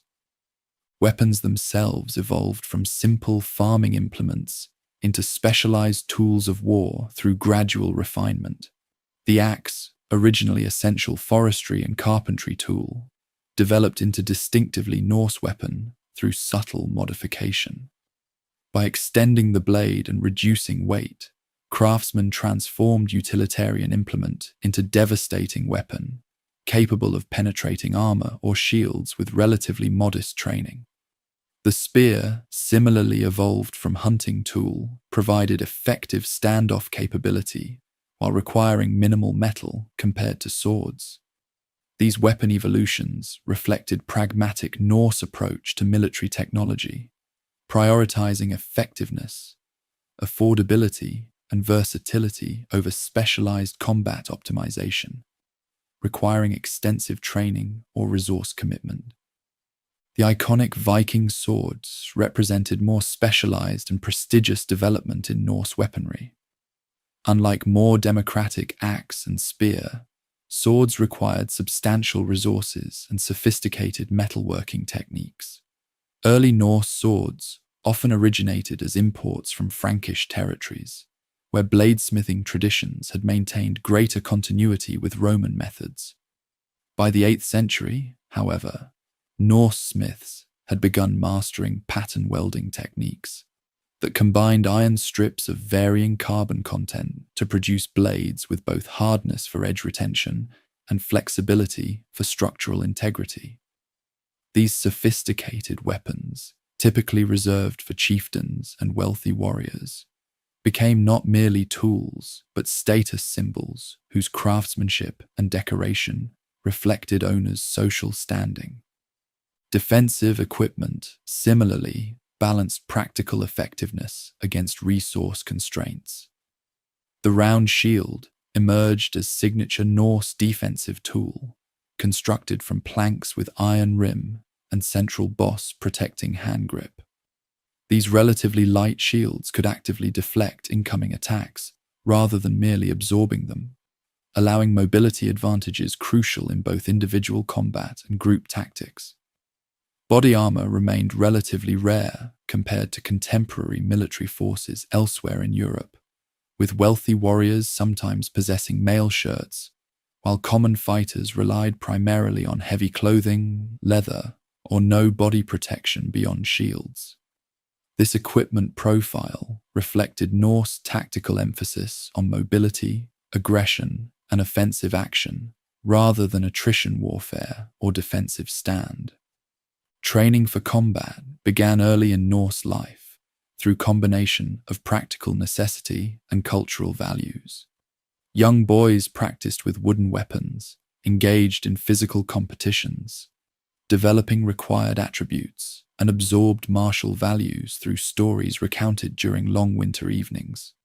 Formal weapon training typically began around age 12, when physical development permitted effective handling of actual weapons.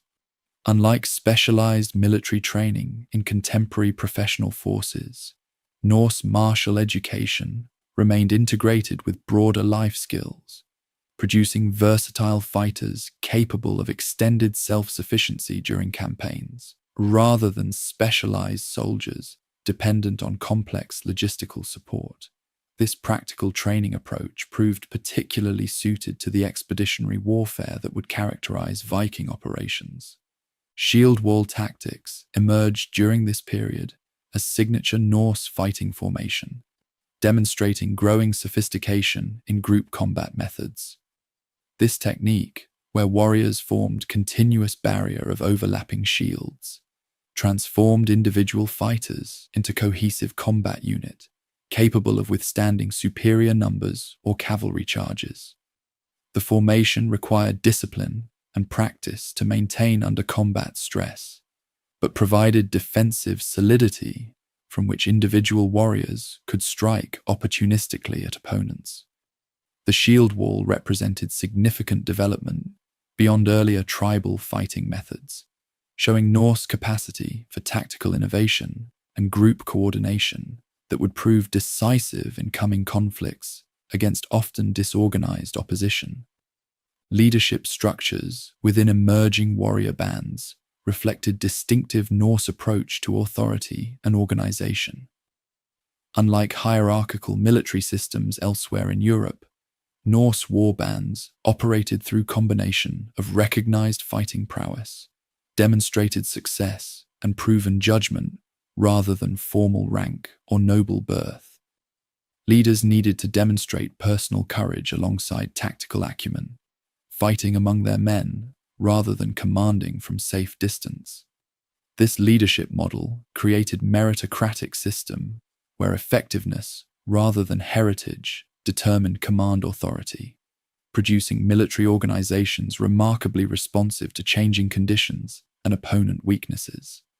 The resulting command flexibility would prove significant advantage in coming decades of opportunistic raiding against more rigidly organized opponents. The berserker phenomenon, often misunderstood in popular imagination, represented specialized element within Norse martial culture rather than its foundation.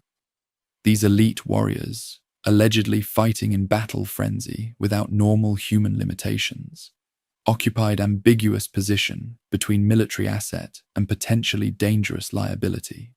Historical evidence suggests berserkers formed minority among Norse fighters, possibly cultivating fearsome reputation through combination of psychological techniques, controlled battle rage, and perhaps mind-altering substances. Their primary value lay in psychological impact upon opponents rather than objective combat advantages. demonstrating Norse understanding of warfare's psychological dimension alongside its physical aspects. This psychological warfare component would later prove significant factor in Norse success against numerically superior but psychologically unprepared opponents. Religious elements intertwined with martial culture, with Odin particularly associated with warfare, victory, and warrior death. The concept of Valhalla, afterlife hall where fallen warriors enjoyed eternal feast and combat, provided powerful motivation transcending mere material gain. Warriors believed dying courageously in battle guaranteed prestigious afterlife, removing natural fear of death that might otherwise constrain fighting commitment. This religious dimension transformed warfare from merely pragmatic activity into sacred opportunity, creating fighters willing to accept extraordinary risks for chance at both earthly reputation and divine recognition. The resulting psychological commitment would give Norse raiders significant advantage against Christian opponents, operating from different motivational framework. By the late 8th century, distinctive Norse warrior culture had emerged from earlier tribal fighting traditions through combination of pragmatic innovation, cultural evolution, and technical development. This martial capability, paired with revolutionary maritime mobility provided by advanced shipbuilding, created unprecedented strategic threat. Highly mobile, psychologically committed fighting forces, able to appear without warning at vulnerable locations chosen specifically for limited defensive preparation. The weapons, tactics, and warrior ethos developed during this formative period would shortly transform from regional defensive capacity into international offensive capability, with profound implications for European development. The Norse warriors had been forged by their northern crucible. Soon their fire would spread far beyond Scandinavian shores, while the dramatic raids beginning in 793 AD would introduce Norse expansion to historical consciousness. With shocking suddenness, these famous attacks represented not initiation, but acceleration of process already underway for decades. Throughout the 8th century, Norse horizons gradually expanded through tentative ventures beyond traditional waters. These early expeditions, primarily peaceful trading missions with occasional opportunistic raiding, established knowledge, connections, and patterns that would enable more ambitious operations once proper conditions aligned. The first ventures beyond Scandinavian shores laid essential groundwork for the explosion of activity that historians would later identify as the Viking Age proper. Baltic trade networks provided first significant avenue for Norse exploration beyond immediate coastal waters. Archaeological evidence reveals growing Scandinavian presence in Baltic trading centers like Groben, Trousseau, and Staraya Ladoga during the 8th century. These eastern ventures connected Norse merchants with trading systems stretching ultimately to Constantinople and Baghdad, bringing exotic goods and unprecedented wealth back to northern communities. Particularly valuable commodities flowed through these networks. Arabic silver, Byzantine silk, exotic spices, and fine weapons found eager markets among increasingly sophisticated Norse elites. These Eastern commercial connections demonstrated economic possibilities beyond traditional subsistence activities, while developing navigational knowledge and maritime experience essential for later expansion. Contact with Frisian merchants along North Sea coasts introduced Norse traders to commercial networks spanning the Channel to Britain and south to the Rhine Delta. These interactions provided not only trading opportunities, but intelligence regarding wealth and defenses of lands beyond immediate experience. Frisian traders, functioning as middlemen between Scandinavian and Frankish territories, inadvertently transmitted crucial information about political situations, settlement patterns, and vulnerable targets throughout northwestern Europe. The resulting knowledge allowed Norse leaders to identify promising opportunities with remarkable strategic clarity once conditions favored more direct intervention. Initial contacts with Anglo-Saxon England likely occurred through limited trading missions to coastal markets. Archaeological evidence from sites like Hamwick, Southampton, Ipswich, and York shows Scandinavian goods appearing in English contexts before historical records mention Viking activity. These early commercial ventures, while modest in scale, familiarized Norse merchants with England's geography, wealth, and defensive arrangements. Particularly significant intelligence gathered during these interactions concerned the locations and riches of English monasteries, institutions whose wealth, concentration, and limited defensive capability would make them primary targets once Norse expansion turned from commerce to acquisition by force. Early intelligence gathering extended beyond mere observation to active reconnaissance.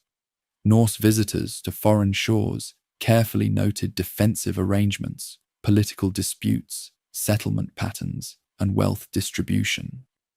This information returned north to interested parties planning more ambitious ventures.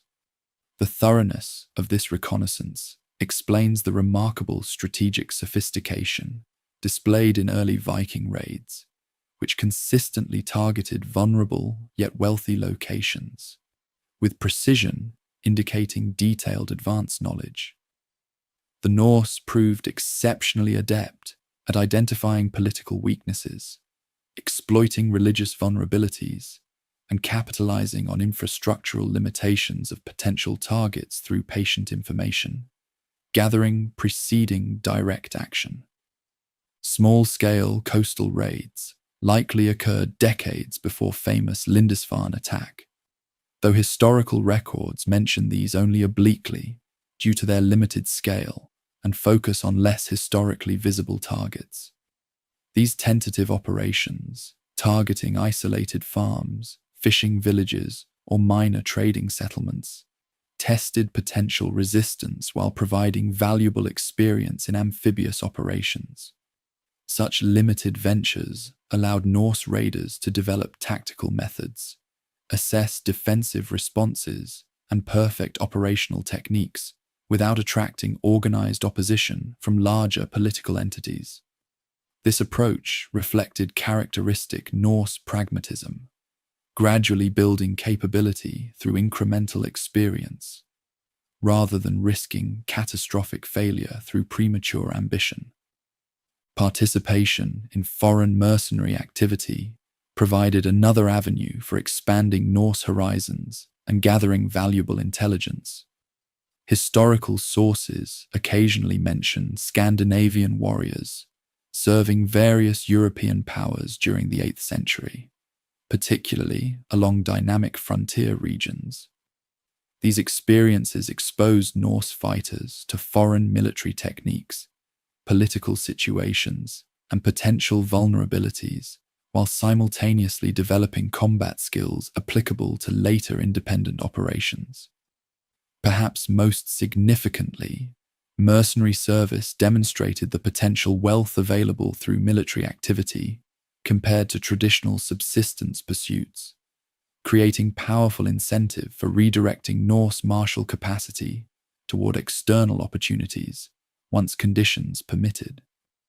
Seasonal patterns began emerging during these early ventures that would characterize later Viking operations.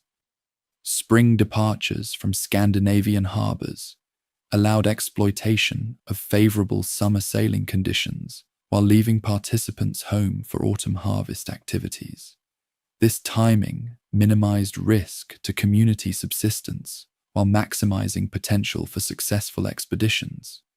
The resulting operational calendar, planning during winter, preparation in early spring, execution through summer, return for harvest, synchronized Norse expansion with agricultural requirements, allowing simultaneous pursuit of traditional subsistence alongside new external opportunities. This balance helped manage transition from purely agricultural society to one incorporating significant maritime expeditionary component. Word of successful ventures, whether commercial or occasional raiding, spread rapidly through Norse communities, generating interest in further opportunities. The highly oral culture efficiently transmitted reports of foreign wealth, vulnerability, and opportunity through winter feasting halls where communities gathered during long northern nights. Stories recounting successful traders returning with exotic goods or fortunate raiders carrying foreign treasure created powerful demonstration effect, particularly for younger men facing limited domestic prospects. This social transmission mechanism accelerated adoption of expansionary activities by rapidly disseminating both incentive and practical knowledge throughout Norse society. The 8th century witnessed significant Norse population appearing in Orkney and Shetland Islands, establishing advanced bases that would later facilitate deeper penetration into British territories. These northern islands, relatively close to Scandinavian shores and sparsely populated by Pictish inhabitants, offered ideal stepping stones for gradual expansion westward.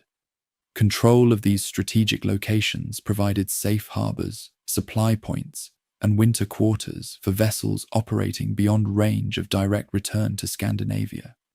This gradual establishment of forward operating locations demonstrated sophisticated long-term strategic thinking rather than merely opportunistic raiding, suggesting conscious expansion strategy rather than random opportunism.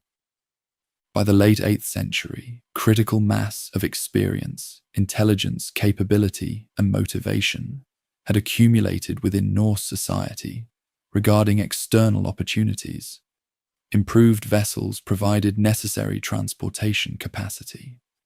Developed weapons and tactics ensured military effectiveness. Reconnaissance had identified vulnerable yet valuable targets. Forward bases had been established at strategic locations.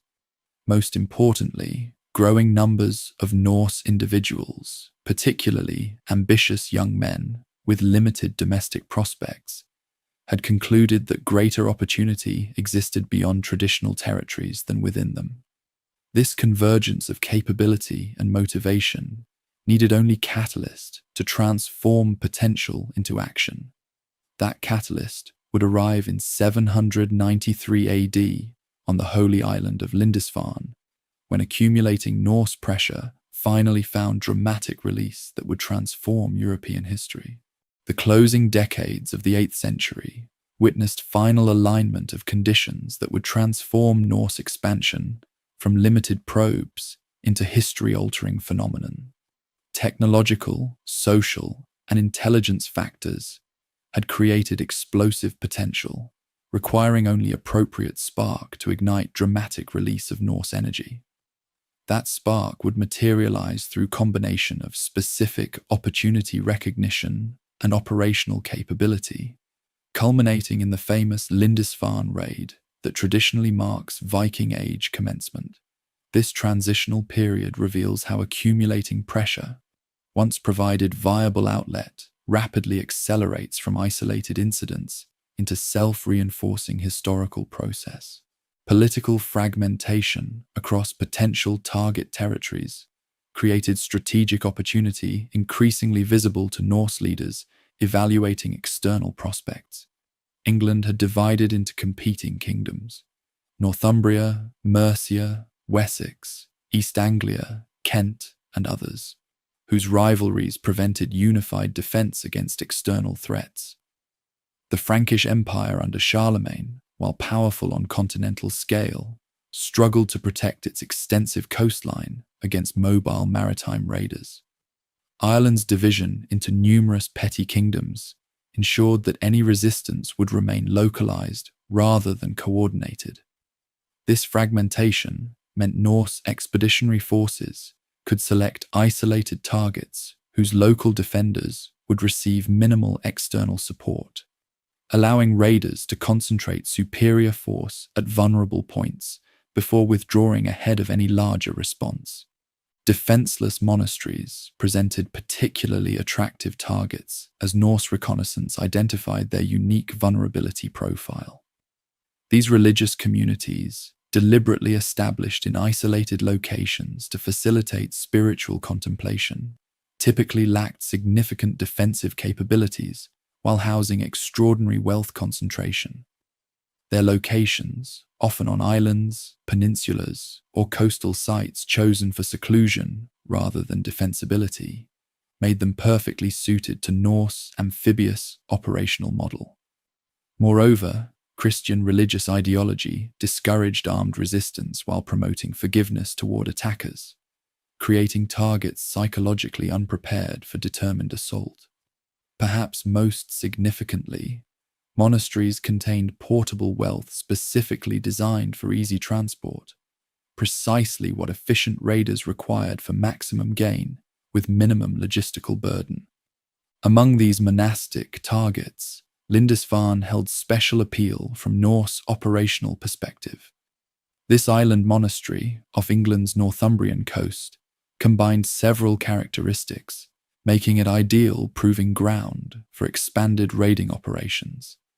Its island location played perfectly to Norse maritime strength, while limiting potential defensive reinforcement.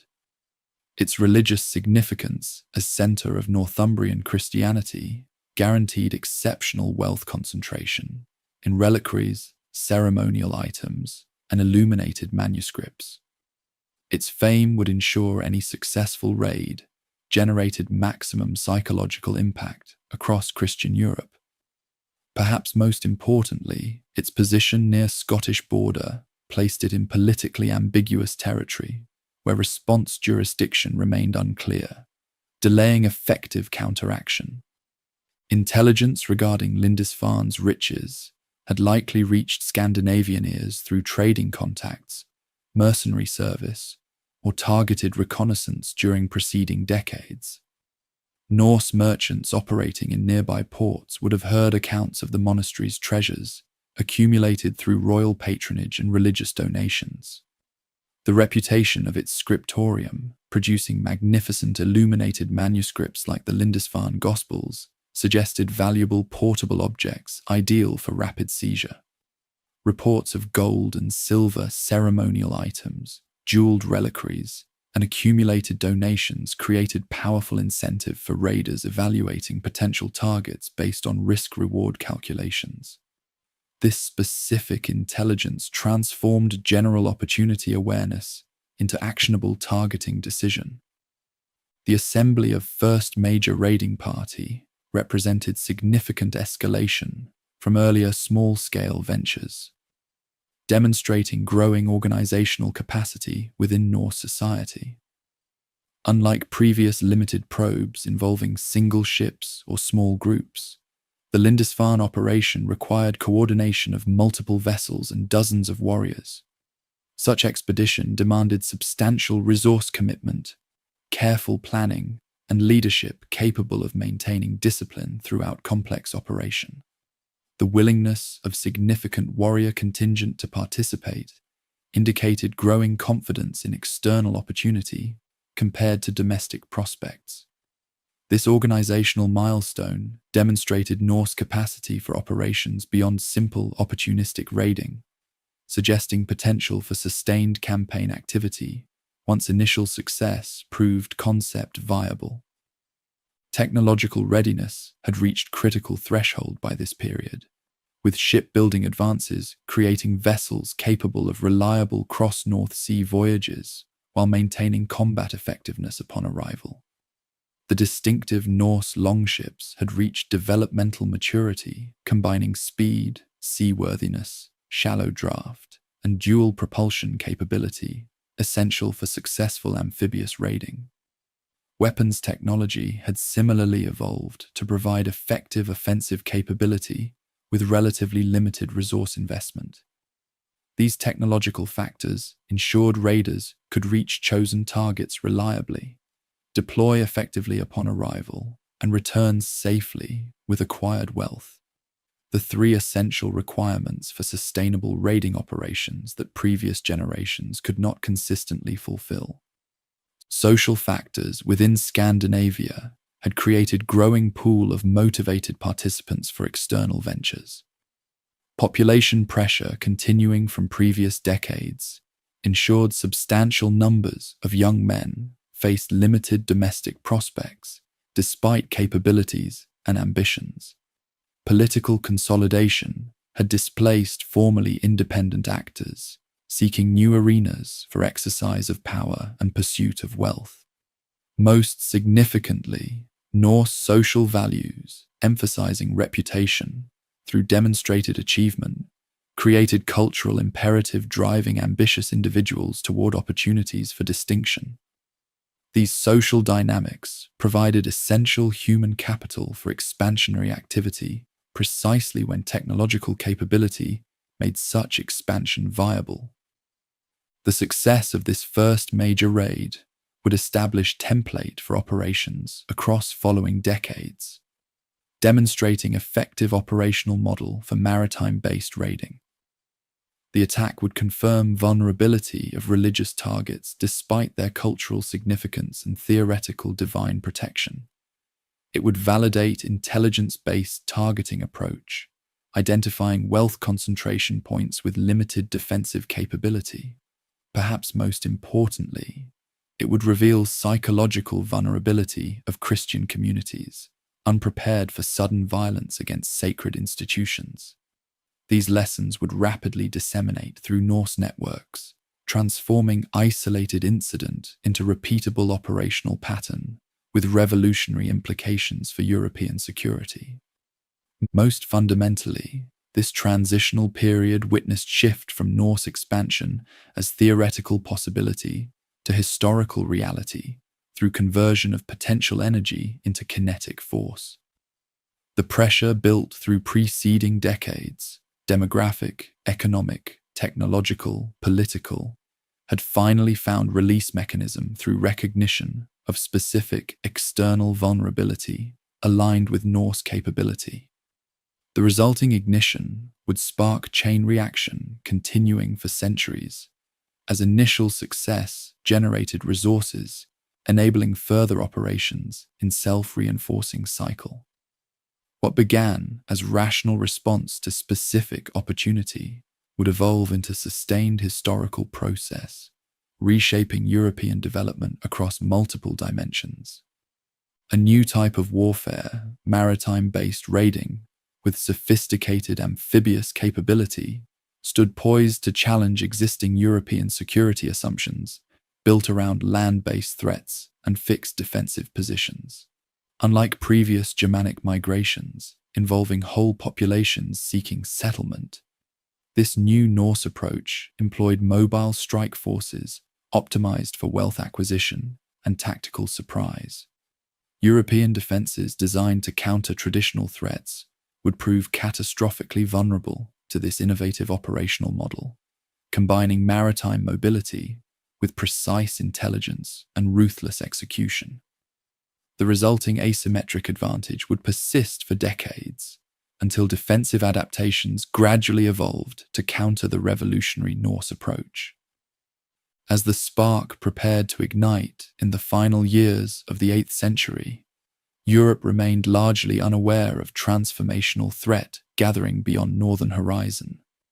Monastery bells rang across Christian lands, calling monks to prayer in communities believing their sacred purpose provided both divine and secular protection.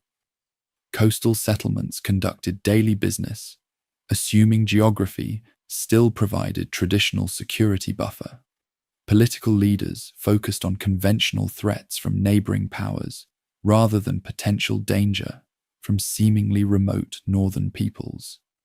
This complacency would shatter dramatically on June 8, 793 AD, when longships appeared off Lindisfarne and a new historical era began with bloodshed on holy ground. Dawn broke over the holy island of Lindisfarne on June 8, 793 AD, much as it had for nearly 2 centuries since Irish monks first established their religious community on this tidal island off the Northumbrian coast. The monastery had flourished into one of Christian Europe's most significant spiritual and cultural centers, its scriptorium producing magnificent illuminated manuscripts, its reliquaries housing sacred remains, its reputation for learning and piety drawing pilgrims from across Britain and beyond. As morning prayers concluded and monks moved to their daily tasks of manuscript copying, gardening, and religious instruction, none suspected that this ordinary day would mark a historical watershed whose ripples would transform European history. The first indication of impending calamity came when sharp-eyed monks noticed unusual sails on the northeastern horizon. The distinctive square sails of Norse vessels, previously uncommon in these waters, approached with deliberate purpose rather than the casual trajectory of trading vessels. As the ships drew closer, their narrow profiles and dragon-headed prows became visible, along with the ominous gleam of weapons and shields along their gunwales. The monastery's warning bell began to toll, summoning all within hearing to seek safety within the stone church or flee inland. For many, the warning came too late. The longships grounded on Lindisfarne's beaches with practiced precision, their shallow drafts allowing them to approach much closer to shore than conventional vessels. From each ship poured several dozen warriors, moving with discipline that belied the common perception of barbarians. Their formation and coordination suggested careful planning rather than impulsive attack. Some warriors immediately established perimeter control to prevent escape, while others moved directly toward the monastery buildings, with evident foreknowledge of the compound's layout. This was no random assault, but carefully orchestrated operation, based on advanced intelligence and clear objectives. The monastery's daily routines shattered into chaos as raiders breached its modest defensive walls. Armed only with simple tools and religious conviction, the monks faced professional warriors equipped with swords, axes, and shields, their bodies hardened by lifetime of physical exertion. Some monks attempted to hide sacred treasures, while others tried reasoning with the invaders, invoking divine protection or offering themselves in place of younger members of the community. These appeals fell on deaf ears. The raiders moved methodically through the complex, securing buildings and collecting valuable items with efficiency, suggesting familiarity with their task. Violence unfolded with shocking intensity as monks who resisted or moved too slowly met brutal ends. Contemporary accounts describe altars splashed with blood, sacred books torn apart for their jeweled bindings, crosses stripped of precious metals, and reliquaries emptied of contents considered worthless by raiders interested only in material value. The psychological impact of such sacrilege, deliberately perpetrated on consecrated ground, magnified the physical terror of the assault. For Christian witnesses, this attack represented not merely physical danger, but spiritual abomination, violence against God himself through desecration of his holy places and servants. Some monks were dragged from hiding places, bound together, and herded toward the waiting ships. These captives represented additional value beyond precious metals and jewels, as the thriving slave markets around the North Sea and beyond paid premium prices for educated Christians who could serve as tutors or skilled laborers. Young, healthy monks would fetch particularly high prices in markets as far away as North Africa and the Middle East. This human commodity, easily transported and self-maintaining until sale, represented significant portion of raiders' anticipated profit from the expedition. While violence dominated the scene, the raiders displayed surprising discipline in their plundering. Rather than random destruction, they focused exclusively on items combining high value with low weight and volume, the optimal parameters for efficient raiding. Gold and silver ceremonial items, jewel-encrusted religious artifacts, and coins received immediate attention, while bulkier treasures were evaluated for worth-to-weight ratio before taking. The raiders even brought scales to assess precious metals, demonstrating commercial sophistication underlying their violent methods. This selective approach maximized return on effort, while minimizing time spent vulnerable on foreign shores. Throughout the assault, Norse commanders maintained strict control over their forces, ensuring the operation proceeded according to plan rather than degenerating into chaotic violence. Whistles, horn blasts, and hand signals coordinated activities between different groups. Designated lookouts maintained vigilance for potential counterattack from mainland. Predetermined assembly points and rally signals ensured raiders could quickly regroup if separated. This tactical discipline directly contradicted European perceptions of northern barbarians as disorganized savages, revealing sophisticated military capability that would confound defenders for decades to come. After several hours of methodical plundering, signal horns called raiders back to their vessels. They departed with same efficiency that marked their arrival, carrying plundered treasure, selected captives, and any useful items that might serve their communities back home. No attempt was made to occupy the site or establish permanent presence. The objective had been resource extraction rather than territorial conquest. As swiftly as they had appeared, the longships slipped back over the horizon, leaving smoking ruins, dead bodies, and profound shock in their wake. For survivors watching from hiding places inland or emerging from concealment after raiders departed, the devastation presented an apocalyptic scene. One eyewitness account describes how the church was spattered with the blood of the priests of God, despoiled of all its ornaments. Beyond physical destruction lay deeper psychological and theological trauma. How could God permit such desecration of sacred space? What sins had the community committed to deserve such divine abandonment? The attack struck not merely at bodies and buildings, but at fundamental Christian understanding of divine protection for those dedicated to religious life. Word of the Lindisfarne atrocity spread rapidly across European Christendom, carried by shocked survivors and amplified by ecclesiastical networks. Alcuin of York, leading scholar at Charlemagne's court, gave voice to the widespread horror in famous letter asking, "Never before has such terror appeared in Britain as we have now suffered from a pagan race. The heathens poured out the blood of saints around the altar and trampled on the bodies of saints in the temple of God, like dung in the streets." This framing of events as religious catastrophe, rather than merely military defeat, established interpretive framework that would shape European understanding of Norse expansion for centuries. The Lindisfarne raid succeeded beyond raiders' likely expectations, not merely in material acquisition, but in psychological impact.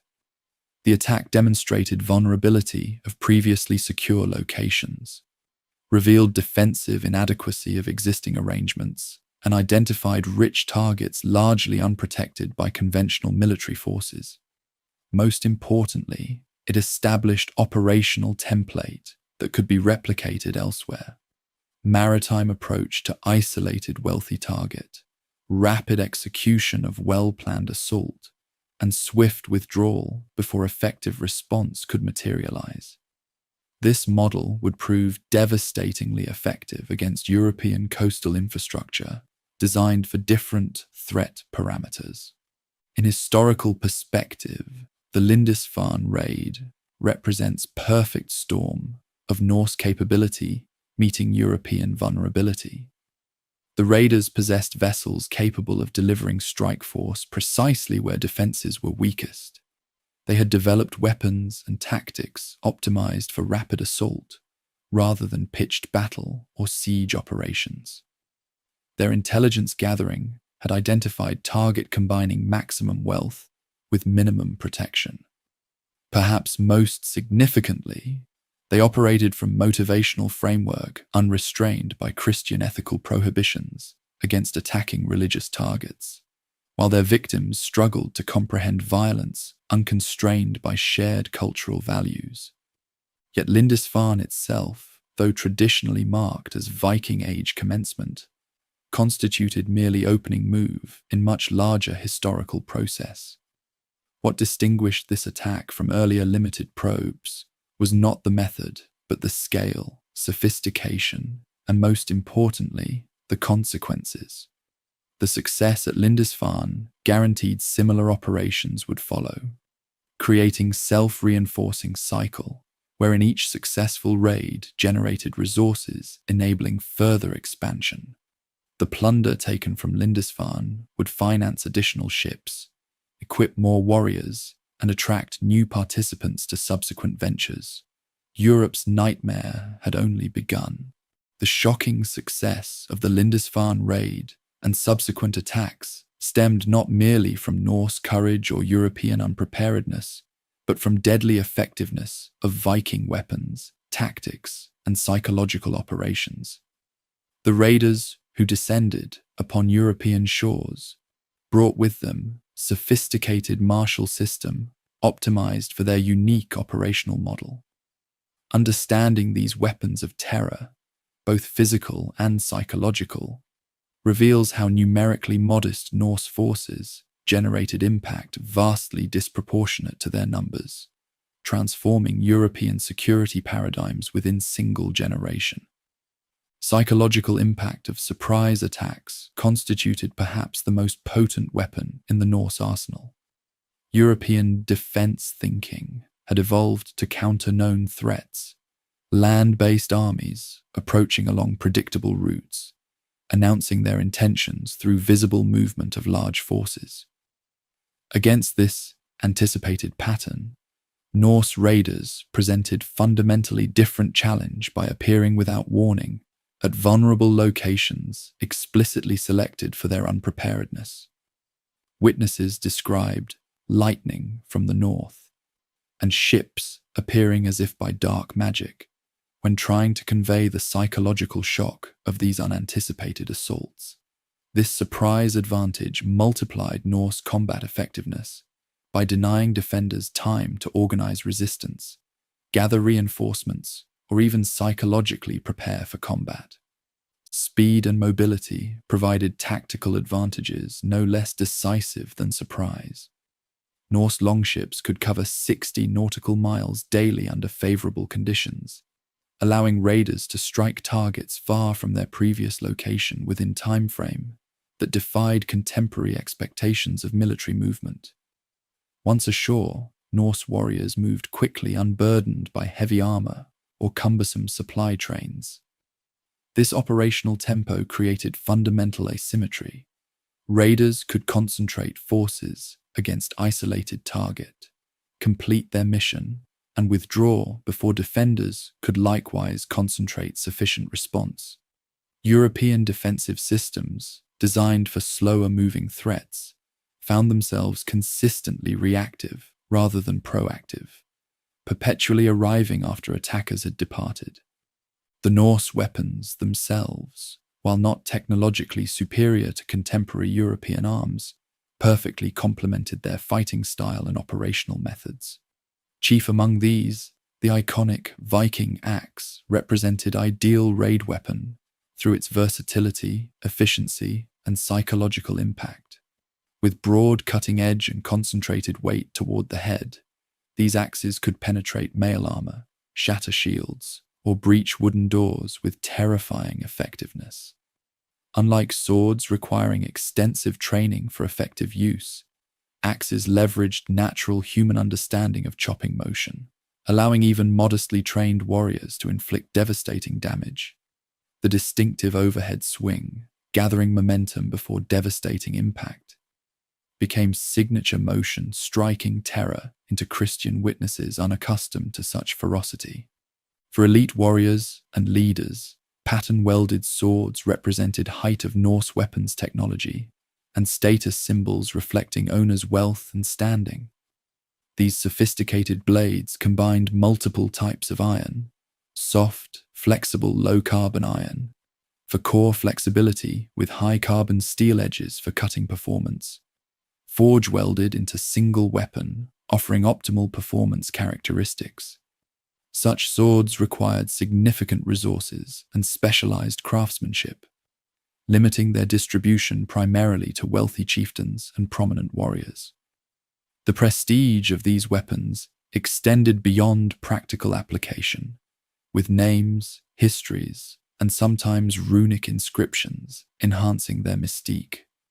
For Europeans facing these exceptional weapons wielded by skilled opponents, the technological sophistication directly contradicted perception of northern barbarians. Spears provided standard armament for majority of Norse warriors, combining combat effectiveness with resource efficiency. Requiring minimal metal for lethal tip while utilizing wooden shaft for reach, spears allowed equipping large forces without extensive iron resources. In combat, spears offered versatility through both thrusting and throwing options, allowing warriors to engage opponents at various distances according to tactical situation.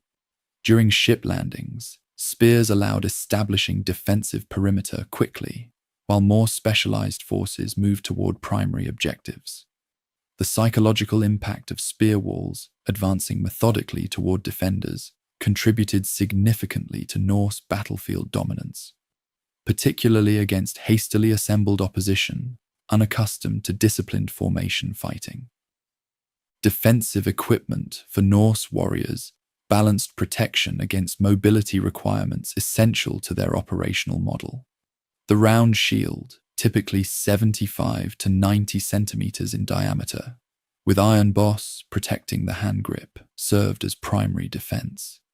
These shields, constructed from planks rather than single piece of wood, provided superior strength while remaining light enough for prolonged combat use.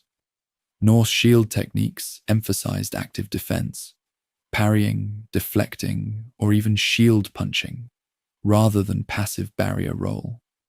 This dynamic defensive style maintained mobility advantage crucial to raid operations, where speed often determined success or failure, more than individual combat prowess.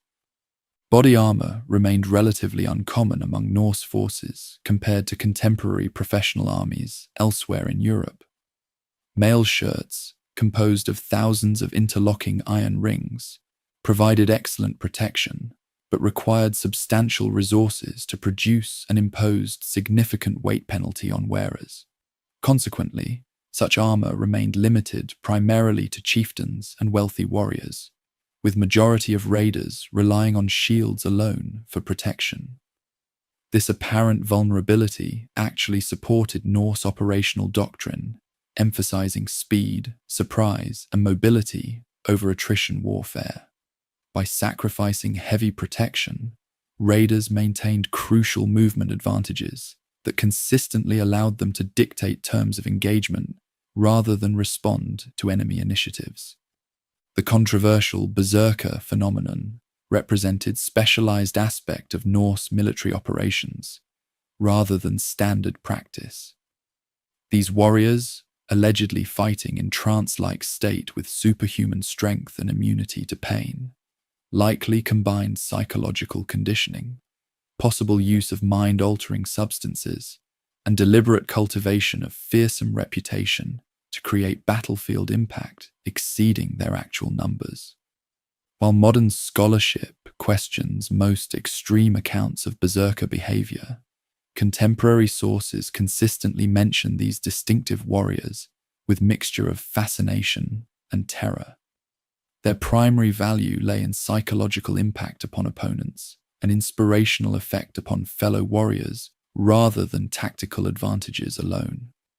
Helmets, contrary to popular imagination, rarely featured horns, but instead emphasized practical protection through conical or rounded designs with nasal guards. Archaeological evidence suggests helmets remained relatively uncommon, again reflecting Norse preference for mobility over maximum protection. The distinctive spectacle helmet, with eye protection, appears occasionally in archaeological record, but never in quantities suggesting standard issue. Like mail armor, helmets typically indicated elite status within raiding party, rather than standard equipment for all participants. This equipment profile, limited armor concentrated among leadership, optimized raiding forces for rapid movement, while maintaining sufficient protected elements to provide tactical core when needed. Beyond physical weapons, Norse raiders employed sophisticated psychological warfare techniques, amplifying their effectiveness. Deliberate targeting of religious sites exploited Christian theological vulnerabilities, creating crisis of faith alongside physical damages. Theatrical displays of violence, sometimes including ritual killings with religious overtones, generated terror disproportionate to actual casualties. Distinctive animal head prow ornaments on longships created frightening silhouettes, triggering immediate panic among coastal populations. Even language barriers enhanced psychological impact, as victims could not negotiate or reason with attackers speaking unintelligible tongue and operating from different cultural framework. The synthesis of these physical and psychological weapons created military capability perfectly adapted to exploit European vulnerabilities of the period. Norse raiders could appear without warning, strike with devastating effectiveness before effective response mobilized, and disappear with equal rapidity, carrying away portable wealth while leaving psychological trauma that discouraged pursuit. This operational model, proven effective at Lindisfarne, would be replicated with devastating success across European coastlines in coming decades. The weapons of terror had drawn first blood, and European defenses had no immediate answer to this revolutionary threat suddenly materialized from the northern horizon. The completion of successful raids marked not conclusion, but midpoint of Viking expeditionary cycles.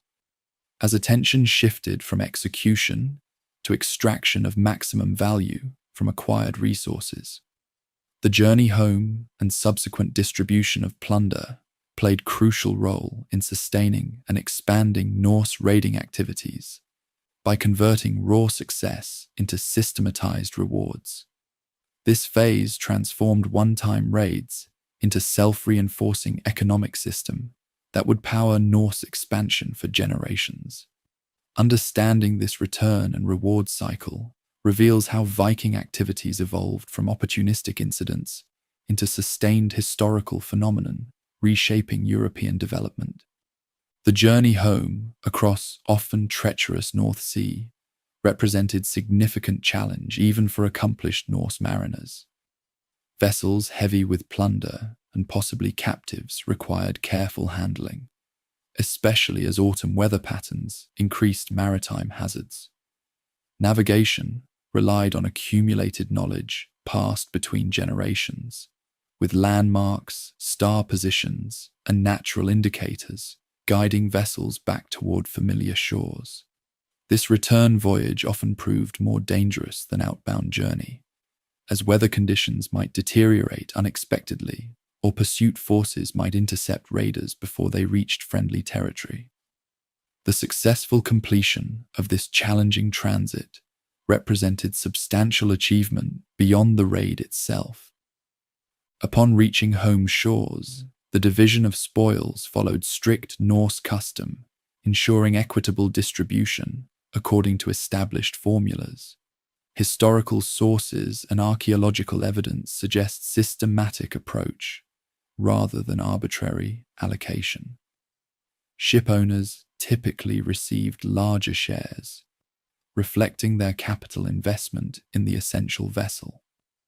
Expedition leaders claimed predetermined portion, recognizing their organizational contribution and risk acceptance. Individual warriors received shares proportionate to their participation and demonstrated effectiveness. Even crew members who had remained with ships during active raiding received allocated portion, acknowledging their essential support role.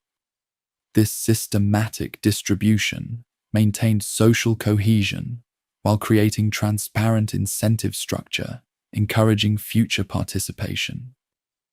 The material rewards from successful raids varied widely, but potentially represented life-changing wealth for participants by standards of their resource-constrained homeland. Silver items, communion vessels, reliquaries, decorative items, held particular value as they could be melted down for direct use or exchange. Ecclesiastical treasures, while created for spiritual purposes, contained substantial precious metal easily convertible to secular use. Illuminated manuscripts, though spiritually worthless to pagan raiders, yielded valuable materials when bindings were stripped of jewels and gold decoration. Most valuable of all, coins required no processing whatsoever, representing immediately usable wealth. Archaeological evidence from Norse burial sites increasingly includes such foreign treasures as raid activity intensified, demonstrating direct connection between external acquisition and domestic wealth accumulation. Human captives constituted particularly valuable commodity from successful raids, especially those with specialized skills or education. Christian monks, trained in literacy and various crafts, commanded premium prices in slave markets around North Sea and beyond. Young women taken during raids faced particularly harsh fate in societies where gender imbalances created strong demand for female slaves, both as domestic servants and concubines. The slave-taking aspect of Norse raids, while less emphasized in popular imagination than treasure acquisition, represented significant economic component of overall raiding model. Contemporary accounts emphasize the trauma of families separated through this practice, with particular horror expressed over enslavement of individuals previously dedicated to religious life. The successful raiders enjoyed substantial status enhancement upon return, their new wealth translating directly into social standing within Norse communities.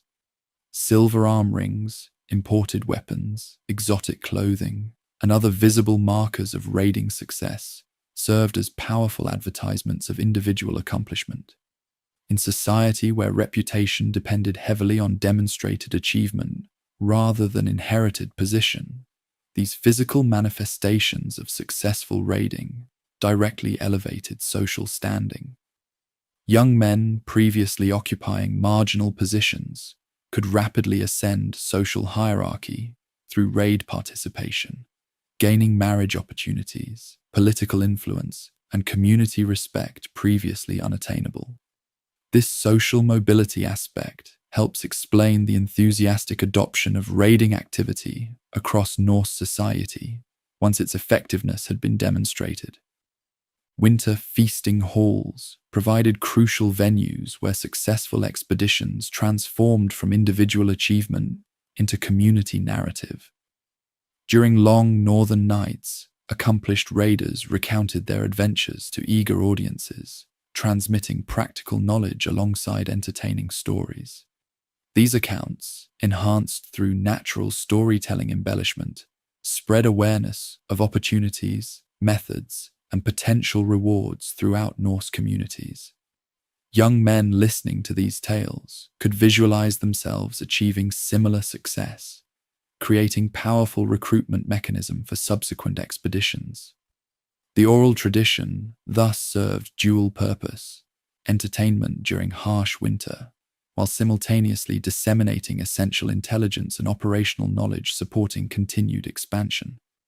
The tangible success of early raiders created powerful demonstration effect, motivating increased participation in subsequent seasons. Archaeological evidence shows dramatic increase in ship construction following initial successful raids, as communities invested resources in vessels, enabling participation in this promising new economic activity. Previously skeptical individuals having witnessed neighbors returning with unprecedented wealth, eagerly volunteered for next year's voyages. Chieftains, who might initially have questioned raiding wisdom, now competed to organize expeditions, recognizing opportunity to enhance both personal wealth and political standing through successful leadership. This rapid adoption cycle explains the explosive growth in Norse raiding activity following initial proof-of-concept operations like Lindisfarne. Shipbuilders found themselves in particularly high demand as raid success generated increased vessel requirements. The specialized knowledge required for longship construction, selection of appropriate timber, complex joinery techniques, precise balance between strength and weight, limited production capacity even as demand surged. Historical evidence suggests shipwrights commanded premium compensation for their essential expertise, creating another avenue of social advancement connected to raid economy. Communities sometimes pooled resources to commission vessels, enabling collective participation in promising raids, demonstrating cooperative investment approach alongside individual entrepreneurship. The resulting shipbuilding boom created maritime capability far exceeding traditional fishing and trading requirements, dedicated specifically to expansionary activities. Women played crucial roles during men's absence, maintaining domestic productivity essential for community survival, while expeditionary forces sought external wealth. The management of farms, animal husbandry, food production, and child-rearing continued under female direction, ensuring subsistence needs remained met despite male workforce reduction during raiding season. This gendered division of labor allowed Norse society to simultaneously maintain traditional economic activities while pursuing new external opportunities. Archaeological evidence increasingly suggests some women may have participated directly in raids or trading expeditions, though this remained minority pattern compared to traditional role division. More commonly, women administered wealth acquired through raiding, often wearing silver and exotic materials as visible markers of family success.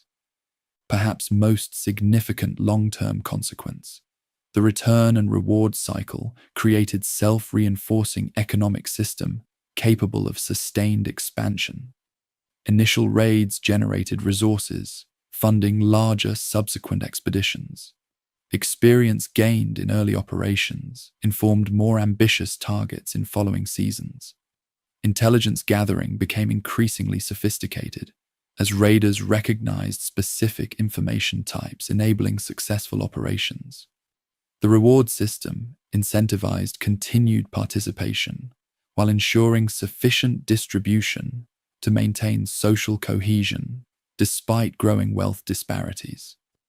Unlike simple plundering for immediate consumption, this systematized approach converted raid success into a sustainable economic model that would fundamentally alter Northern European development for centuries. By the late 790s, what had begun as experimental venture at Lindisfarne had evolved into established practice with predictable patterns, understood risks, and systematic rewards. The return of successful raiders, their visible wealth enhancement, and the stories they shared had irrevocably altered Norse society's economic orientation. Communities increasingly invested resources in raid-enabling technologies rather than domestic productivity improvements. Young men oriented career aspirations toward expedition participation rather than traditional pursuits. Political leadership increasingly derived from successful raid organization rather than traditional sources of authority. The northern societies had discovered external acquisition model that promised greater returns than internal development, setting course that would reshape European history through centuries of expansion, settlement, and eventually state formation across half the known world. The Norse raids that began at Lindisfarne confronted European society with threat unlike any previously experienced, demanding response from political, religious, and military institutions unprepared for this revolutionary challenge. The initial reactions reflected confusion, theological interpretation, and limited defensive adaptation rather than coherent counter-strategy. Understanding this early European response reveals why Norse expansion continued virtually unchecked during its first decades, establishing patterns that would characterize Viking-European relations for generations. Initial shock dominated European reaction to the unprecedented attacks on religious institutions. Contemporary accounts describe disbelief that sacred spaces could be violated so completely, with particular horror expressed over violence against monks who had renounced worldly protection in favor of divine care. Alcuin's famous letter, responding to Lindisfarne attack, captures this theological crisis. "Behold, the church of Saint Cuthbert, spattered with the blood of the priests of God, despoiled of all its ornaments. A place more venerable than all in Britain is given as a prey to pagan peoples." This framing of events as theological catastrophe, rather than merely military defeat, reflected Christian worldview, struggling to incorporate such sacrilege into comprehensible framework. Religious interpretation predominated early understanding of Norse attacks, with Christian authorities viewing raids as divine punishment for societal sins, rather than merely human aggression requiring practical response.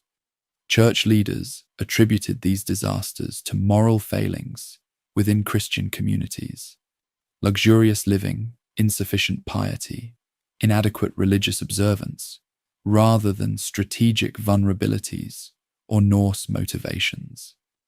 Sermons and official communications called for increased prayer, fasting, and religious devotion as primary defense against further attacks.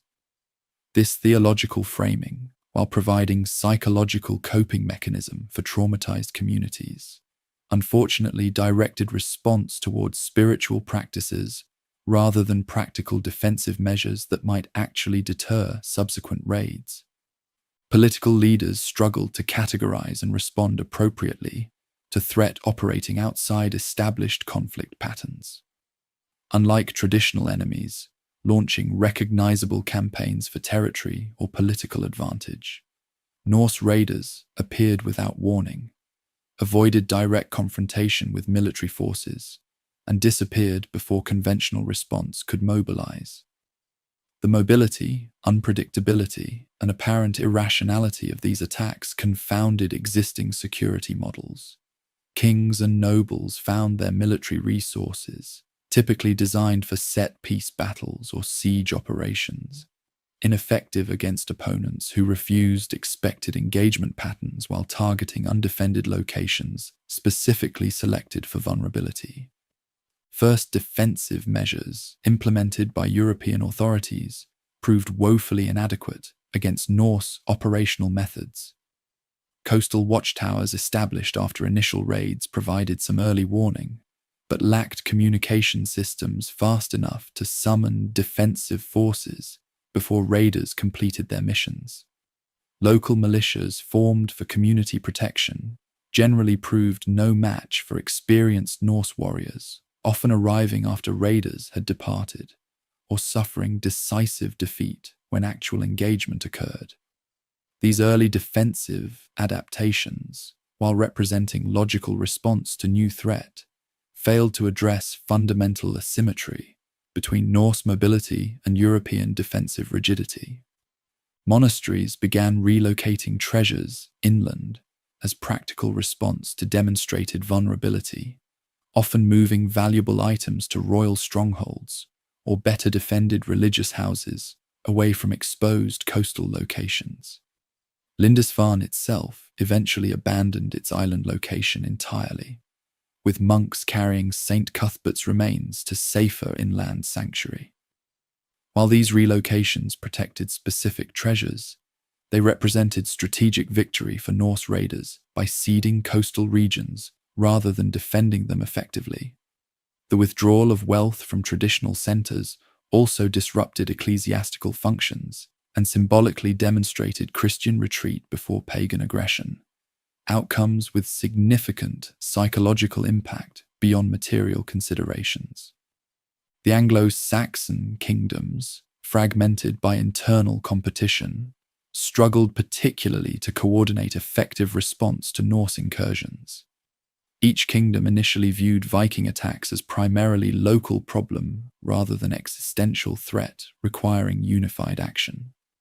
Northumbria, suffering first significant raids, received limited support from Mercian or West Saxon neighbours who failed to recognise common danger transcending traditional rivalries. This political fragmentation allowed Norse raiders to exploit divisions, attacking targets in one kingdom while knowing others would not intervene.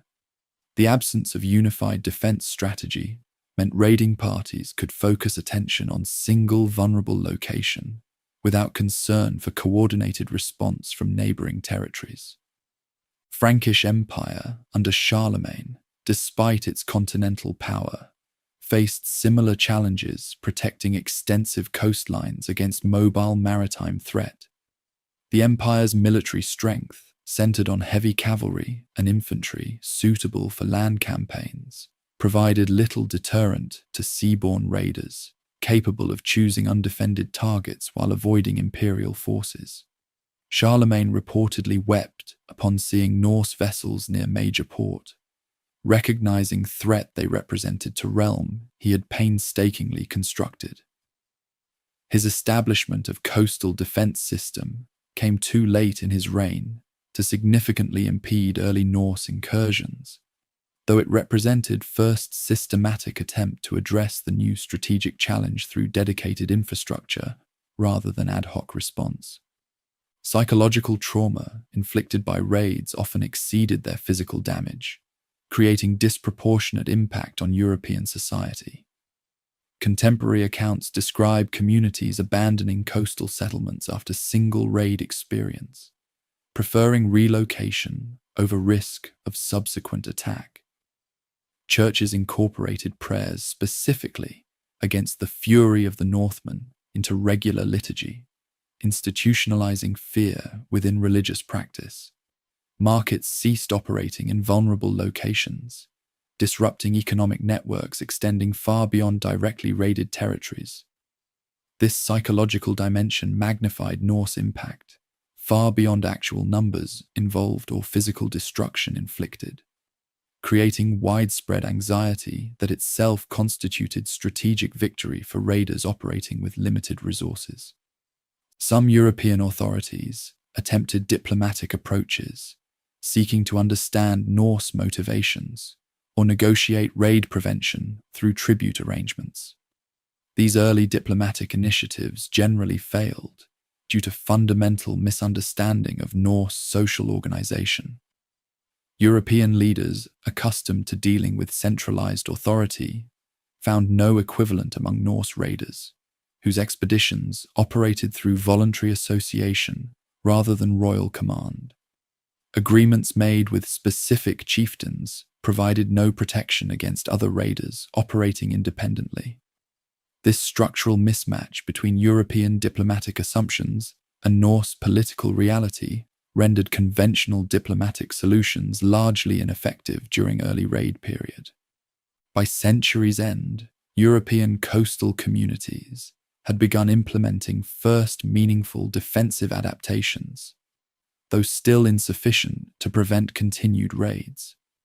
Rudimentary early warning systems connected coastal watchtowers through signal fires or messengers. Some vulnerable communities constructed earthwork fortifications, providing basic protection against limited raiding parties. Religious establishments increasingly incorporated defensive features into new construction, while some relocated entirely from exposed positions. These practical measures, while representing improvement over initial paralysis, still addressed symptoms rather than underlying asymmetric advantage Norse raiders maintained through superior mobility and target selection flexibility. Most consequentially, for future development, some European rulers began establishing permanent defensive forces specifically tasked with coastal protection, rather than relying on general mobilization after attacks occurred.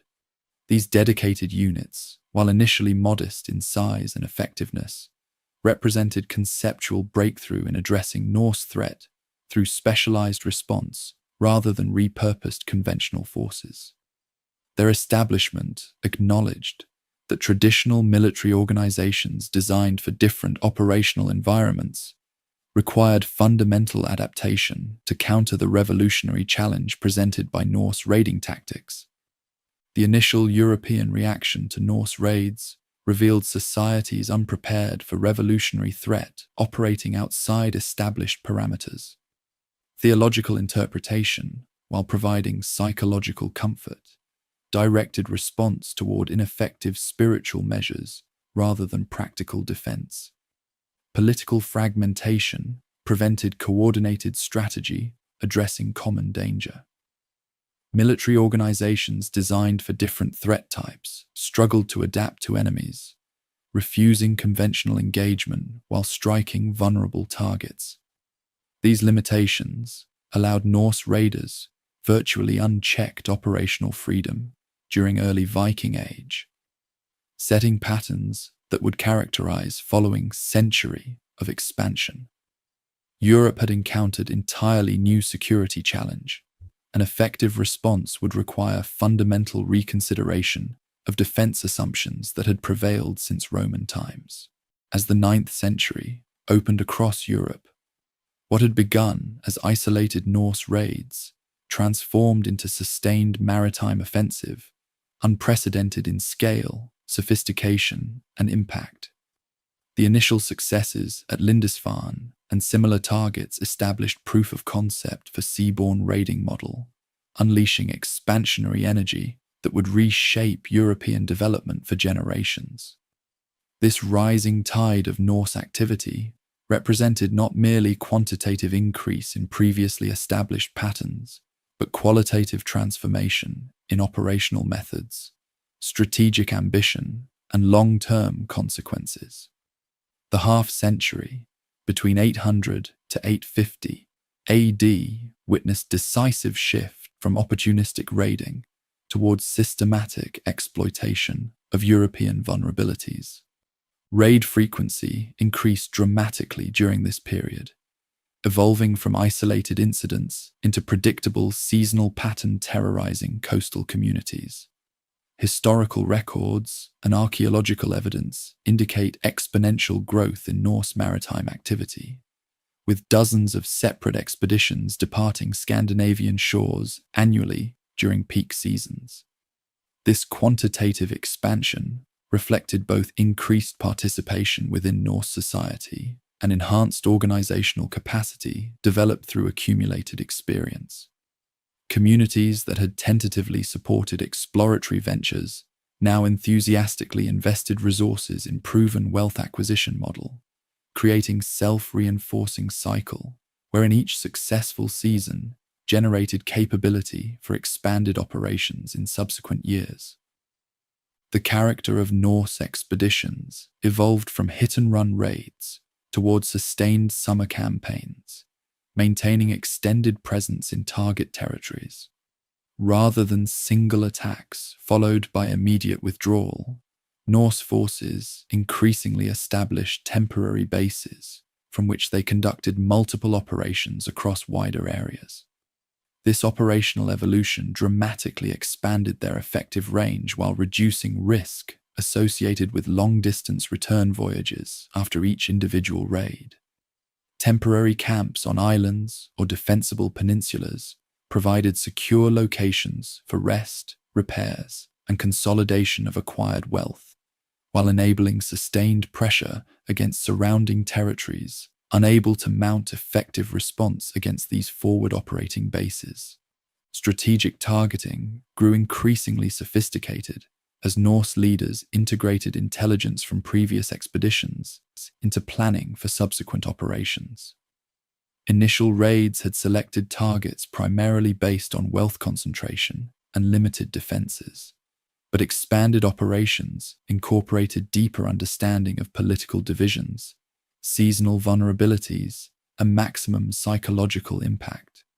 Areas weakened by internal conflicts received particular attention, as Norse forces demonstrated consistent ability to exploit European political fragmentation. Religious centers continued receiving disproportionate attention, not merely for their wealth, but for symbolic value of demonstrating Christian God's inability to protect his most devoted servants, creating theological crisis alongside material losses. Legendary Norse leaders began emerging during this period, whose names would enter historical record, indicating transition from anonymous raiding toward operations associated with specific charismatic commanders. Figures like Ragnar Lodbrok, whose historicity remains debated, but whose impact on contemporary consciousness was undeniable, provided focal points around which larger forces could coalesce. These leaders combined martial prowess with strategic vision, organizational capability, and psychological understanding of both followers and opponents. Their emergence represented significant development beyond earlier, small-scale raiding parties, enabling coordination of multiple ships, hundreds of warriors, and complex operations beyond capabilities of more limited expeditions. Formation of larger fleets through combined operations represented critical evolutionary step, allowing Norse forces to overwhelm defenses beyond vulnerability to smaller raiding parties. Historical sources describe fleets reaching considerable size, 30 ships and upward in some cases, carrying over 1,000 warriors capable of challenging significant defensive forces rather than merely avoiding them. These combined operations required sophisticated coordination mechanisms, agreed command structures, and equitable reward distribution systems transcending local loyalties. Their emergence demonstrated Norse organizational adaptability and capacity for collective action, despite decentralized political structures, contradicting European assumptions about barbarian limitations. The Kingdom of Northumbria experienced particularly devastating collapse under Norse pressure during this period. Following initial raids against monastic targets, Norse forces systematically dismantled Northumbrian political and economic structures through campaign operations rather than isolated attacks. The political fragmentation resulting from disputed succession after King Ethelred's death in 796 AD created ideal conditions for external exploitation. By 820 AD, major Northumbrian centres had suffered multiple devastating attacks.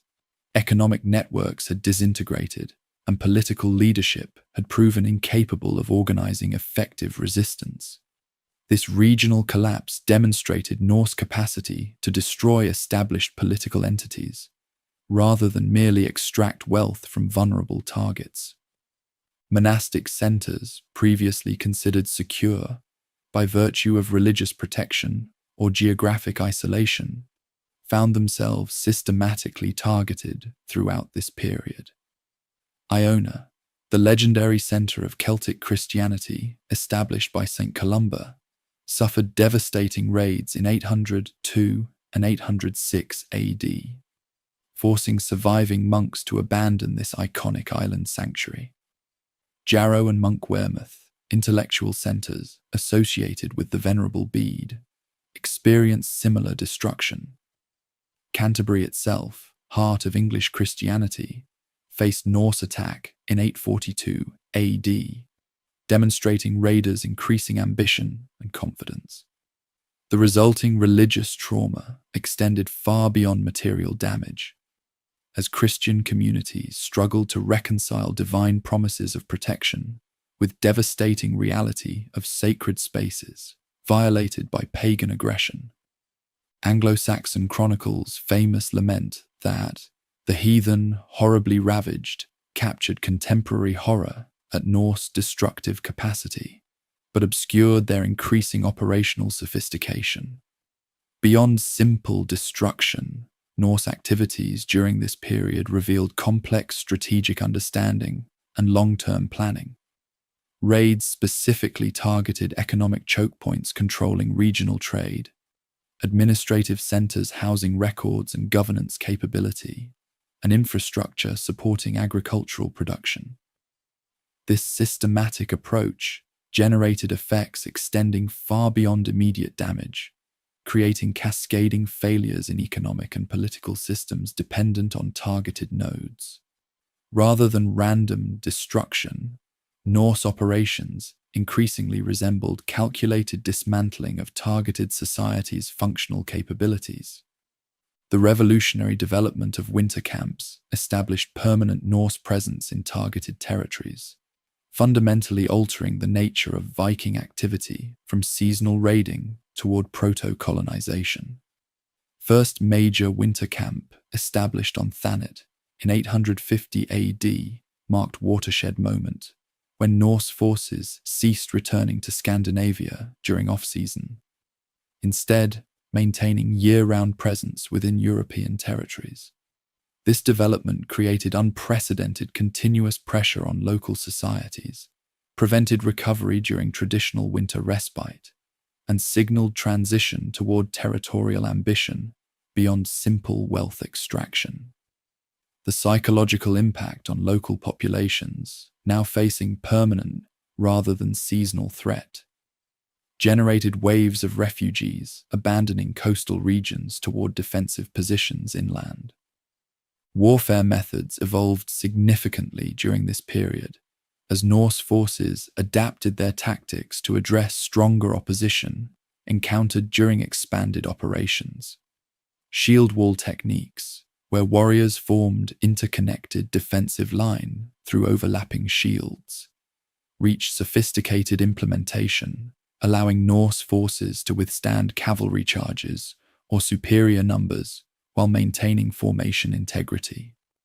Combined arms approaches integrated archers, supporting main force or detached units, executing flanking maneuvers while opponents focused on frontal engagement. Naval operations developed specific methodologies for river navigation, contested landings, and ship-to-ship combat previously unnecessary during simpler coastal raids. This tactical evolution transformed Norse forces from raiders specialized in unopposed landings to balanced military organizations capable of diverse operational environments.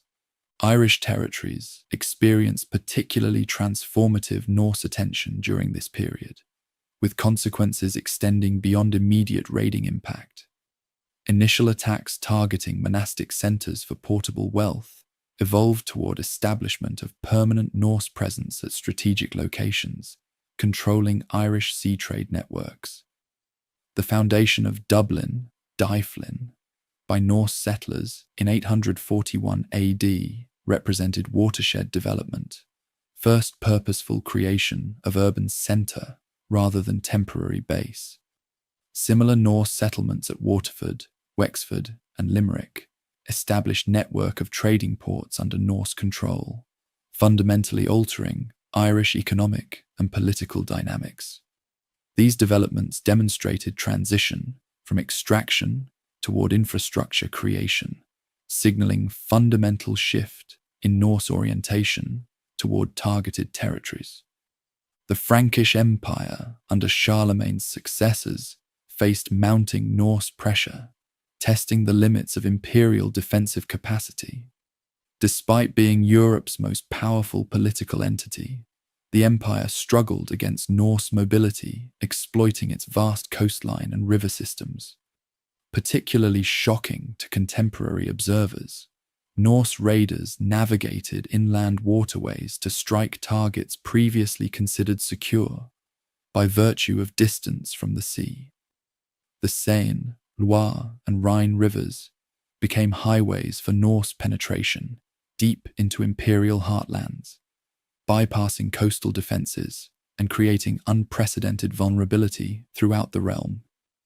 The First Siege of Paris in 845 AD dramatically demonstrated Norse growing ambition and operational capability. A fleet reportedly numbering 120 ships under legendary leader Ragnar navigated up the Seine to assault the Frankish capital directly, rather than limiting operations to coastal targets. This audacious attack against major inland city revealed how thoroughly Norse forces had transitioned from opportunistic raiders to strategic operators capable of challenging European powers at their centers rather than merely peripheries. Though Paris survived through combination of resistance and substantial tribute payment, the psychological impact of Norse forces threatening the Carolingian capital reverberated throughout European consciousness. Payment of the first Danegeld, £7,000 of silver, to secure Paris from destruction, established dangerous precedent that would shape European-Norse relations for generations. This massive tribute demonstrated that even the mighty Frankish Empire found direct confrontation with Norse forces sufficiently problematic to justify extraordinary expense avoiding it. The apparent success of extortion strategy naturally encouraged similar operations elsewhere, as Norse leaders recognized that threatened destruction could generate profits comparable to actual raiding while requiring less risk. European authorities increasingly found themselves choosing between ruinous resistance or expensive appeasement, neither option addressing the underlying strategic imbalance facilitating Norse operations. Carolingian Empire's weakening under continued Norse pressure revealed structural vulnerabilities beneath its impressive facade. The death of Charlemagne had left successors struggling with internal divisions even before external pressure tested imperial defenses.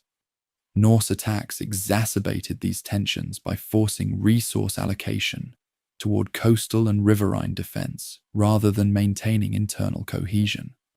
The empire's traditional military strengths, heavy cavalry and professional soldiers, proved poorly adapted to countering Norse mobility and targeting strategy. Most significantly, decentralized defensive requirements accelerated devolution of authority toward local leaders capable of organizing immediate protection, undermining imperial centralization that had characterized Charlemagne's achievement. Norse ship design continued evolving in response to operational requirements encountered during expanded activities. Specialized warships incorporated features optimizing them for specific mission profiles, deeper draft vessels for open ocean voyaging, modified hulls for riverine operations, larger ships accommodating increased warrior complements for major expeditions. Merchant vessels adapted from raiding designs maintained essential seaworthiness, while maximizing cargo capacity for trading operations, increasingly complementing direct raiding. These design evolutions reflected Norse pragmatism and technical adaptability, with shipwrights continuously refining vessel characteristics based on practical experience, rather than theoretical considerations. Navigational knowledge expanded dramatically with each successful voyage, creating virtuous cycle enabling increasingly ambitious expeditions. Early raids had remained relatively close to familiar waters, but by mid-9th century, Norse vessels regularly navigated throughout North Sea, English Channel, Irish Sea, and increasingly into Atlantic waters previously considered hazardous. This geographical expansion directly resulted from practical knowledge accumulation, currents, landmarks, weather patterns, harbours, shared among maritime communities and incorporated into collective expertise. The resulting navigational capability represented strategic advantage as significant as vessel design itself, enabling operational planning impossible for less experienced maritime cultures. The rituals and symbolism surrounding Norse vessels reflected their cultural centrality beyond mere transportation function. Ship burials for prominent leaders, elaborate decorative elements despite their practical uselessness, and ships represented in artwork all demonstrated vessels' importance, transcending utilitarian considerations. Ships represented not merely tools, but cultural symbols, embodying Norse identity and aspirations. This symbolic dimension helps explain communities' willingness to invest substantial resources in vessel construction and maintenance. Beyond strict economic calculation, recognizing ships as embodiments of collective capability and prestige, comparable to religious buildings in other cultures. Shipboard life created distinctive warrior culture through shared hardship and interdependence, impossible to replicate in land-based military organizations. Men living within arm's reach for weeks develop bonds transcending normal social distinctions, creating primary loyalty to immediate companions rather than distant political entities. The necessity of absolute coordination during sailing and combat operations fostered discipline different from but equally effective as formal military hierarchies. Leaders emerged through demonstrated competence visible to all, rather than external appointment or birth privilege. These distinctive cultural characteristics produced fighting units whose effectiveness derived from internal cohesion and practical experience rather than external discipline or theoretical training. By mid-9th century, the rising tide of Norse activity had fundamentally altered European security landscape. Coastal regions previously considered naturally protected found themselves effectively uninhabitable, except within fortified settlements. Religious institutions had withdrawn from exposed locations toward defensible positions inland, abandoning centuries of established presence.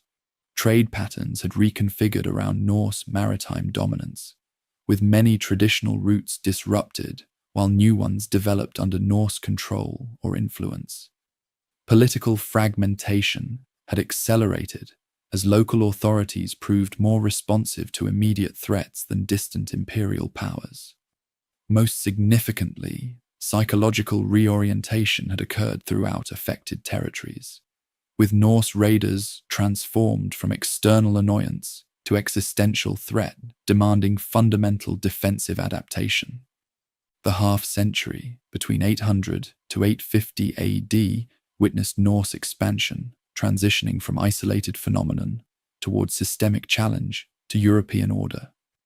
What began as opportunistic raids exploiting specific vulnerabilities had evolved into comprehensive maritime offensive reshaping political, economic, religious, and psychological landscapes across half a continent. The Norse tide had risen from isolated drops to overwhelming flood, and European societies found themselves struggling to stay afloat in transformed strategic environment.